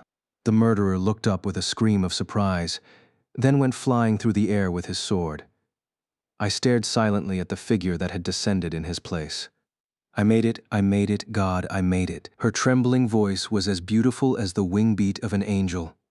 Asuna nearly crumpled over me, her lips quivering, her eyes wide. He's alive. You're alive, right, Kirito? Yeah, I'm alive. I was surprised to hear how weak and faded my voice was. Asuna gave a big nod, pulled a pink crystal out of her pocket, placed a hand on my chest, and said, "Heal." The crystal crumbled and my HP immediately shot all the way to full. Hang on a sec. I'll finish this up real quickly, she said after confirming that I was properly healed. She gracefully unsheathed her rapier and began walking. Ahead, Kuradil was finally getting to his feet. When he saw the figure approaching him, his eyes grew wide. Ah, Lady Asuna, why are you here? I mean, this is just a trial. Yes, a trial that went wrong. He sprang to his feet and attempted to squeak out an excuse. But he never finished. Asuna's hand flashed, and the tip of her rapier slashed Kuradil's mouth. Because he was already labeled a criminal player, Asuna had free rein to attack him without being branded the same. Bwah! He stumbled backward, a hand to his mouth. After a momentary pause, he rose again, a familiar loathing splotched across his face. That's enough from you, bitch. Ha! This is perfect. You'll be joining them soon enough. But this was cut short as well. Asuna readied her weapon and struck again. Herg a. He desperately tried to parry with his two-handed sword, but it was woefully slow. Asuna's sword point slashed back and forth with countless streams of light, tearing across and through Kuradil's body with frightful speed. Even being several levels above Asuna, I couldn't follow her attacks in the slightest. I was entranced by a vision of an angel dancing with her sword. It was beautiful. The sight of Asuna, her chestnut hair bouncing, silently devastating her foe while wreathed in righteous anger, was a thing of sheer beauty. Aga! Gah! Fear had finally set in, and Kuradil's wild swings weren't even coming close to landing. His HP bar dropped lower and lower, and when it was about to shift from yellow to red, he finally dropped his sword and raised his hands in surrender. All right, I'm sorry. It was all my fault. He cowered on the ground. I'll leave the guild, you'll never see me again, I swear. Just don't. Asuna silently listened to his piteous wails. Slowly she raised her rapier, then spun it in the palm of her hand to point downward. Her slender arm clenched and rose several inches, preparing to thrust it directly into the small of Kuradil's back as he hunched prostrate on the ground. The murderer emitted an even high-pitched scream. Eek, I don't want to die. The point stopped as though it had hit an invisible wall. Her body was visibly trembling. Even from here, I could feel the internal battle of Asuna's hesitation, rage, and fear. As far as I knew, She had never taken the life of another player. Killing a player in Sword Art Online meant the death of that player in real life too. PK was a familiar term to online gamers, but it obfuscated the truth. Here, it was actual murder. That's right, Asuna. Stop. You can't do this. But at the same time, a part of me screamed the opposite. No, don't hesitate. He's hoping you'll stay your hand. An instant later, my fears came true. Hiya! Kuradil sprang up from his begging position, his sword flashing as he screamed. With a metallic clang, the rapier flew out of Asuna's hand. What? Asuna yelped and lost her balance. The sword glinted over her head. Not very smart, Vice Commander. He screamed, unhinged. Kuradil swung the sword downward without hesitation, trailing deep red light. Rag. This time the roar was mine. The paralysis finally undone, I leaped up, crossing several yards in an instant, pushing Asuna out of the way, and taking Kuradil's sword full on my left arm. Chunk. It rang unpleasantly. My left forearm flew off, severed at the elbow. Below my HP bar, a limb damage icon flashed. Crimson particles meant to resemble blood spurted out of the cut, but I straightened the fingers of my right hand and thrust it straight into the gap in his heavy armor. My arm flashed yellow and sank wetly into Kuradil's stomach. I'd hit him with Embracer, a point-blank martial arts skill. It took every last bit of Kuradil's remaining HP. The skinny body shook violently, then slumped over, powerless. I heard the greatsword clatter to the ground, then a hoarse whisper in my ear. Why, you murderer! A chuckle, and Kuradil's entire existence turned to glass shards. With a cold burst, the polygons exploded outward, knocking me to the ground. For a while, my consciousness numb. The only sound was the wind blowing across the field. Eventually, I heard uneven footsteps over the gravel. I looked up and saw a frail figure stumbling toward me, her face empty. Asuna plodded several steps closer, face downward, then slumped to her knees like a puppet whose strings had been cut. She extended her hand toward me, then shrank back just before it touched. I'm sorry, it's my fault. This is all my fault. The look on her face was heartbreaking. Tears filled her large eyes, sparkling like jewels, then fell. Finally, I managed to rasp one word out of my parched throat. Asuna, I'm sorry. I don't have the right to even see you M. I desperately raised myself from the ground, finally in control of my body again. The damage I'd suffered still left an unpleasant numbness, but I could at least extend my right and severed left arm to Asuna. I plugged her beautiful pink lips with my own. She stiffened and tried to use her hands to push me away, but I held tightly to her slender body with all my strength. It was certainly enough to set off the anti-harassment code. At this moment, she would be seeing a system message warning of my actions, and with the push of a button, she could have me instantly teleported to the prison in Black Iron Palace. But I didn't let my arms slack an inch, moving from her lips to nuzzle her cheek. I buried my face into her neck and murmured, "My life belongs to you, Asuna. I'm all yours. We'll be together until the final moment." My left arm was still in a severed state and wouldn't return for 3 minutes, but I held it around her back anyway. Asuna let out a trembling breath and then whispered back to me, I promise I'll protect you too. I'll be here for you forever. Just don't leave me." She didn't need to say any more. I held Asuna tightly, listening to her breathing. Bit by bit, the warmth of her body thawed the ice within me. The entire time that Asuna had waited back in Granzam, she had been following my location on her map. According to her, she'd started running out of town when she saw Godfrey's marker disappear, which meant that in barely 5 minutes, she had covered the 3 miles it took us an hour to walk. It was an impossible number, faster than the agility stat boost could explain. When I pointed this out, she smiled and said it was an act of love. We returned to Guild headquarters, reported what had happened to Heathcliff, and applied for temporary leave. Asuna cited her lack of trust in the Guild, and after a momentary silence, Heathcliff accepted her request. But at the end, he gave that strange smile again and added cryptically, "You'll be back on the battlefield soon enough." Outside of the tower, it was already growing dark. We walked to the teleport gate holding hands. Neither of us spoke a word. With the orange light of the sun hitting our backs, we walked slowly through the black silhouettes of Granzam's many towers. I absently wondered where Kuradil's bottomless hate had come from. It wasn't that rare for players to commit wicked deeds in SAO. It was said that there were several hundred criminals in the game, from thieves and bandits to those like Kuradil and Laughing Coffin, who brutally slaughtered their victims. At this point, they were considered a natural feature of the game, much like monsters. But the more I thought about it, the stranger it seemed. It was obvious that anyone who intentionally caused harm to other players was working to the detriment of our shared quest to beat the game. Their actions suggested that they didn't want to leave. But when I thought about Kuradil, he didn't seem to fit that definition. His thoughts had nothing to do with escaping the game or preventing others from doing so. He represented an absence of thought, a man who had stopped pondering the past or future, allowed his own desires to rule him, and fostered the will of evil. What did that make me? I couldn't honestly state that my entire purpose within the game was to defeat it.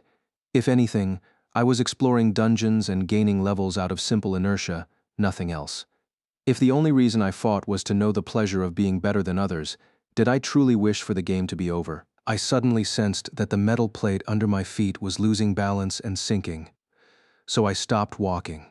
I gripped Asuna's hand harder, as though fighting to stay attached. I glanced at Asuna for an instant and saw her peering quizzically at me, her head tilted. I turned back to the ground and muttered more to myself than to her. No matter what happens, I'm going to send you back to the real world. This time, she squeezed my hand. We'll go back together. She smiled. We eventually reached the teleport gate square. Only a few players milled about, hunched over in the chill winds that suggested the coming of winter. I turned straight to Asuna. The warm light that shone from her powerful soul was meant to guide me. Asuna, I want to spend the night with you, I said unconsciously. I didn't want to be apart from her. I just faced the threat of death like never before, and that Paul was unlikely to leave my spine anytime soon. I would see them in my dreams tonight, if I slept at all, his madness, the stabbing sword, the feeling of my hand sinking into flesh. I was sure of that. Asuna looked at me wide-eyed, seemingly grasping the meaning of my statement, and eventually gave a small nod, her cheeks flushing. Asuna's apartment in Selmberg was just as luxurious on my second visit, and it had a welcoming warmth to it. The decorative objects placed here and there spoke highly of the owner's excellent taste, but when Asuna saw them, she stammered. Oh my gosh, it's such a mess. I haven't been home in a while. She giggled nervously and started stashing things away. I'll get started on dinner. You can read the newspaper or something. Okay. She removed her equipment and disappeared into the kitchen with an apron while I sank into the comfortable sofa. I picked up a large bundle of paper on top of the table. Calling it a newspaper was a bit disingenuous. It was really just a collection of stories cobbled together by players who made a living gathering information and selling it as news. But with no real form of entertainment in Aincrad, this was a precious bit of media, and more than a few players bought subscriptions. I picked up the 4-page paper, gazed absently at the front, then threw it aside in disgust. The front story was my duel with Heathcliff. Dual Blades wielder unveiled. Mercilessly crushed by Holy Sword, the headline screamed, with a helpful picture of me, taken with a special recording crystal, lying prostrate before the triumphant Heathcliff. All I'd done was help add another entry to his legend. On the other hand, if this cemented the public's opinion that I was no big deal, it would help deflect attention. I told myself. I flipped to the item marketplace listings, and eventually a fragrant smell wafted out of the kitchen. Dinner was steak from one of Aincrad's cattle-like monsters, topped with Asuna's special soy sauce. The meat itself wasn't a particularly high rank, as such things go, but the sauce did all the work. Asuna smiled as she watched me stuffing my face. After dinner, we sat facing each other on her sofas, drinking tea. She was being unusually talkative, rattling off her favorite weapon brands and places she'd like to sightsee on various floors of the castle. I mostly listened absent-mindedly, letting her do all the talking, but when Asuna suddenly fell silent, I couldn't help but be concerned. She stared down into her cup, as though looking for something in the tea, Her face was a steely mask, as if she were preparing for battle. "Hey, what's row?" She set her teacup down on the table with a clatter before I could finish. "Okay." Asuna braced herself and stood up. She walked over to the window, touched the wall to bring up the room options, and then immediately turned out the lanterns in the corners. The room was plunged into darkness. My search skill automatically blazed into life, switching my eyesight to night vision mode. Now the room was colored a faint blue, with Asuna shining brightly at the window, reflecting the lights of the town. I was confused but held my breath at the beauty of the sight. Her long hair looked dark blue in the gloom, and the slender white of her arms and legs extending from the tunic shone, as if they were producing the light by themselves. Asuna stood silently at the window. She was hunched over so I couldn't see her face. When she drew her left hand to her chest, she appeared to be grappling with some inner decision. Just when I was about to say something, to ask what was going on, she moved. With a small ping, she traced her finger in the air and drew open her status window. Her hands moved over the glowing purple options in the blue darkness. It seemed from here like she was manipulating her equipment, and in the next instant, the knee-high socks she was wearing disappeared without a sound, exposing the slender curves of her legs. Her fingers moved again. This time, her entire one-piece tunic was gone. My mouth dropped open, and my eyes were wide. She was wearing nothing but her underwear now. Tiny little slips of white cloth that barely covered her breasts and hips. "Jay, just don't stare, okay?" she stammered, her voice trembling, as if it was that easy to tear my eyes away. She crossed her arms in front of her body and fidgeted, but eventually looked up and gracefully lowered her arms. I felt a shock as though my soul had just escaped my body. Beauty wasn't the right word for it. Her smooth, shining skin was clad in particles of blue light. Her hair was the finest silk. The swelling of her breasts was more ample than it had originally seemed. The flesh of her slender hips and long legs was as tight as a wild animal's. Paradoxically, her curvature was so perfect that it couldn't have been rendered in any graphics engine. This was not a finely modeled 3D object. If anything, it was a sculpture that God himself had filled with a soul. Our bodies in SAO were semi-automatically generated with data the nerve gear gathered when we logged in and ran the calibration process for the very first time, given that it was nothing short of a miracle that such a beautiful body should exist in the game. I stared and stared at her half-naked figure, my mind blank. If she never got tired, put her hands back up, or spoke to me, I would have stared in silence for an entire hour. She looked down and blushed so hard that I could see it in the blue darkness. "Go on, you too, are you going to embarrass me?" Finally, at long last, I understood what Asuna was doing. When I'd told her that I wanted to spend the night together, she'd interpreted it beyond the literal meaning. The instant I realized what was happening, my mind fell into a deep panic. I'd just made the biggest mistake of my life.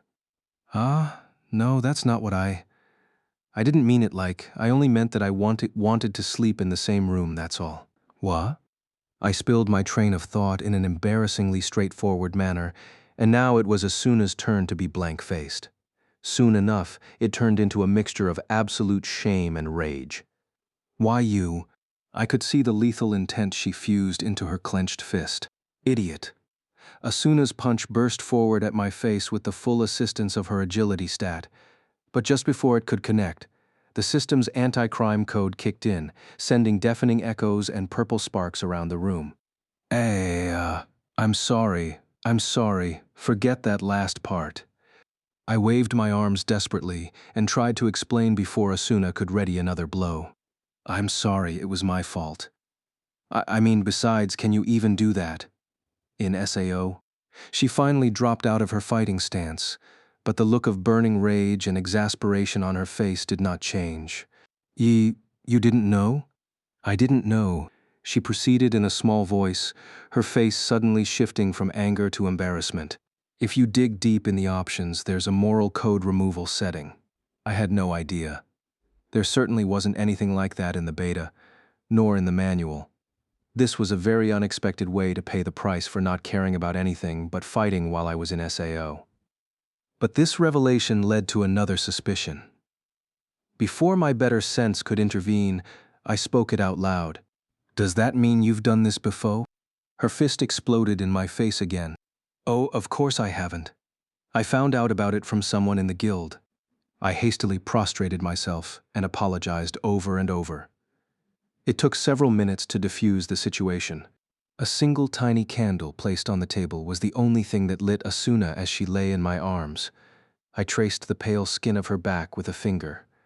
Just that warm, smooth sensation coming through my fingertips was pure intoxication. Asuna's eyes opened slightly, batted several times, and she smiled at me. "Sorry, did I wake you?" I was dreaming of the old world. It's weird." She rested her face against my chest, still smiling.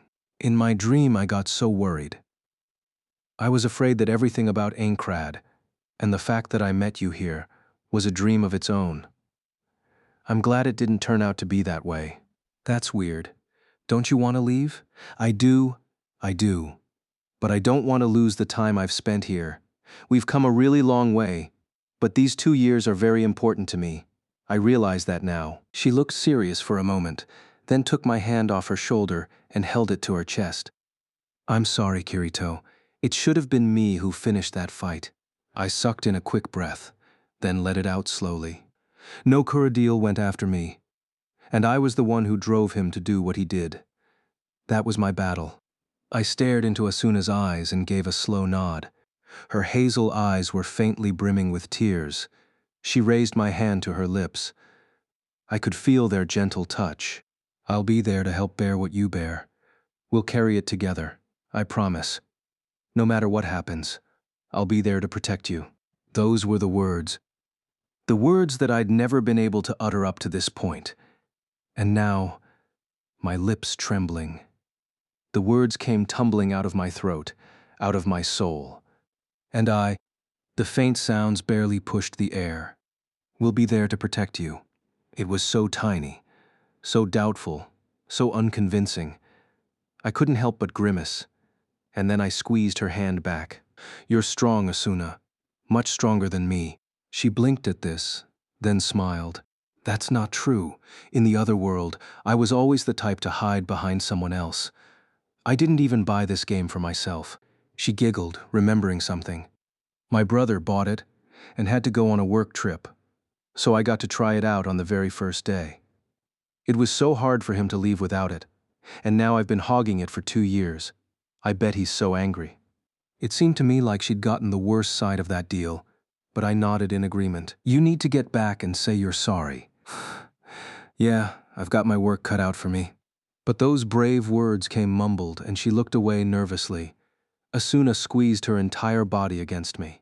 "Hey, Kirito, I realize this contradicts what I just said, but do you think maybe we should leave the front lines for a bit?" "Huh?"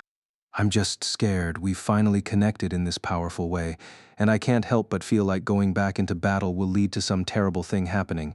Maybe I'm just tired of this." I brushed her hair with my fingers and was surprised to find myself agreeing with her.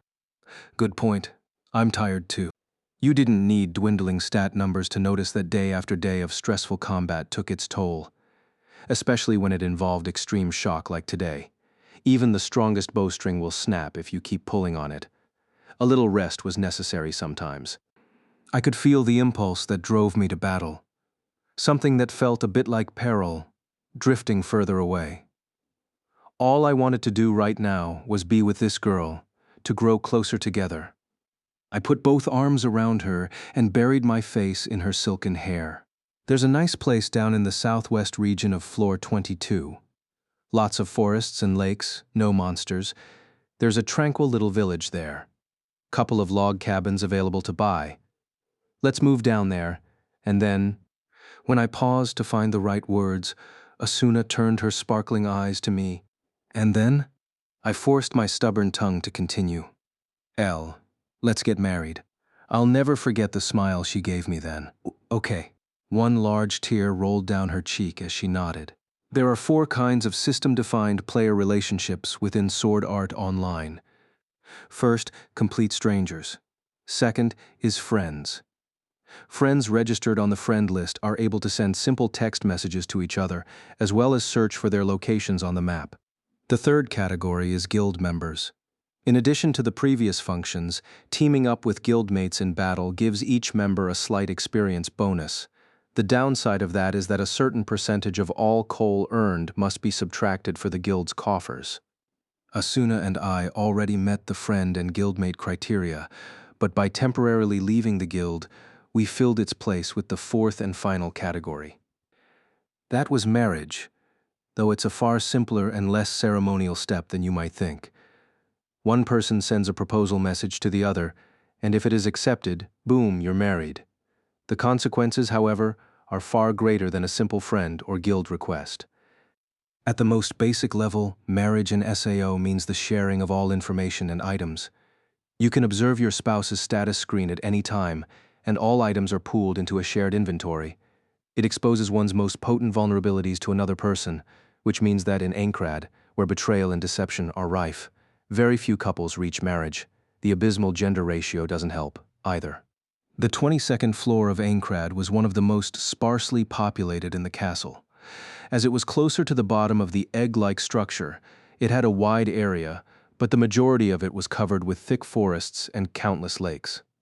The largest form of civilization to be found was a tiny village. There were no monsters in the wilderness, and the labyrinth was easy, so the entire floor had been cleared in just 3 days, and few players bothered to remember it. Asuna and I bought a little log cabin in the middle of the forest and settled in. Even a small house in SAO was no simple matter to purchase, however. Asuna offered to sell her apartment in Selmberg, but I strongly objected. It would have been an incredible waste to get rid of such a perfect place, so we raised the funds by selling off all of our rare valuables with Agil's help. Agil looked disappointed that we were leaving. He offered us the use of his upstairs at any time, but a general store was a rather unromantic place for a honeymoon. Plus, just the thought of the uproar that would ensue if word got out that a celebrity like Asuna was married gave me the chills. A lonely place like the 22nd floor would buy us plenty of time to relax in peace. Ooh, the view is nice. Asuna leaned out of the south-facing window in the bedroom. For what it was worth, the cabin only had 2 rooms.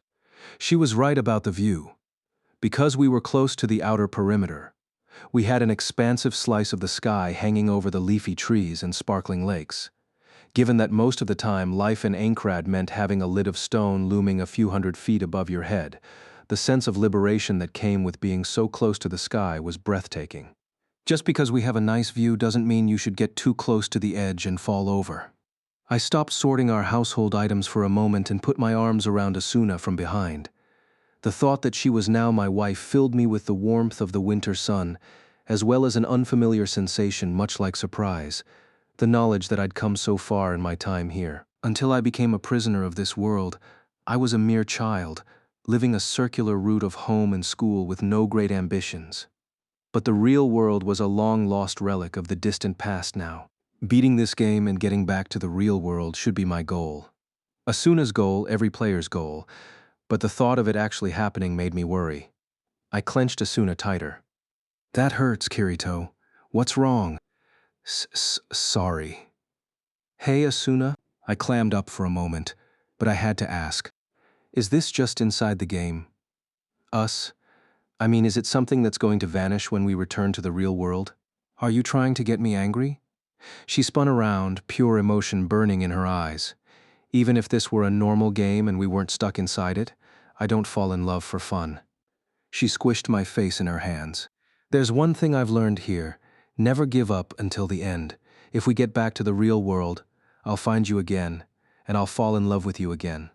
How many times had I been amazed at Asuna's strength? Or was it just a sign of how weak I was in comparison? In any case, I'd forgotten how good it could feel to rely on someone else, to let them be your support. I didn't know how long we'd be here, but hopefully, as long as we were away from battle. I let my mind wander, my arms full of gentle warmth and a sweet scent. The float sitting on the surface of the lake didn't even twitch. The more I watched the gentle light reflect off the still surface, the sleepier I felt. I yawned wide and pulled in the rod. The only thing at the end of the line was a sad silver hook. No sign of the bait that I'd placed on it. We'd been living on the 22nd floor for 10 days. I'd removed my two-handed sword skill from its slot.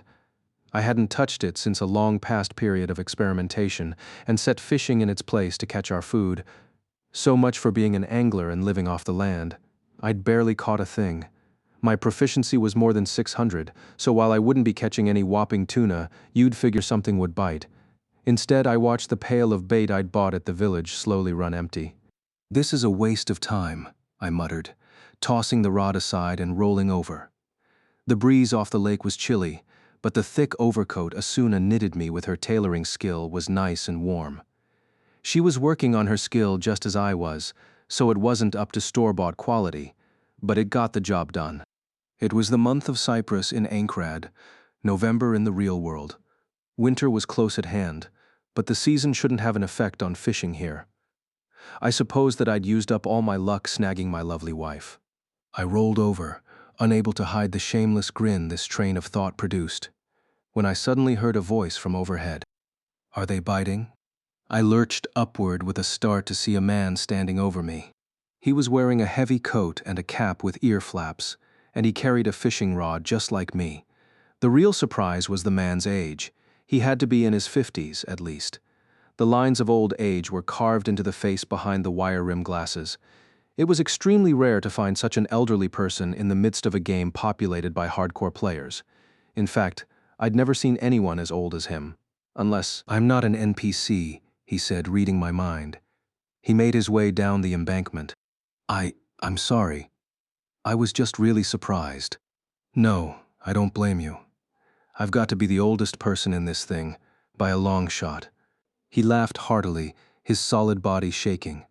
The man sat down next to me and pulled a bait box out of his waist pouch, fumbled with the pop-up menu, and attached the bait to his rod. "Name's Nishida. I'm a fisherman here. Before this, I was head of network security for a company called Toto Broadband. Sorry I can't give you my card." He laughed again. I had a feeling I knew why he was here. Toto Broadband was a network management company partnered with Argus. They were responsible for the network lines leading to SAO's servers. "My name's Kirito. I just moved down here from up above. Mr. Nishida, are you involved in maintaining SESO's connections?" I was the man in charge of that. "Yes," he nodded. I felt conflicted about this. He must have gotten trapped in this world just by doing his job. The bosses told me I didn't actually have to log in, but I'm the type who can't be satisfied unless I see my work with my own two eyes. Well, I sure paid a price for that one. He laughed again and cast his rod with magnificent expertise.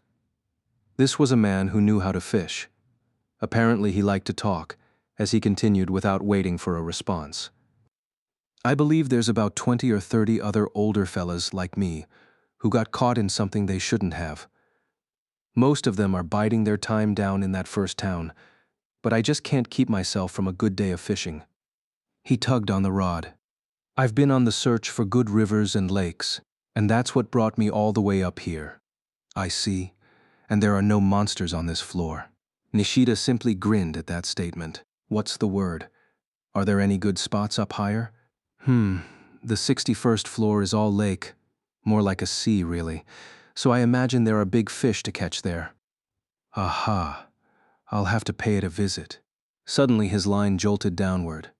Without missing a beat, Nishida tugged the rod up. Not only was he probably an adept fisherman in real life, but his fishing skill was likely through the roof. "Whoa, it's a big un." I leaped to my feet in a hurry, but Nishida calmly spun his rod and yanked a large, sparkling blue fish out of the water. It flopped around at his feet, then disappeared as it was automatically transferred to his inventory. "Nicely done." Nishida smiled shyly. "Nah, it's all just a numbers game here," he said, scratching his head. "The problem is I can catch 'em, but not cook 'em. I'd love to have some good sashimi, but there's no point without any soy sauce." "Ah, well." I hesitated. We'd moved down here to avoid attention, but I had a feeling this fellow was not interested in gossip. "I feel like I might have something that'll get the job done." "You don't say." Nishida's eyes flashed behind the lenses as he leaned forward. "Asuna was initially alarmed when I came home with a guest, but she soon recovered and gave him a smile. "Welcome home. Who is this?" "Ah, this is Mr. Nishida, a fisherman, and—" I turned to Nishida, unsure of how to introduce Asuna. She stepped right in and gave the elderly man another smile. "I'm Asuna, Kirito's wife. Welcome to our home." She gave him a crisp bow. Nishida's mouth dropped as he stared at her. She was wearing a plain skirt, hemp shirt, an apron, and a scarf, a far cry from her gallant Kobe uniform, but beautiful all the same. He snapped back to his senses after several blinks. "Oh, pardon me. I got lost for a moment there. My name is Nishida, and your hospitality is appreciated." He laughed and scratched his head. Asuna easily transformed Nishida's catch into dishes of sashimi and simmered fish. The scent of her fragrant soy sauce filled the room, and Nishida's nostrils flared widely as he sucked in the air. It tasted less like freshwater fish than a fatty, seasonal yellowtail.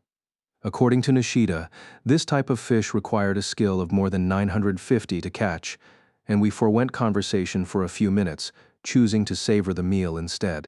Eventually all the dishes were picked clean, and Nishida gave a deep sigh of satisfaction, cup of hot tea in hand. "Ah, I needed that. Thank you for the meal. Never thought I'd see soy sauce in this place. Oh, it's homemade. Please take some."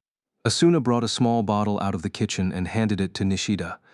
She wisely did not mention the ingredients. She smiled and thanked him in return for the fish. "Kirito's hardly brought me anything from the lake." I sipped my tea unhappily, the conversation's whipping boy. "The lakes around here are too hard to fish in." "Oh, I disagree. The only really tough spot is the big one, the one you were trying this afternoon."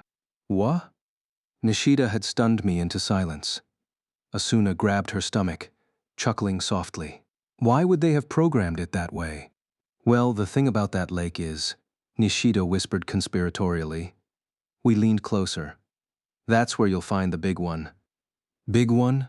we repeated simultaneously. Nishida pushed his glasses up and flashed us a confident grin. "At the tool shop in town, there's one type of bait that costs head and shoulders above the rest. I was curious, so I had the idea to try it out for myself." I swallowed, but I couldn't catch a thing with it. Tried it out all over the place, then it occurred to me that it was probably for the one lake tougher than all the others. "And did you catch something?" "I got a bite." He nodded, then looked disappointed, but I couldn't haul it in. Took my rod with him. I caught a glimpse of it, and it was bigger than big, no doubt about it. That thing is a monster in its own right. He extended his arms to indicate its size. Now I understood why Nishida had simply grinned at me when I told him there were no monsters on this floor. "Wow, I want to see it." Asuna said, her eyes sparkling. Nishida turned to give me an inquisitive look. "You confident in your strength stat, Kirito?" Well, confident enough? Then why not join me? I'll do everything to get a bite, and you can handle the heavy lifting." "Ah, you want to use the switch tactic with the fishing rod? Is that even possible?" I wondered. "Let's do it, Kirito. This sounds fun." Asuna bubbled, excitement in her eyes. She was always ready to try something new. I couldn't deny that my curiosity was piqued as well. "Shall we?" I asked.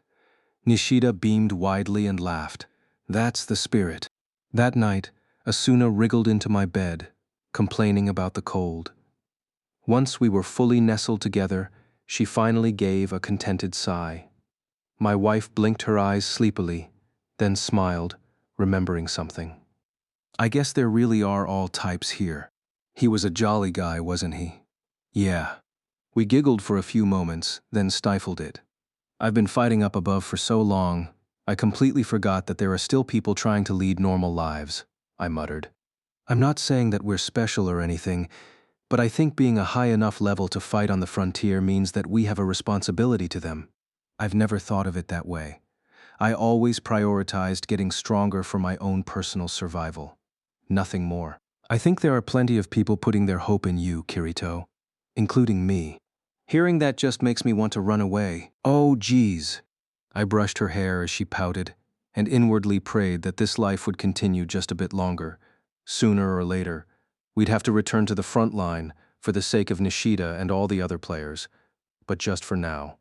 Agile and Klein had sent messages warning us of the difficulties in clearing the 75th floor. But in all honesty, my life here with Asuna was the most important thing to me.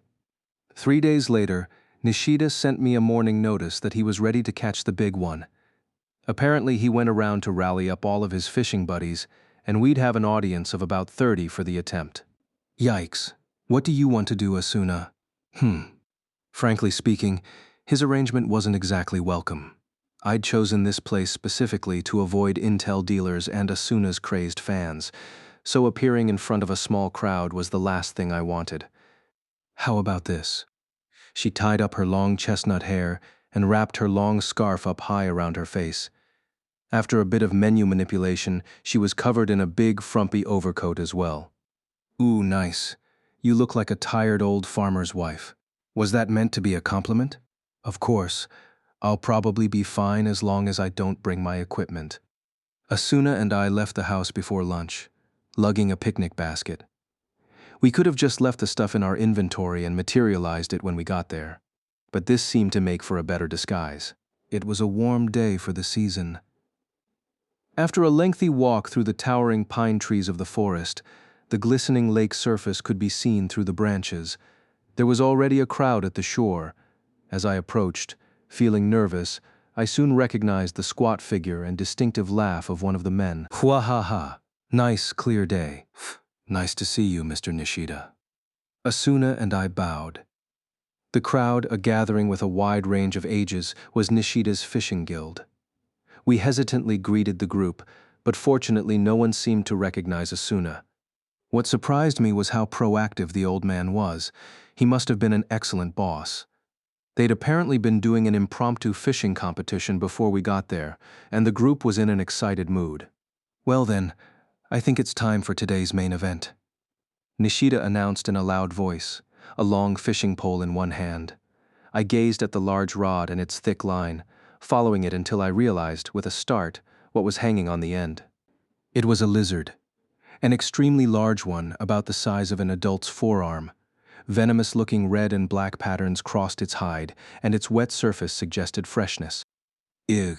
Asuna was late to notice the creature and stumbled back several steps, a grimace on her face. If this was the bait, there could be only one thing to catch.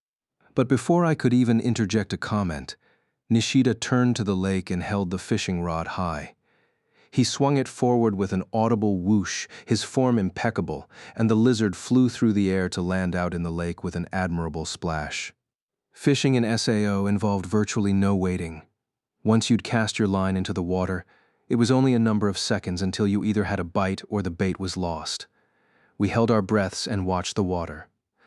Eventually the line twitched a few times. Nishida didn't budge an inch. I think it's coming, Mr. Nishida. Nope, not yet. The normally pleasant old man was staring intensely at the line, his eyes burning behind the glasses. He took in every minute vibration at the end of his rod. The end suddenly bowed much harder. Now, Nishida bent backward sharply, pulling the rod with his entire body. Even from the side, it was clear the line was absolutely taut, a loud twang for all to hear. I've got a bite. It's all up to you now. He handed me the rod, and I gave it a hesitant yank. It didn't budge. I might as well have been pulling on solid ground, just as I began wondering if this was an actual bite, and turned to look at Nishida. The line tugged downward with incredible force. Whoa. I dug both feet in hurriedly and pulled the rod back up. The physical force feedback the game ordinarily used was far weaker than what I was feeling now. Is it safe to pull with all I've got? I asked Nishida, concerned for the durability of the rod and line. They are the finest you can buy.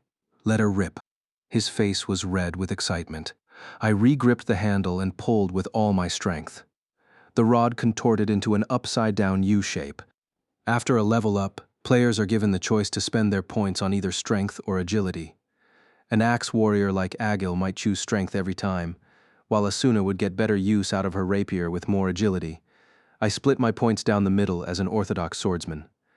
But when it came to personal preference, I leaned on the side of agility. Despite the lack of focus on strength, My level was apparently high enough to give me the advantage in this particular test. I dug my feet in and slowly backed up, steadily pulling the unseen quarry closer and closer to the surface. Oh, I saw it. Asuna jumped up and pointed over the water. I was well clear of the shoreline and leaning backward, so I was in no position to take a closer look. The other onlookers murmured and rushed to the water's edge, peering down into the water, which grew exponentially deeper away from the shore. I finally gave in to my curiosity and summoned all my strength to yank the rod upward. Suddenly, all the figures crowding around the water in front of me flinched. They all began to back up. What does it look like? Before I could finish, they all turned around and ran, full speed. Asuna passed me on the left, Nishida on the right, their faces pale. When I turned back to call to them, the weight suddenly lifted from my hands, and I fell backward onto my rear end. Damn. The line snapped. I thought. I tossed the pole aside and leaped to my feet to run to the water. The next moment, I saw the surface of the lake bulging upward, an enormous silver circle. What? I stood there, eyes and mouth gaping, until I heard Asuna's voice calling out from a distance. Kirito, watch out. I turned and saw that Asuna, Nishida, and all the others had retreated to the bank above the shore a considerable length away. I heard an enormous splash behind me and finally realized the gravity of the situation. An unpleasant foreboding itching at my skin, I turned around to the water again. The fish was standing. To be more accurate, the creature appeared to be more like a reptilian coelacanth, somewhere on the evolutionary link between fish and crocodile. Little waterfalls spilled over its scales, and 6 massive legs crushed the grass on the shoreline as it peered down at me. Peered down. The full height of the thing was well over 6 feet. Its mouth was located just higher than my head, and it seemed made for swallowing cows whole. A familiar lizard leg poked out of the corner. There was a basketball-size eye on either side of the ancient fish's head, and they looked into mine. A yellow cursor automatically appeared over the beast. Nishida had said that the big one in this lake was a monster in its own right. There were no rights about it. This was a monster, through and through. I took several steps backward, my smile twitching. Then I spun around and took off like a rabbit. The beast let out an earth-shaking roar, then barreled after me. I was practically flying through the air, every last point of my agility in use, and in a few seconds I had reached the others and was ready to argue. That's not fair. You can't run off without me. I don't think this is the right time for the blame game, Kirito. I turned back to see the giant fish charging after us. Its movement clumsy but fast enough. It's running over the land. Does it have lungs? Kirito, this is no time for idle contemplation. We gotta scram. Now Nishida was the one yelping in panic. Most of the crowd had frozen stock still, several of them collapsed on the ground. Do you have your weapons? Asuna asked close to my ear. She had a point. It would be incredibly difficult to lead all these people to safety. Sorry, I don't. Oh, fine then. Asuna shook her head, then turned to the giant-legged fish, which was nearly upon us. She opened her window with familiar ease. As Nishida and the other fishermen watched helplessly, Asuna ripped off her thick scarf and overcoat, her glimmering chestnut hair rippling in the breeze. Underneath the coat were a long green skirt and a plain hemp shirt, but her silver rapier sheath sparkled in the sun. Asuna drew her sword, proudly facing the oncoming monster. Next to me, Nishida finally realized what she was planning to do, and he grabbed my arm. Kirito, your wife is in terrible danger. It's fine, let her handle this. Have you lost your senses? If you won't help her, I will.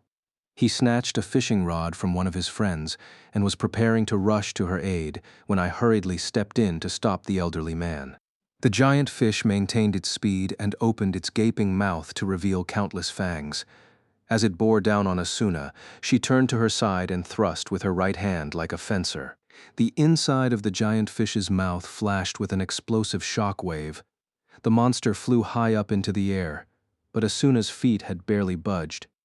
The sight of the monster itself was certainly intimidating, but my expectation was that its actual level was not very high. They wouldn't place a truly deadly monster down on such a low floor, and as part of an event dependent solely on your fishing skill, no less. If nothing else, SAO maintained a proper difficulty curve. Asuna's single blow had devastated the fish monster's HP bar. When it fell to earth with a deafening crash, she followed up with a speedy combination that lived up to her moniker. Nishida and the other fishermen could only stare in amazement as Asuna unleashed attack after deadly attack, her footwork almost a dance. But were they impressed by her strength or her beauty? Probably both. Asuna continued to dazzle the onlookers with her utter power until she noticed the creature's HP bar was in the red. Now she leaped gracefully backward and darted as she landed. She plunged directly into the creature, her entire body blazing like a comet. The top-level rapier skill, flashing penetrator. The comet burst through the fish from mouth to tail with a sonic boom, and as Asuna finally came to a stop well past the end of the monster, it separated into a mass of glowing pieces. A split second later, an ear-wrenching explosion sent waves across the lake. Asuna returned the rapier to its sheath with a ting, then began walking back toward us. Nishida and company were still frozen, mouths agape. "Hey, nice job. It's no fair leaving the heavy work up to me. You owe me a nice dinner or something." We share funds now, remember? Oh, right. We continued teasing each other until Nishida finally regained his senses, blinking rapidly. "Well, that was a surprise. Your wife is, quite powerful. Do you mind if I ask her level?" Asuna and I faced each other. This conversation could lead down a dangerous path. Forget about that. Look, we got an item from the fish." Asuna manipulated the window, and a shining silver fishing rod appeared. Given that it came from a unique boss monster, it was bound to be a rare prize not available for purchase elsewhere. "Oh, what's this?" Nishida took it, his eyes sparkling. All the others around him murmured in amazement. Just when I thought we might have distracted them. Are you Miss Asuna from the Knights of the Blood?" A younger fellow came forward a few steps and stared closely at Asuna. Recognition flooded his features. "Yes, I knew it. I've got a picture of you." Asuna gave him an uncomfortable smile and backed away. Now the murmuring in the crowd doubled in volume. "This is fantastic. I never thought I'd get to see you fight in person, see. Can I have an autograph?" He stopped suddenly, looking back and forth between Asuna and me.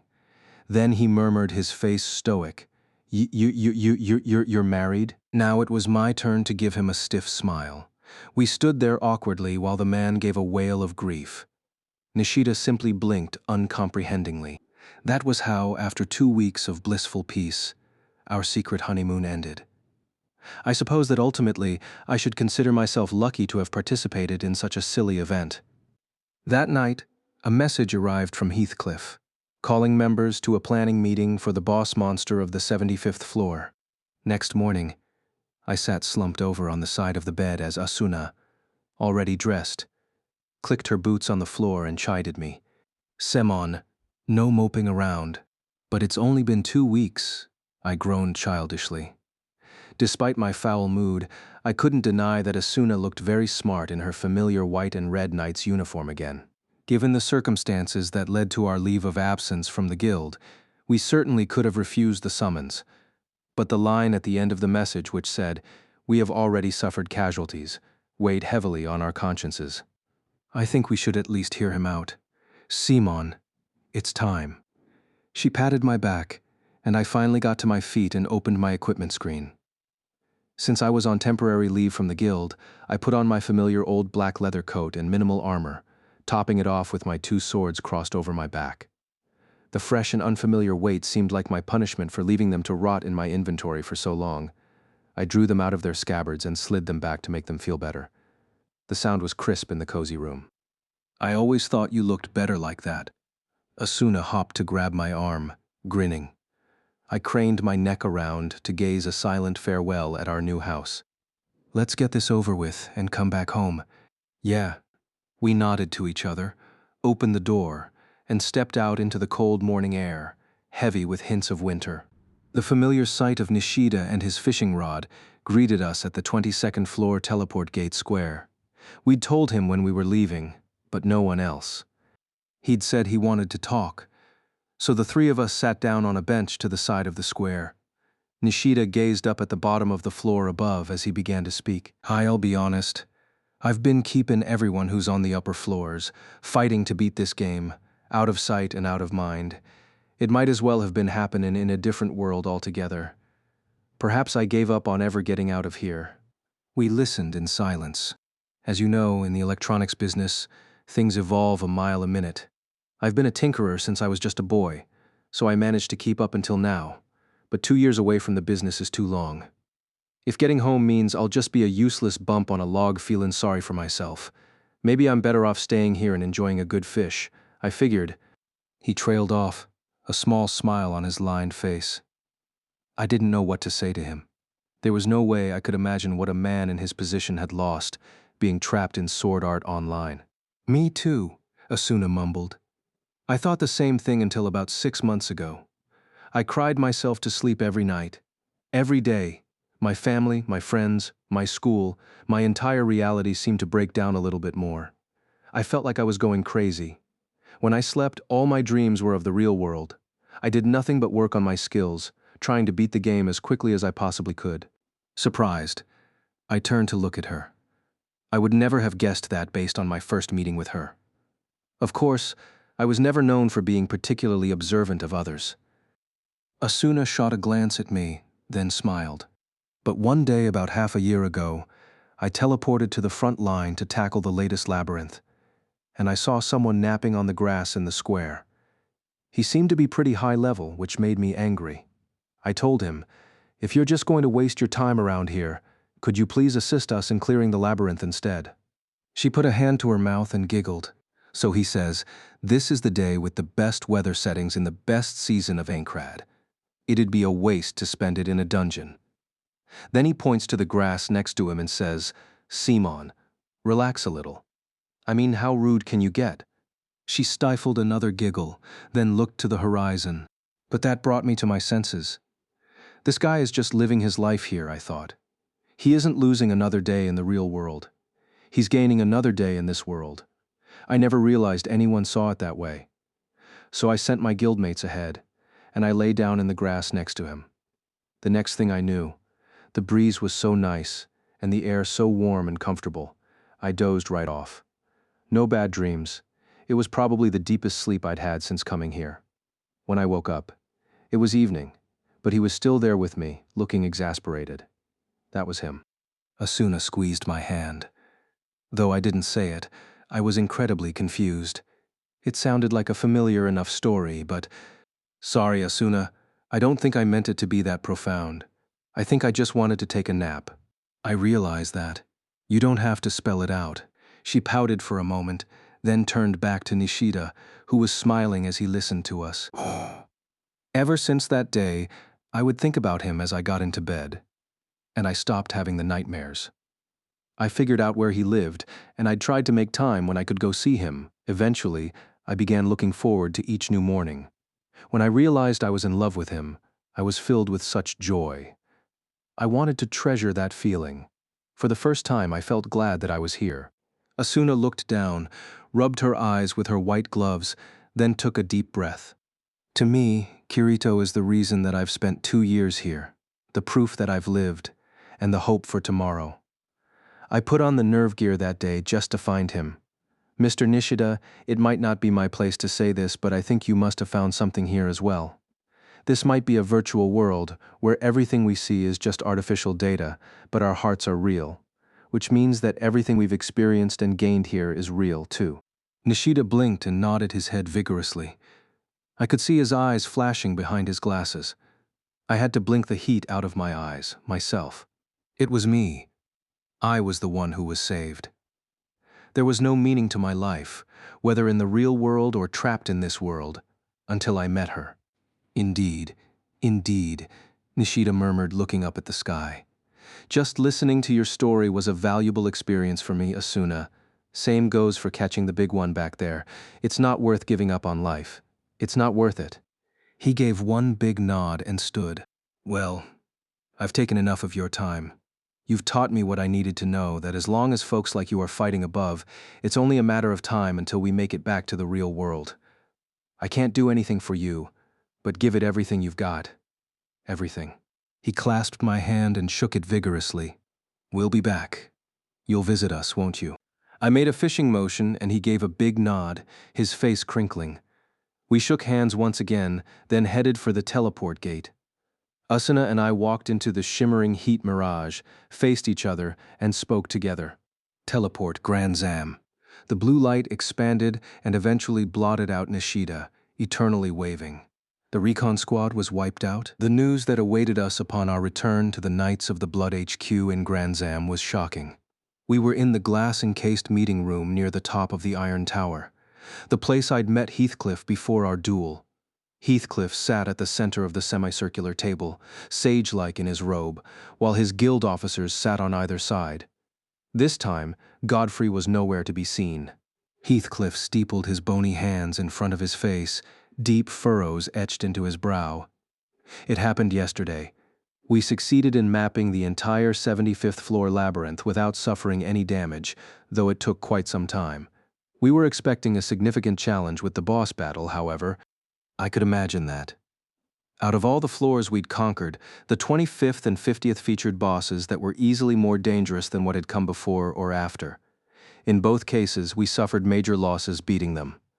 On the 25th floor, the two-headed giant monster wiped out the army's best and brightest, one of the biggest factors in their shift away from pushing the front line. On the 50th floor, the many-armed metal statue boss's onslaught was so fierce, many of the fighters teleported out to safety, devastating the strength of the remaining forces. If the backup squad had been any later to arrive, we'd likely all have been wiped out. It was the man in front of me who kept our flagging front line upright. If all the quarter points of the game featured such a powerful boss, we were bound to be facing a nightmare. So we sent a 20-man reconnaissance team from 5 guilds in. Heathcliff continued, his voice flat. I couldn't read the expression from his half-closed brass eyes. They took every precaution. 10 stayed back at the entrance to the boss lair, and when the other 10 reached the center of the room, right as the boss was about to appear, the door closed. What we know after that comes from the 10 in the rear guard. The door stayed shut for 5 minutes. Lockpicking skills and direct force had no effect. When it finally opened, Heathcliff's mouth tightened. He closed his eyes and continued. There was nothing inside the room. The 10 players and boss were gone. No signs of teleportation, no return. I had someone check the monument in Black Iron Palace, just to be sure. He shook his head rather than say the rest. Asuna sucked in a breath next to me, then let it out in a murmur. 10 people. How did that happen? Was it an anti-crystal zone? Heathcliff nodded at my question. That is my only conclusion. Asuna had reported that the 74th floor's chamber was the same way. We should assume that all boss lairs will be similarly equipped from now on. This is crazy, I sighed. If emergency escape was impossible, the number of players likely to die of unforeseen accidents would skyrocket. The entire point of clearing the game was to prevent people from dying, but beating the bosses was a necessary step. It's really starting to live up to that game of death billing. But that doesn't mean we can simply abandon our attempts to conquer it. Heathcliff closed his eyes and spoke softly but clearly. It would appear that this battle will make the use of crystals impossible, as well as remove the option of a simple retreat. That means we must bring as large a party as can be effectively controlled. I hope you understand that I did not wish to summon you from your honeymoon, but the circumstances require it. I shrugged. You'll have our help, but Asuna's safety is my very top priority. If the situation turns dangerous, I will put her well-being before the party's. A slight smile played over Heathcliff's lips. Those who work to protect something are strong in spirit and fiber. I look forward to your valor. The operation begins in 3 hours. Our planned party is 32 strong, including you. We meet at the 75th floor gate, dismissed. The red-clad paladin and his officers rose as one and left the room. 3 hours, what should we do? Asuna asked, resting on the side of the long metal table. I stared back at her, silent. Her slender limbs in that red and white battle outfit, her long, shining chestnut hair, her sparkling hazel eyes, she was a beautiful, priceless jewel. I kept staring at her until finally her pale cheeks took on a shade of red. What What is it? She laughed shyly.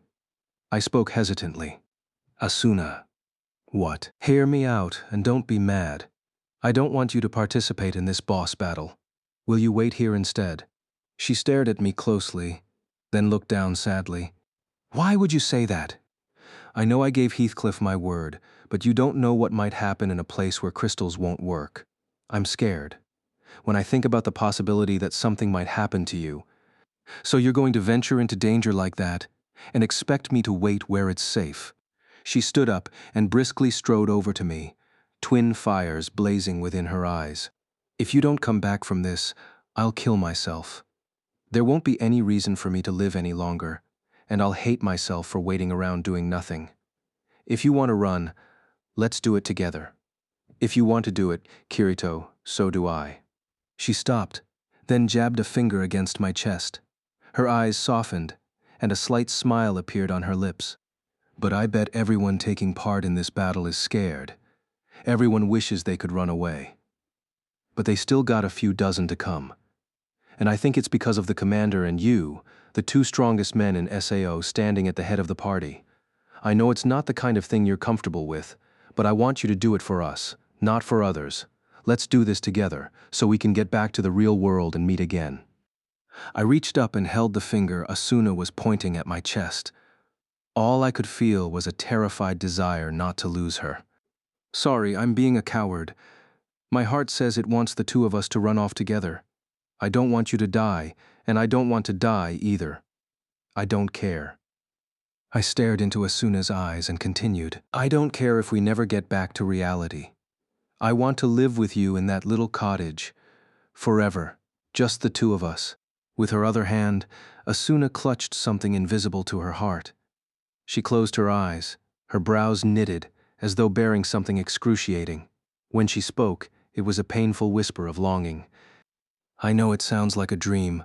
Wouldn't it be nice? Together every day forever. But she stopped, then bit her lip, cutting off that frail hope. She opened her eyes and looked at me, her face serious. Kirito, have you ever thought about what's happening to our real bodies? I was taken aback. It was something that every player wondered at times, but with no way to contact the real world, it was pointless to worry about. It hung over all of us like a vaguely looming cloud. We just chose not to stare it down. Do you remember when this whole game started? When Akihiko Kayaba gave his little tutorial, he said the nerve gear was designed to give you a 2-hour window without power. The purpose being to provide enough time for our bodies to be taken to a proper hospital. She nodded at my answer. So after a few days, pretty much everyone experienced an hour-long period of disconnection. I remembered that. I'd stared at the warning blaring in front of my eyes and wondered if my brain would be fried in just 2 hours' time. I think that was the point that every player was transferred to a hospital. I mean, few families can support a human being in a vegetative state at home for years at a time. I think we were taken to actual hospitals and then reconnected. Yeah, you might be right. If our bodies are just lying in hospital beds, hooked up to various cables, forcing us to live, I can't imagine that can last forever. I was suddenly hit with anxiety that my body was getting weaker and weaker. I hugged Asuna close, as though we could confirm our existence by simply touching. Meaning that whether we clear the game or not, there is a time limit that we'll all reach at some point. Yes, and it'll be different for everyone. It's taboo to talk about your old life here, so I've never said this to anyone, but you're different. I want to be with you for the rest of my life in the real world. I want to have a proper relationship, so we can really get married and grow old together. She couldn't finish. Asuna buried her face in my chest, sobbing uncontrollably. I rubbed her back slowly and finished her thought. So we have to fight now. The fear wasn't gone, but when Asuna was fighting against our fate, trying to keep herself together, I couldn't let fear cloud my judgment. It's okay. It's going to be okay. If we fight together. I squeezed Asuna harder, as though brushing away the chill I felt sneak into my chest. The gate square in Kalinia, the city on the 75th floor, was already full of high-level players who were likely in the raiding party. When Asuna and I stepped out of the gate and toward them, They all stopped talking and turned concerned gazes to us. Some of them even gave us the guild's special salute. I stopped and hesitated, but Asuna returned the salute with familiarity. She jabbed me in the ribs. Simon Kirito. You're one of the leaders, so greet the team. What? I gave an awkward salute.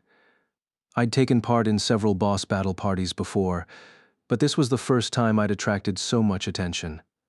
Yo. I felt a pat on my shoulder and turned around to see Klein with his familiar katana and ugly bandana. More surprising was the figure next to him. Large, heavy, agile, axe at the ready. You guys are doing this too? Don't act so surprised. Agile called out, aggrieved. I heard this battle was supposed to be a tough one, so I nobly set my business aside to participate. If you can't appreciate my selfless gesture. He rattled on exaggeratedly. I patted Agile on the arm.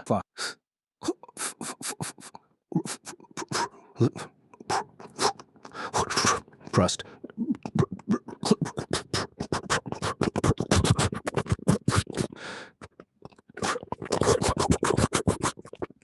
Trust me.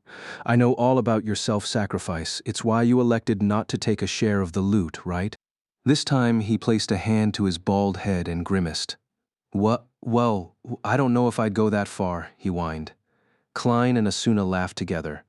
The laughter spread to the other players, and suddenly the group's nerves had eased a bit. At 1 o'clock on the dot, a number of new players emerged from the gate. Heathcliff was outfitted with his red cape and crucifix shield, joined by the other Kobe elite. Upon their appearance, the tension returned to the rest of the group. In terms of level alone, Heathcliff was probably the only one who outranked Asuna and me. But it was hard not to be impressed by the guild's sense of unity. Outside of the red and white colors, their equipment was varied, but the group aura they exuded was far stronger than the army's. The paladin and his 4 followers crossed through the group and walked toward us. Klein and Agil took several steps back, as though rebuffed by their personal force, but Asuna returned the salute coolly. Heathcliff stopped and gave us a nod, then turned to address the entire gathering. It seems we're all here. Thank you for coming. I believe you are all aware of the stakes. It will be a terrible battle, but I believe in your ability to emerge victorious for the day of liberation. With a powerful cry, the entire group echoed his enthusiasm. His magnetic charisma left me speechless. Hardcore gamers typically trended toward the antisocial and uncooperative, so it was a surprise to see one display such leadership. Or was it this world that brought that quality out of him? Heathcliff turned to me, as though sensing my gaze, and gave me a slight grin. I need your help today, Kirito. Put your dual blades to the test. I didn't sense a hint of desperation or tension in his soft voice. Only a man with nerves of steel could face the upcoming battle with such confidence. I nodded silently. Heathcliff turned back to the group again and raised a hand. Let's get going. I'm opening a corridor to the spot right in front of the enemy's lair. He pulled a dark blue crystal out of his waist pouch, and a murmur ran through the crowd. Normal teleport crystals transported the user to the floor of his or her choosing, but Heathcliff's corridor crystal was an exceedingly useful version that temporarily opened an entire teleport gate, offering access to the specified location to anyone who wanted to use it. The downside to that utility was its rarity, and the crystal wasn't available to buy at NPC shops. It had to be found in labyrinth treasure chests or looted from powerful monsters. So few players even wanted to use them, if they were lucky enough to get their hands on one. In fact, the murmuring of the players was not so much excitement over the glimpse of such a rare item, but rather surprise that he'd actually use one. Seemingly unaware of the stir he'd raised, Heathcliff raised the crystal high and called out, "Corridor open." The exceedingly valuable crystal crumbled instantly, and a flickering portal of blue light appeared before him. "Follow me, everyone." He turned to look over the group, then whirled his red cape and stepped into the light. For an instant he flashed blindingly, then disappeared. Seconds later, the 4 KOB members followed him. Over time, the gathering in the square had grown to a considerable number. Perhaps they'd arrived to see us off, knowing that we were about to tackle a boss. Cheers of encouragement rose as the swordsmen trickled through the new teleport gate, one after the other. Finally, only Asuna and I were left. We nodded to each other. held hands, then stepped into the vortex of light together. Teleporting always left me a bit dizzy. When I was able to open my eyes, I was inside the labyrinth, in a wide hallway. Thick pillars lined the walls, and a giant door was visible at the end. The 75th floor labyrinth was made of a material like obsidian, but with a very faint hint of translucence. Unlike the rough-hewn nature of the lower-level labyrinths, the black stone here was polished like a mirror and placed at perfectly straight angles. The air was chilly and damp, and a faint mist trailed over the floor. Next to me, Asuna wrapped her arms around herself, feeling the chill. "I don't like the look of this." "Nope." I nodded. In the 2 years leading up to today, we'd conquered 74 bosses. With that much experience, you learn to gauge the strength of the foes by the look of their lairs. Around us, the 30 other players were bunched into groups of 2 or 3, their windows open. They were checking their equipment and items, but they all looked tense. I walked Asuna over to one of the pillars and put an arm around her frail body. I could feel my nerves working before the battle. My body trembled with anxiety. "It's going to be okay," Asuna whispered into my ear. "I'm going to watch over you." "That's not what I'm." He. She gave a little smile and continued, "And you can watch over me." "Yeah, you bet."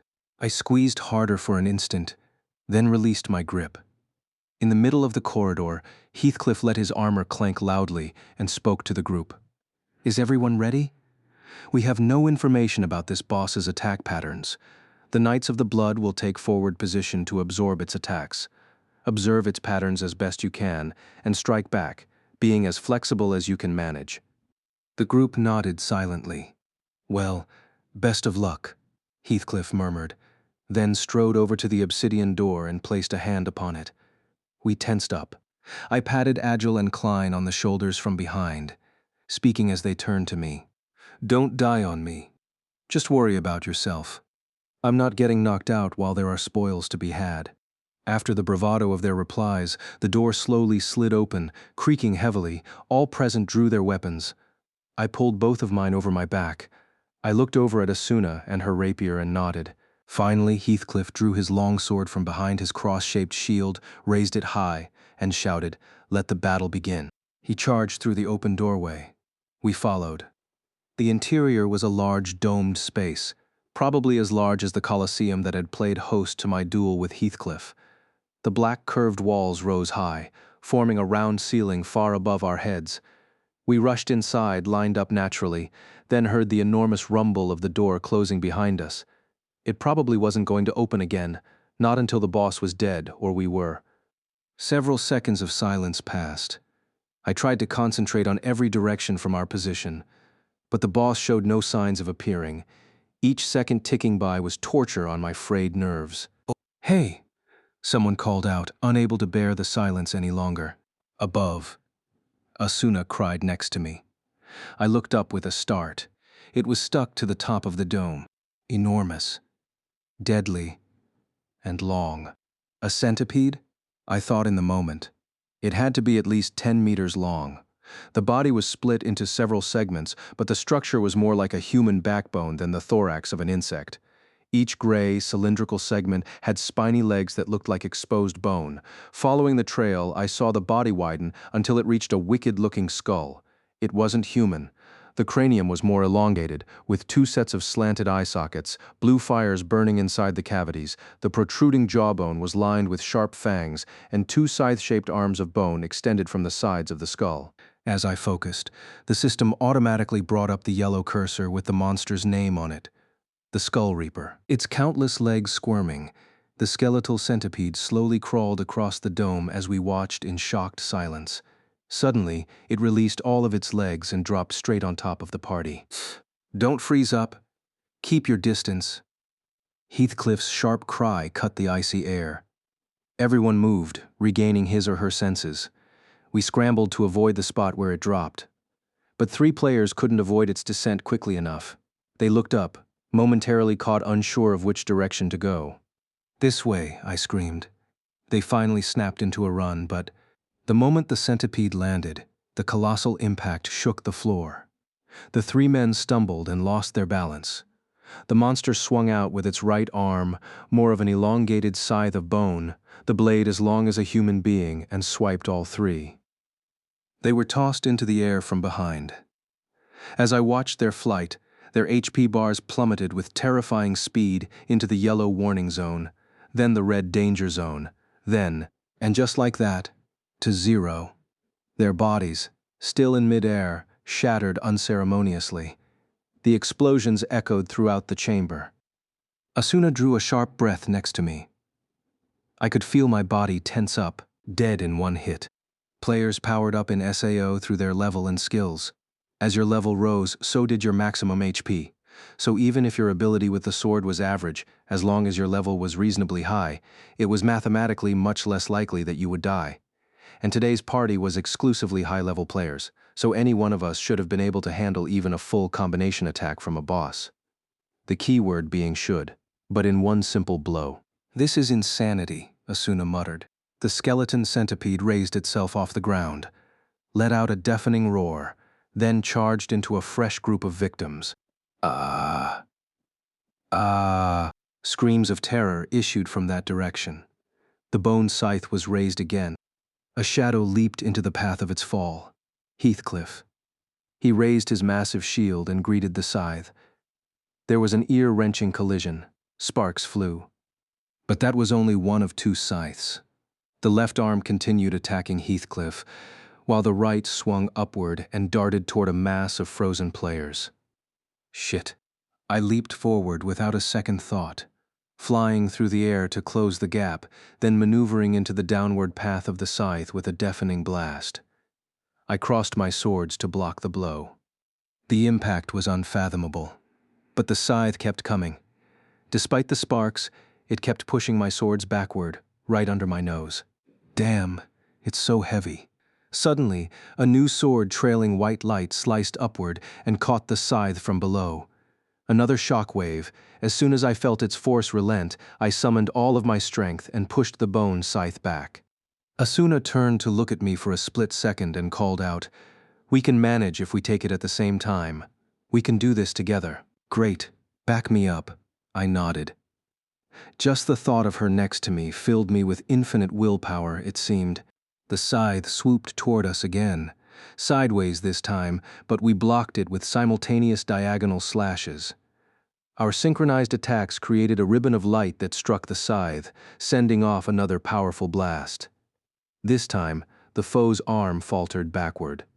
I raised my voice to shout above the din. "We'll stop its scythe. You attack it from the flanks." That command seemed to snap the group's paralysis. The others raised brave cheers and plunged into the Skull Reaper's body, weapons raised. Multiple attacks struck the foe solidly, and for the first time I saw its HP bar dip slightly. In just a moment, screams arose. When I had the time between scythe strikes to see, I noticed a long spear-like bone at the centipede's tail, throwing more human figures into the air. Damn! I gritted my teeth. Asuna and I were trying to hold down the right scythe, Heathcliff the left, but we couldn't last much longer. "Kirito."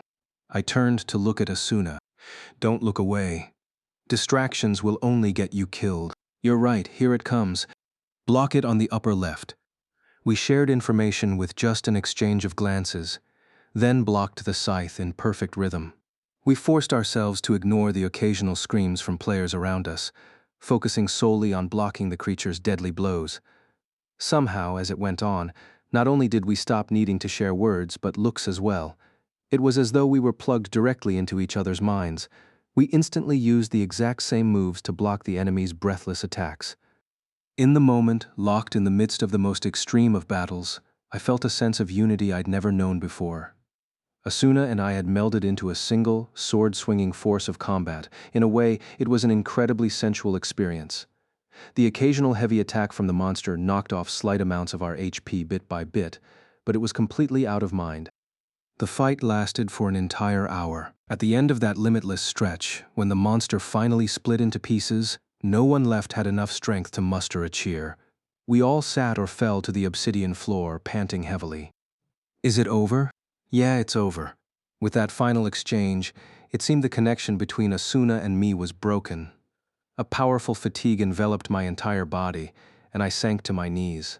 We sat back to back, unable to move. We had both survived, though these were not circumstances for open celebration. A dear price had been paid this day.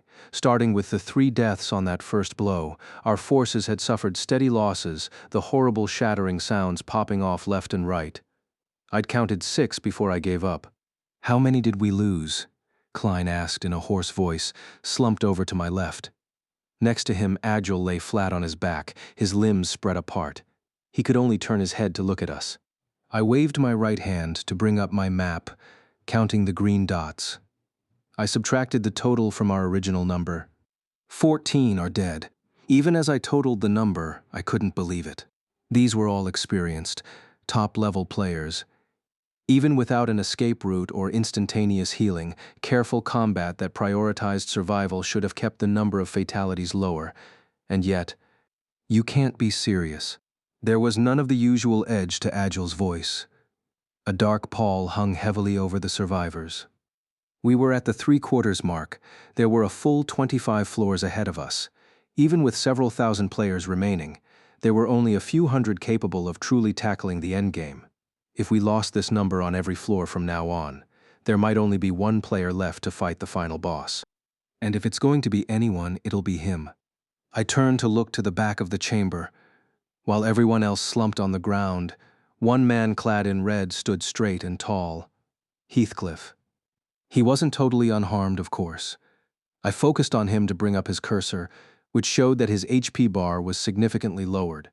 It had taken everything Asuna, and I had to continue blocking one of those giant scythes, and he'd managed the other all on his own. Numerical damage aside, the mental fatigue alone should have been enough to knock him down. But his proud, calm bearing showed not the slightest hint of exhaustion. He was unbelievably tough, like a machine, a battle machine with a perpetual engine. I continued gazing blearily at Heathcliff's profile, my mind hazy with fatigue. The living legend's face stayed calm. He silently stared down at the KOB members and others who lay on the floor. His gaze was full of warmth and compassion, just like he was watching little mice, playing in a cleverly constructed cage. I felt a tremendous chill race through my entire body. My mind raced into motion. Everything froze, from my fingertips to the center of my brain. A premonition had awoken inside of me. The tiny seed of possibility grew and grew, sending out roots of doubt.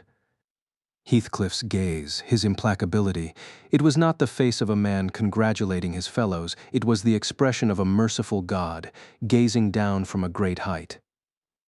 I suddenly remembered the incredible reaction time he'd exhibited during our duel. It surpassed the speed of humanity. No, let me rephrase, it surpassed the maximum speed SAO allowed its players to move. Not to mention his regular attitude. He was the leader of the strongest guild in the game, but he never gave orders. He let other players handle all matters and chose to observe. What if that wasn't a sign of trust in his subordinates, but the self-control not to act on things that other players could not know? Someone unbound by the rules of this game of death, but not an NPC. No program could create that merciful expression. If he wasn't an NPC or an ordinary player, that left only one possibility. But how could I confirm it? There was no way. Except there was one available right now, and only now. I checked Heathcliff's HP. It was quite diminished after the excruciating battle, but still not to the halfway point. In fact, it was just barely still in the blue. This was a man who had never once fallen into the yellow zone. He possessed an insurmountable defense. The only time I'd seen Heathcliff's expression change during our duel was when I was about to knock his HP under 50%. But it wasn't being knocked into the yellow zone that he was afraid of. No, it was more likely. I slowly gripped my right sword. Gradually, ever so gradually, I drew my right foot back. I lowered my waist, assuming the position for a low-altitude dash. Heathcliff hadn't noticed me. His calm gaze was trained only on his battered guildmates. If my guess was completely wrong, I would instantly be labeled a criminal player and suffer extreme punishment. Sorry if it comes to that. I looked at Asuna, crouched next to me. She looked up at the same time, and our eyes met. "Kirito," She looked startled, but she only mouthed the words. It was too late. My right leg was already pouncing. I crossed the 30 feet to Heathcliff in an instant, low to the ground, then burst upward, twisting my right thrust. Rage Spike, a basic one-handed charge attack. It was weak and wouldn't come close to killing Heathcliff if it hit, but it would serve to prove my suspicions. Heathcliff didn't fail to notice the sweep of pale blue that approached from his left, and I saw his eyes widen with shock. He abruptly raised his left hand, trying to block with his shield. But I'd seen that habit several times during our duel. My blazing sword angled sharply in midair, clipping the hilt of the shield and striking an invisible wall just before it hit Heathcliff's chest. I felt a powerful impact travel up my arm. Purple sparks shot everywhere, and the space between was similarly purple, the color of all system messages. Immortal Object, a system designation that was not afforded to human players, frail and limited that we were. This is what Heathcliff was afraid of during our duel, the possibility that his so-called divine protection would be exposed for what it really was. Kirito, what in the... Asuna started to shout in surprise as she chased after me, then stopped short when she saw the message. Heathcliff, Klein, the other players, no one moved. The system message blinked out in the silence.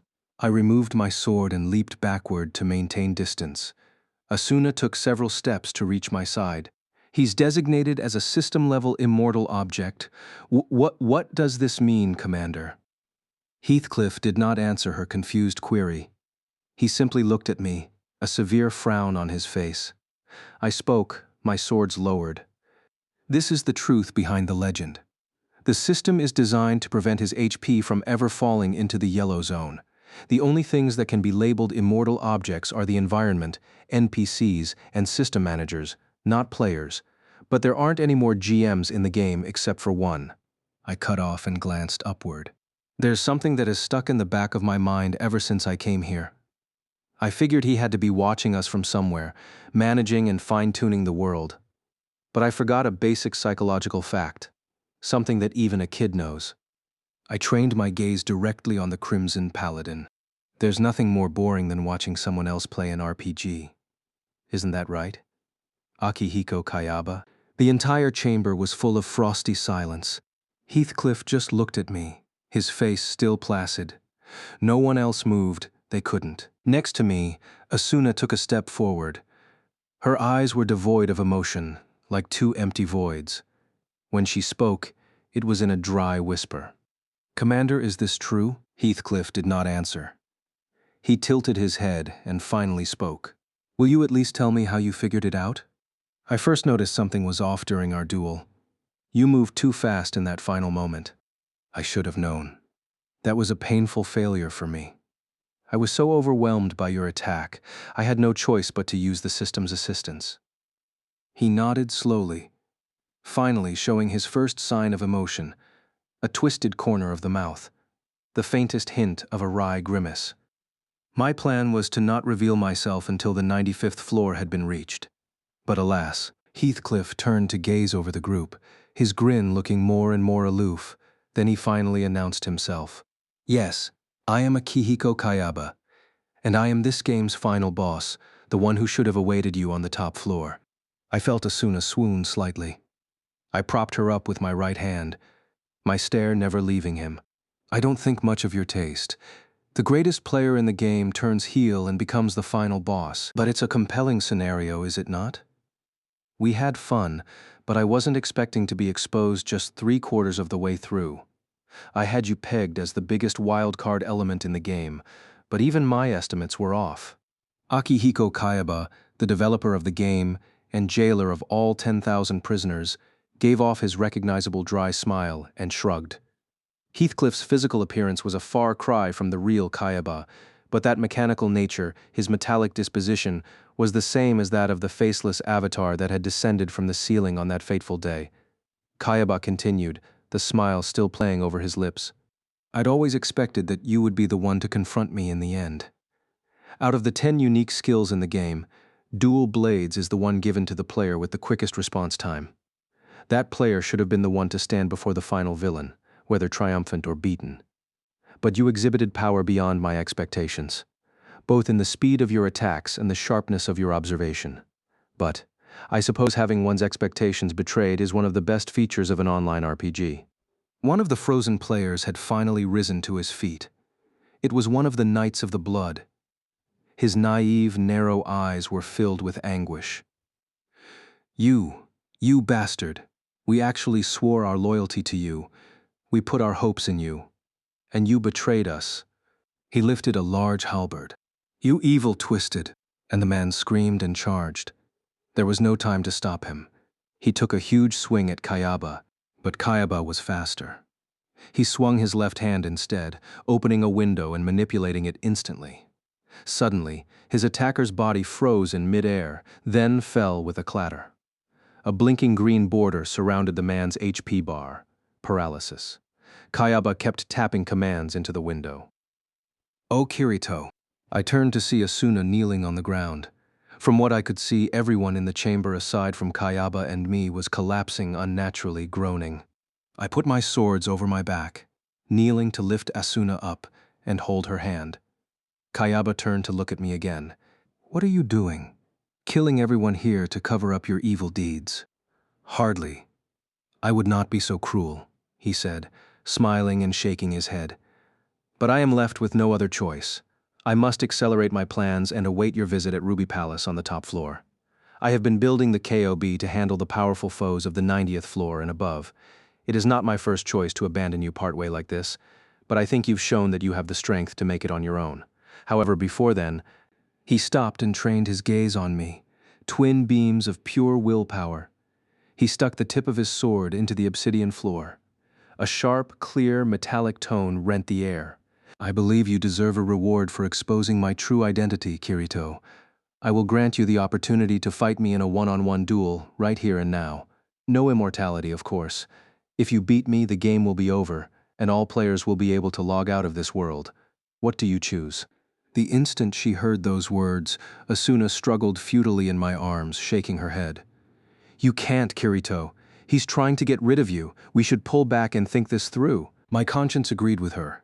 He was a game manager, able to bend the system to his will. He might claim a fair battle, but there was no telling what he might do. The best choice here was clearly to retreat, share opinions, and come up with a plan. But what did he say? He built the KOB. We could make it on our own. "You sick bastard," I muttered before I knew what I was doing. He had kidnapped 10,000 people, fried the brains of 2/5 of them, and watched in person as we struggled, ignorant and helpless, to play along with his own pet narrative. There could be no greater enjoyment for a game master. I thought back to Asuna's past as described down on the 22nd floor. I remembered her tears as she clung to me. How could I stand before the man who created this world for his own pleasure, who had ripped Asuna's heart to shreds over and over, and simply back down? "All right, let's settle this." I nodded slowly. "Kirito," Asuna screamed. I looked down at her. It felt like I'd been shot through the chest to do this, but I forced a smile all the same. "I'm sorry, but this has to be it. There's no turning back now." Asuna opened her lips, about to say something, then stopped and gave me a desperate smile. Tears trailed down her cheeks. "You aren't going to die, are you?" "Nope, I'm going to win.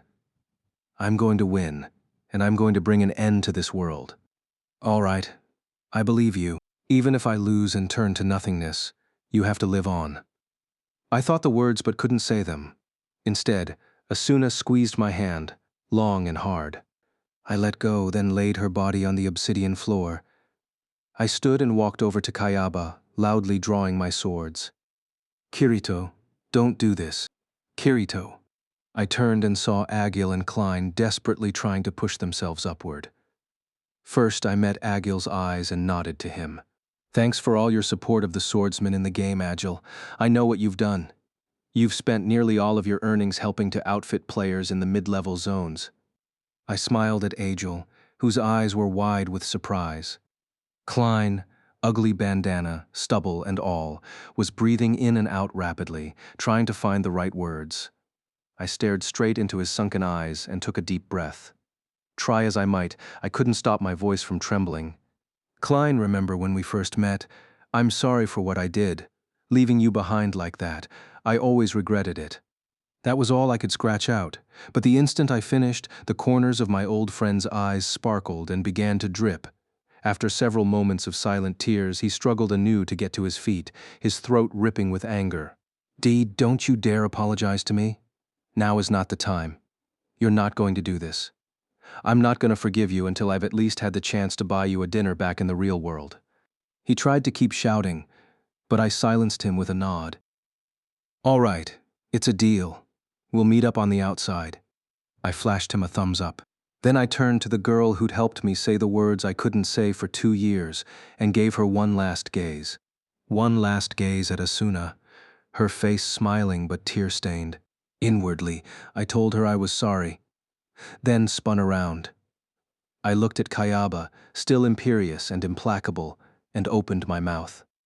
I have just one request, and that is, I don't intend to go down easily, but if I do die, ensure that Asuna can't commit suicide right away. He raised an eyebrow in surprise, but nodded assent. Very well. I'll see to it that she cannot leave Selmberg. Kirito, you can't. No, you can't do this.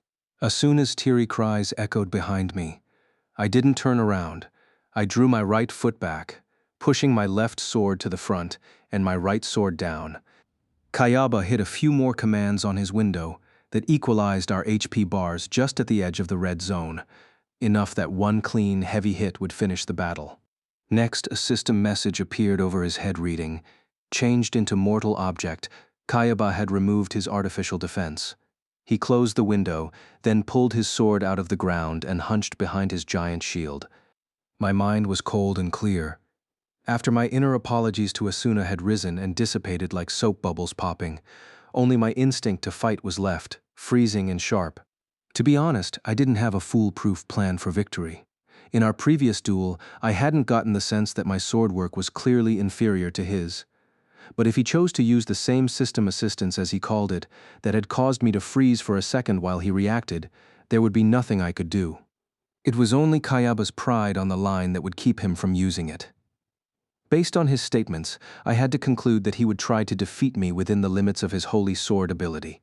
My only hope for survival was to catch him off guard and finish the fight quickly. The tension rose between us. Even the air seemed to tremble with the weight of the situation. This wasn't a duel. It was a fight to kill. That's right, I was going to kill you. I spat, charging forward. I brought my right sword in for a long horizontal swipe. With his left hand on the shield, Kayaba blocked it easily. Sparks flew, illuminating our faces for an instant. As though the sound of metal clashing was the opening bell of our fight, we instantly accelerated into a full-blown sword battle. Out of the countless fights I'd experienced in this world, this was the most irregular, the most human. We'd both exposed our secrets to the other before. My dual blade skill was Kayaba's design, so I had to assume that he knew all of my combos. It certainly explained how he'd stopped all of my attacks in the previous duel. I didn't use any of the system's combination attacks. I swung my swords freely, using only my instincts. I wasn't getting any help from the game, but it seemed like my accelerated consciousness made my every move much faster than normal. Even my eyes couldn't keep up with the speed, my swords waving into afterimages, 1, 5, 10, 20. But Kayaba deflected each of my blows with easy precision.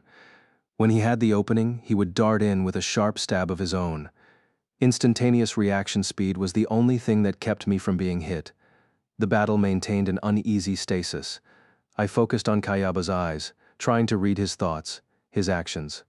Our gazes met. Kayaba's, Heathcliff's brass eyes stayed chilly. That hint of humanity I'd witnessed in our public duel was nowhere to be seen. I suddenly felt a slight chill run down my back. I was facing a man who had slaughtered 4,000 people. Was that even humanly possible? 4,000 deaths, 4,000 voices of vengeance. No man who can live with that much weight over his head can be human. He's a monster. Rah! I roared, trying to banish the tiny inkling of fear blooming in my heart. I whipped my arms around even faster, striking multiple times a second, but Kayaba never blinked. He wielded his shield and longsword faster than the eye could follow, perfectly blocking each and every blow. Is he just toying with me? The fear soon turned to panic. If Kayaba was able to defend every single blow, he must have the ability to strike back and deliver a critical hit at any moment. Doubt clouded my heart. He didn't even need the system's assistance. Shit. In that case, how about this? I switched tactics, unleashing the dual blade's highest skill, the Eclipse. My sword edges bore down on Kayaba with ultra speed, flashing in all directions like a solar corona. 27 consecutive strikes. But Kayaba was simply waiting for me to fall into the system's pre-programmed combination. For the first time, his mouth displayed signs of emotion, but unlike our last fight, this was a smile of certain victory. After the first few swings of the combo, I realized my mistake. At the very end, I'd relied on the system for help, rather than my own instincts. I couldn't break out of the combo partway, it would freeze me momentarily. But Kayaba knew each and every attack in this string. As blow after blow was parried easily by Kayaba's crucifix shield, the only thing I could do was breathe a silent apology. I'm sorry, Asuna. At least I know you'll still be alive. The 27th and final left thrust struck the center of the shield in a shower of sparks. The next instant, the sword in my left hand gave a metallic screech and shattered into pieces. Farewell, Kirito. Kayaba's longsword was held high over my head, glowing crimson. It swung downward, a blur the color of blood. In that instant, a voice loud and fierce echoed inside my head. I'm going to watch over you. With incredible speed, a human blur darted between Kayaba's glowing blade and me. Chestnut hair flipped through the air. Asuna. Why? She should have been paralyzed by the game system itself.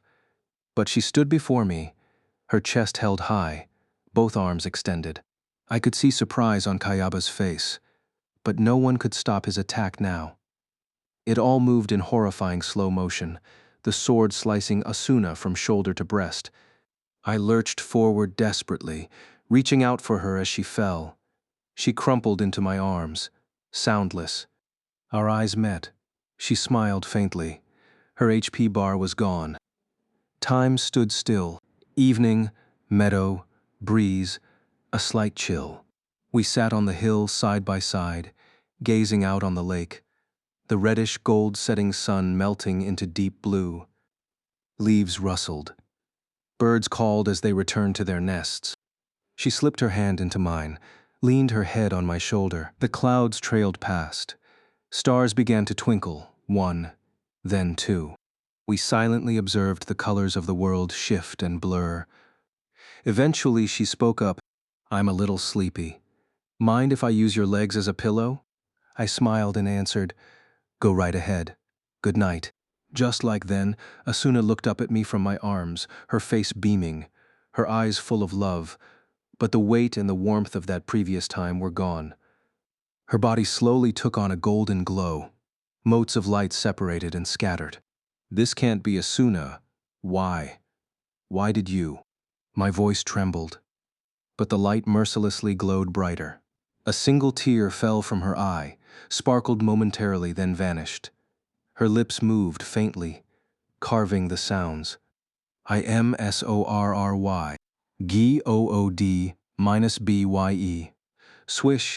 The light in my arms flashed, then burst, countless golden feathers floating through the air. And then she was gone. I scrambled to regain the floating lights, a voiceless scream ripping my throat. But the golden feathers blew away, as though on a gust of wind, spreading out, evaporating, disappearing, forever.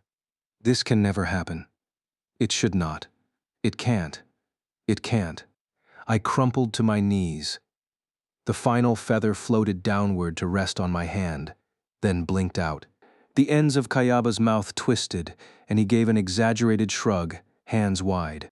That was a surprise. Almost like a story event in a single-player RPG, isn't it?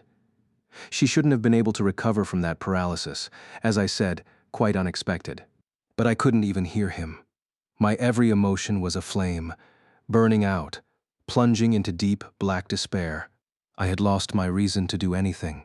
Fighting in this virtual world, returning to the real world, continuing on with my life, it was all meaningless.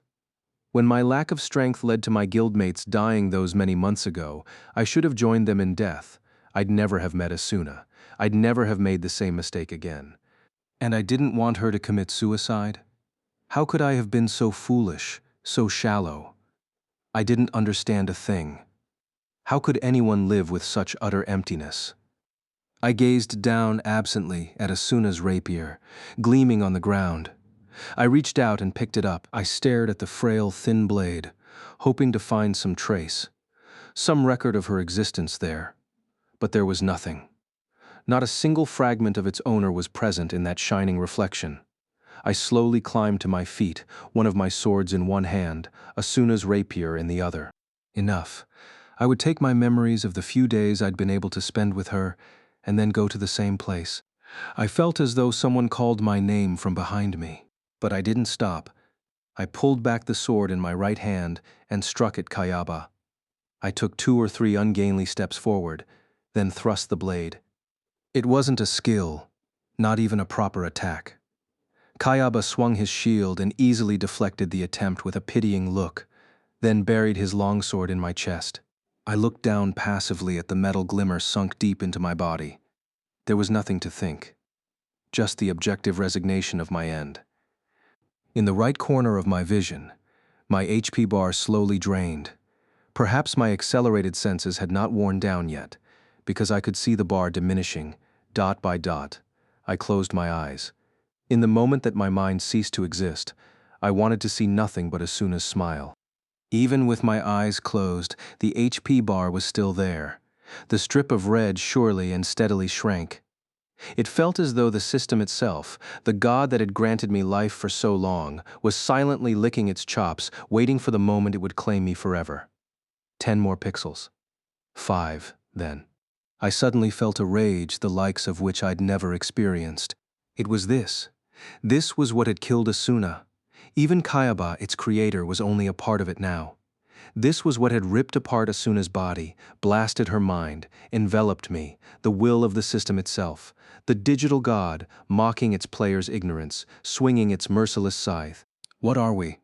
Foolish puppets, dancing on the unreachable strings of the SAO system. If the system says yes, we survive, and if it says no, we perish. Is that all we are? My HP bar ran out, as if to laugh at my helpless rage. A small purple message appeared front and center. You are dead. God had spoken. A powerful chill ran through my body. Sensation faded. I could feel countless lines of code setting me free, slicing me into pieces, preparing to feast. The chill rose from my spine to my neck, then flooded into my head. The nerves of my skin, sound, light, everything grew further away. My body was dissolving, turning into polygonal shards, dispersing. But I wasn't going to play along. I opened my eyes. I could see. I could still see. In fact, I could see the look of shock on Kayaba's face, his hand still gripping the sword in my chest. Perhaps my senses had accelerated again, and the instantaneous process of my avatar exploding was happening in extreme slow motion. The contours of my body were already softening, dots of light spilling off and blinking out here and there. But I still existed. I was still alive. Rah! I screamed. I screamed and resisted, against the system, against the absolute. Asuna, spoiled and lonely Asuna, had wrung out every last ounce of willpower to beat that irreversible paralysis and thrown herself before a strike that couldn't be blocked. Just to save me.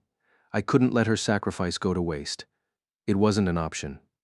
Even if death was ultimately inescapable, there was one thing left to do. I squeezed hard, knitting the sensation back as if it were a fine thread. The texture of what I held, Asuna's rapier, flooded back into my hand. Now I could feel her will exuding from it. I could hear her voice, urging me on. My left arm began to move, achingly slow. As it rose bit by bit, the contours shuddered, visual artifacts peeling off. But I never stopped moving. Inch by inch, I raised my arm, my soul flaking away. Unbelievable pain shot through my body. The apparent price for my heresy, but I gritted my teeth and kept moving. The distance, just inches, was unbearably long. I was freezing cold. Only my left arm had any sensation left, and the chill was quickly eating through it.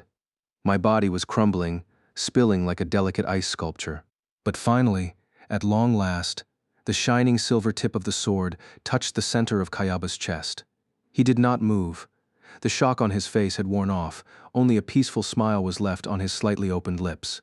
Half by my own will, half driven by some mysterious unknown force, my arm closed the final distance. Kayaba shut his eyes and accepted the rapier piercing his chest. His HP bar emptied. For an instant we both stood there, each with his sword stuck through the other. All of my willpower spent, I gazed into space. "Is this what you wanted?" I never heard her response, but there was a momentary thump, a pulse of warmth gripping my left hand. I released the strength that was keeping my body from shattering entirely. As my consciousness slid into nothingness, I could feel my body disintegrating into 1,000 pieces, and Kayaba's doing the same. Two familiar bursts of sound overlapped. Now it all really was drifting away, separating faster and faster. Was that agile incline calling my name? And beyond that, the artificial tone of the system's voice. "The game has been cleared. The game has been cleared. The game has been—" The entire sky was ablaze with the setting sun. I suddenly realized I was in a very strange place. A thick crystal slab was under my feet. Beneath that transparent floor, strings of crimson-splashed clouds flowed past. I looked up and saw nothing but infinite evening sky, an endless expanse, sprayed with gradient colors from brilliant orange to blood red to deep purple. I could hear the sound of a slight breeze. Aside from the red and gold clouds floating by, there was nothing in the air but this small circle of crystal, and I was standing at its edge. Where am I? I remembered my body shattering into countless pieces and dissipating into nothing. Was I still somewhere inside SAO, or had I actually gone to the afterlife? I looked down at my body. The leather coat and long gloves were the same equipment I had been wearing when I died. But everything was ever so slightly translucent now. And it wasn't just my clothes. Even my body itself had turned into a partially see-through material like colored glass, and it was sparkling red with the light of the sunset. I stretched out my hand and waved the fingers. The game window popped open with the same sound as ever. I was still stuck in SAO, but there was no equipment, mannequin, or menu read out on the window. It was simply a featureless box that read "Executing Final Phase, currently 54% in small letters." The number ticked up to 55% as I watched. I'd thought that dying and disintegrating happened at the same time that the device fried the brain. What was happening here? I shrugged and closed the window, then jumped as someone called out to me, "Kirito." It was like the song of angels. A shock ran through me. "Please let it be real. Please don't let it be an illusion," I prayed and turned. She was standing there, set against the burning sky. Her long hair was rippling in the breeze. Her smiling face was close enough that I could cup her cheek if I reached out, but I couldn't move. If I take my eyes off of her for just an instant, she'll disappear, I thought. Instead, I stared silently. Like me, her body seemed made of a delicate crystal. As it sparkled and gleamed with the light of the sunset behind it, it seemed to me that the sight was more beautiful than anything in the world. I desperately tried to hold back the tears, and finally I cracked a smile. When my voice came out, it was barely a whisper. "Sorry, I guess I died. Dummy." A large tear rolled down her cheek as she smiled. I opened my arms and called her name. "Asuna." She jumped to embrace me, tears sparkling, and I held her tightly. I'd never let her go. No matter what happened, I would never release my grip. After a long, long kiss, we finally extricated our faces and looked at each other. There were so many things to say about that final battle, so many things to apologize for, but words were no longer necessary. Instead, I turned to look at the endless sunset and asked, "So where are we?" Asuna silently looked down and pointed. I followed her finger. Far, far away from our little floating crystal platform was a point in the sky, and there it floated. It was like a cone with the tip chopped off. The entire structure was made of countless thin layers. If I squinted, I could see little mountains, forests, lakes, and even towns in the spaces between the layers. Ankrad. Asuna nodded. That had to be Ankrad, a giant castle, floating in an endless expanse of sky. The world of swords and battle that had played host to our painful 2-year struggle, and now it was below us. Before I came here, I'd seen pictures of the structure in promotional material for Sword Art Online, but this was the first time I'd ever actually seen it like this in person. My breath caught in my throat. I felt something like awe. The floating fortress of steel was collapsing. As we watched, a chunk of the lowest floor broke off, spilling away into countless smaller pieces. If I trained my ears, I could hear the heavy crumbling sounds beneath the wind. Ah, Asuna murmured. A larger piece of the bottom broke away, and this time there were trees and cascades of lake water among the structural rock as it plummeted through the red sea of clouds. That was where our little log cabin used to be. Floor by floor, the place that had consumed 2 years of our memories peeled apart like tiny membranes, and I felt grief well up in my heart. I slowly sat down on the edge of the crystal platform, still holding Asuna. My heart was oddly calm. I didn't know what had happened to us, what would happen to us, or why, but I felt no fear. I'd done what I needed to do, lost the life I had been given, and now sat with the girl I loved, watching the end of the world. Nothing mattered anymore. I felt fulfilled. Asuna must have felt the same. She hugged me close, watching Ankrad fall to pieces, her lids half lowered. I slowly stroked her hair. That's a fine sight. The voice from my right took me by surprise. Asuna and I looked over to see that a man was now standing at the edge with us. Akihiko Kayaba, the developer of Sword Art Online, not the paladin Heathcliff. He wore a white shirt and tie underneath a long white lab coat. The contours of his face were fine and sharp, but the metallic eyes and the way he placidly observed the disappearing castle were the same as his prior incarnation. Like us, he was partially transparent. Less than an hour ago, I had been locked in a battle to the death with this man, but I felt at peace now. It was as if I had to leave all my rage and hatred behind to reach this world of endless sunset. I pulled my eyes away from Kayaba and back to the castle, then spoke. What's happening to Ankrad? You might call it a visual metaphor. His voice was quiet. At this moment, the SAO mainframe, stored 5 levels underground at the Argus building, is deleting all data saved on its server. In another 10 minutes, nothing will remain of this world. What happened to all the people who were there? Asuna murmured. Don't worry about them. Just moments ago. He waved a hand, then glanced at the window that popped up. All 6,174 surviving players were logged out and regained consciousness. So Klein, Agile, and all the other people we'd met there, the ones who had lived through those 2 years with us, were all back in the real world, safe and sound. I shut my eyes tightly, warding off the emotion that threatened to seep out. And those who died, we both died and we're here right now, so isn't it possible that you could bring the other 4,000 back to consciousness? He closed the window, his face unchanging, then placed his hands in the pockets of his coat. Life is not meant to be treated so lightly. They will not come back. In every world, the dead must disappear. You two are a special exception. I wanted a bit more time to speak with you. That is what a man who killed 4,000 people has to say for himself. But for some reason, the anger did not come. Instead, I had another question. A very simple question that every player in the game, every person who was aware of what happened here, wanted to know. So why did you do this? I thought I detected a pained smile cross his face. He was silent for a while. Why, you ask? For a long time, even I had forgotten. Why did I do this? When I learned about the development of the full dive system, in fact, long before that moment, I dreamed of creating that castle, creating a world that surpassed all the rules and laws of reality. And finally, I even saw the laws of my own world eclipsed. He turned the serene light of his eyes upon me, then back again. A slight gust picked up, rustling Kayaba's lab coat and Asuna's hair. The castle was more than half gone by now. Even memorable Algaid had crumbled into nothingness, swallowed by the clouds. Kayaba continued. Children experience a great variety of dreams and fantasies. At a young age, I was gripped with a vision of a castle of iron floating in the sky. Even after I grew older, that vision never left my mind. In fact, with every year the picture grew larger and more real.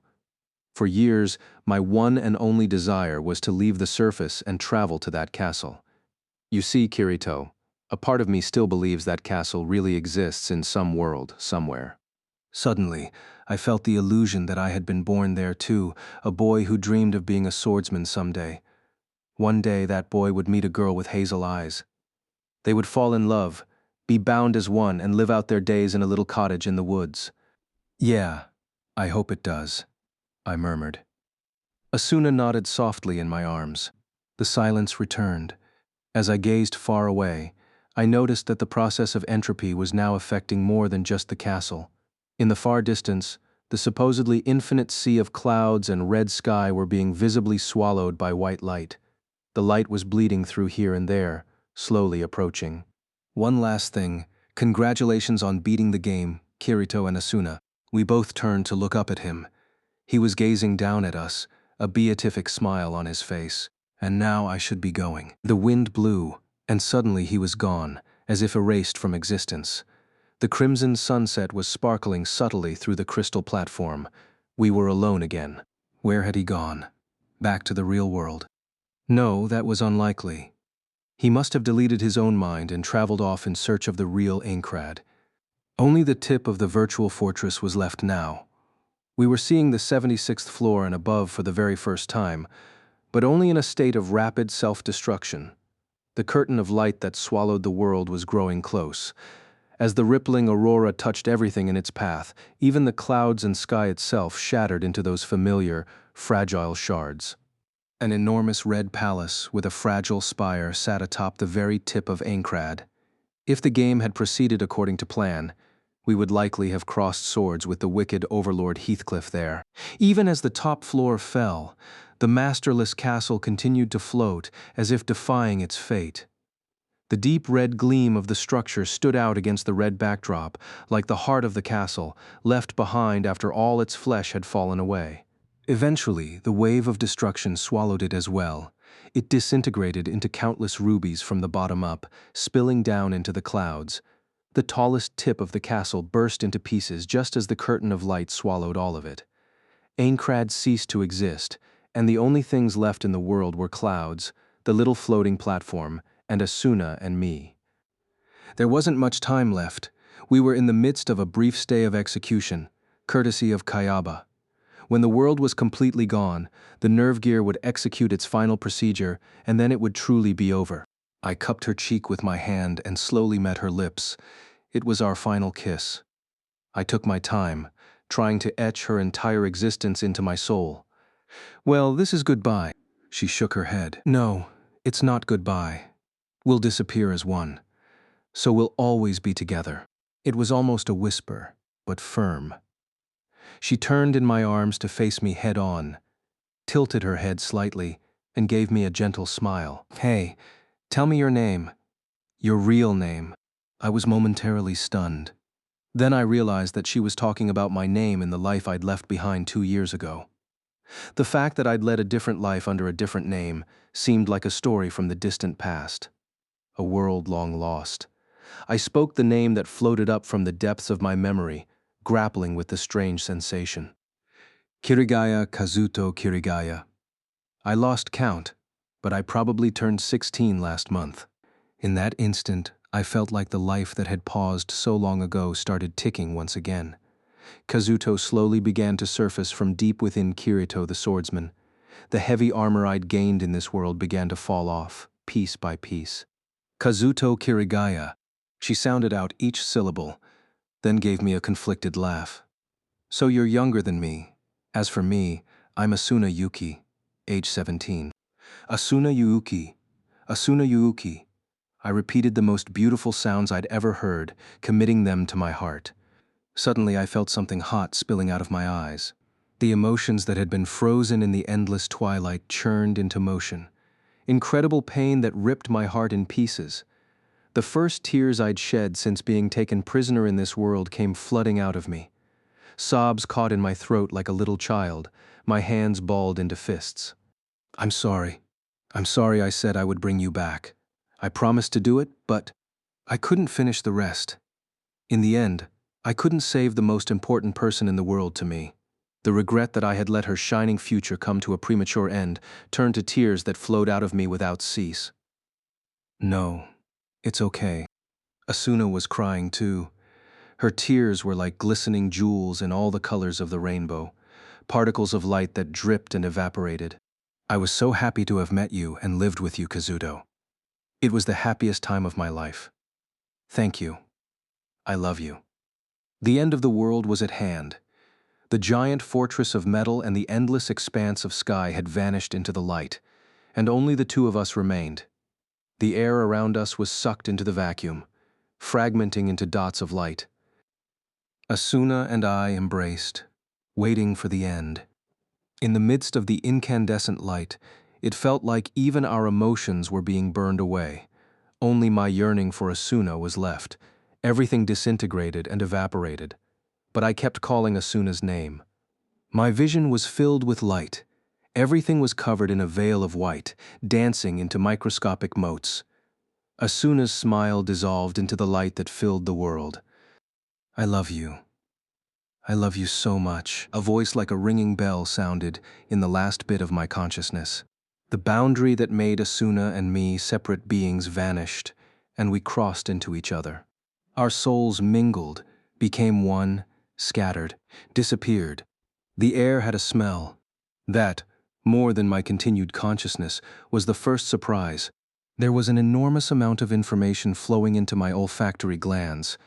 The piercing odor of disinfectant, the sunny scent of dry cotton, sweet fruit, and my own body. I slowly opened my eyes. The powerful beam of light seemed to pierce the back of my brain, and I quickly squeezed my eyelids shut. After a while, I slowly opened them again. There was an interplay of various colors. Belatedly, I realized that it was fluid blocking my sight. I blinked, trying to clear it away, but the fluid kept coming. Tears. I was crying. Why? There was a sharp pain in my chest that told of deep, agonizing loss. I felt as though I could hear someone calling out from a distance. I squinted against the light and tried to brush away the tears. It seemed that I was lying on top of something soft. I could see what looked like a ceiling. There was a grid of off-white panels, and some of them were glowing, lit by something behind them. There was a metallic slit in the side of my vision, probably a respirator. It was emitting air with a low groaning sound. A respirator, a machine, that shouldn't be here. Even the most proficient blacksmith couldn't fashion a machine, and even if it really was what it appeared to be, in Aincrad there was no electricity to. This wasn't Aincrad. I opened my eyes. That train of thought had finally woken me up. I tried to bolt upward, but my body wouldn't listen. I had no strength. I raised my shoulder a few inches but immediately sank back down, pathetically weak.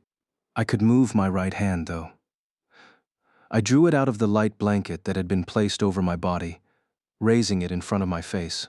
For a moment, I couldn't believe that the startlingly thin limb in front of me was actually my own. This bony thing could never swing a sword. When I looked closely at the sickly pale skin, I saw countless soft, downy hairs.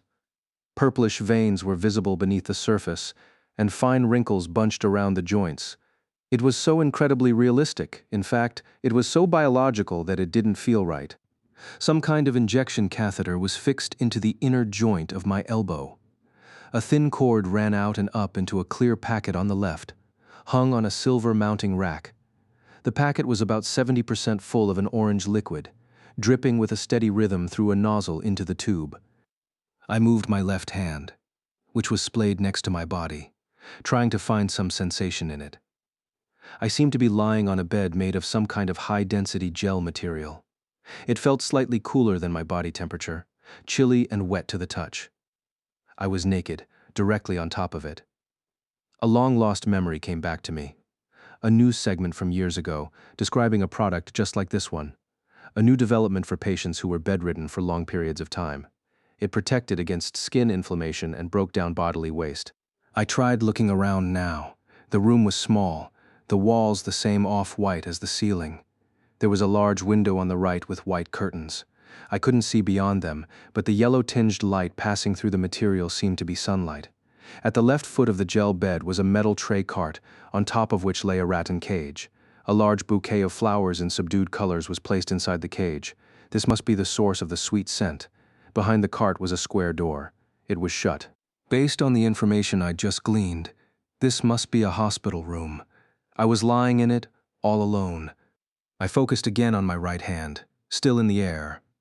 On a whim, I held my index and middle fingers together and swiped downward. Nothing happened. No sound effects, no menu window. I tried it again, harder this time, and again, nothing happened. Which meant this wasn't SAO. Another virtual world, perhaps. But the overwhelming amount of sensory information I was picking up spoke urgently of another possibility. The real world. The one I'd left 2 years ago, the one I thought I'd never see again. The real world. It took me quite some time to fathom what that truly meant. For years, the world of swords and battle was my reality. It was hard to believe that world was gone, that I was no longer there. I was back. But there was no rush of emotion or joy with that realization. Only confusion and a faint sense of loss. This was my reward for beating Kayaba's game. Even though I'd died, turned to nothingness, accepted my fate, and even felt satisfied with it. That's right. I was fine with it all ending there. In the midst of that fierce light, I'd disintegrated, evaporated, become one with the world, with her. Ah! The sound tumbled out. There was a sharp pain in my throat. I hadn't used it in 2 years, but I wasn't even aware of that. I opened my eyes wide, trying to mouth the word, the name that came to me. Asuna. Asuna. The pain that burned deep in my chest came back. Asuna, my beloved, my wife, the woman who had stood at the end of the world with me. Was it a dream? A beautiful illusion I'd witnessed in an artificial world? For a moment, I wasn't sure. No, she was real. We'd laughed together, cried together, fallen asleep together. Those things weren't a dream. Kayaba had said, "Congratulations on beating the game, Kirito and Asuna." I heard him say her name. If I was included among the players who survived, Asuna must be as well. The moment I realized this, my love and overwhelming longing for her exploded within me. I want to see her. I want to touch her hair. I want to kiss her. I want to hear her voice. I summoned all the strength I could and tried to sit up. For the first time, I realized that my head was being held in place. I felt under my chin and unlocked a tough harness I found there. There was something heavy on my head. Using both hands, I was able to pull it off. Once in a full sitting position, I looked at the object in my hands. It was a streamlined helmet in navy blue, cables the same shade of blue extended from the long pad on the back of the helmet and down to the floor. It was a nerve gear. This is what kept me connected to that world for 2 years. The unit was powered off. If memory served, there were gleaming lights that lined the outside when it was running, but now it was dark, the edges of the helmet flaking off and the alloy base exposed. Inside it was all the memory of that world. I stroked the front of the gear, lost in thought. I'll probably never wear you again, but you were good to me. I laid the headgear down on the bed. At this point, my struggles with it were just a memory of the distant past. There were things for me to do here now. It seemed like there was a commotion in the distance. I focused my ears, and as though my hearing was finally coming back to normal, various sounds jumped out at me. I could hear a great number of people talking and yelling. Footsteps thumped hastily outside the door, and gurney wheels clattered by. I didn't know if Asuna was in this hospital. The people playing SAO were from all over Japan, so the probability that she would just so happen to be in this building was slim at best, but this is where I'd start. No matter how long it took, I would find her. I ripped off the thin blanket. There were countless cords attached all over my gaunt body. The electrodes on my limbs were probably meant to stimulate the muscles to prevent atrophy. I painstakingly removed each one. Orange lights on a bedside panel flashed on, and a high-pitched alarm sounded. But I ignored it. I pulled out the IV, then swung my legs to the floor, finally free. Slowly and gently, I tried to stand. Quavering, I managed to support my weight at first, but my knees soon gave way. I had to laugh. I could really use that strength stat again. On my second attempt, I was able to stay on my feet by leaning on the IV stand for support. I looked around the room, then spotted a patient's gown on the lower shelf of the cabinet that held the flowers. Just the act of putting it on left me breathless. My limbs, which had been still for 2 entire years, were all screaming in protest. But I couldn't give up now. Faster, faster, I told myself. My entire body needed her. My fight would not end until the moment I could hold Asuna in my arms again. I gripped the metal stand like my trusty sword, giving it my weight, taking the first step to the door.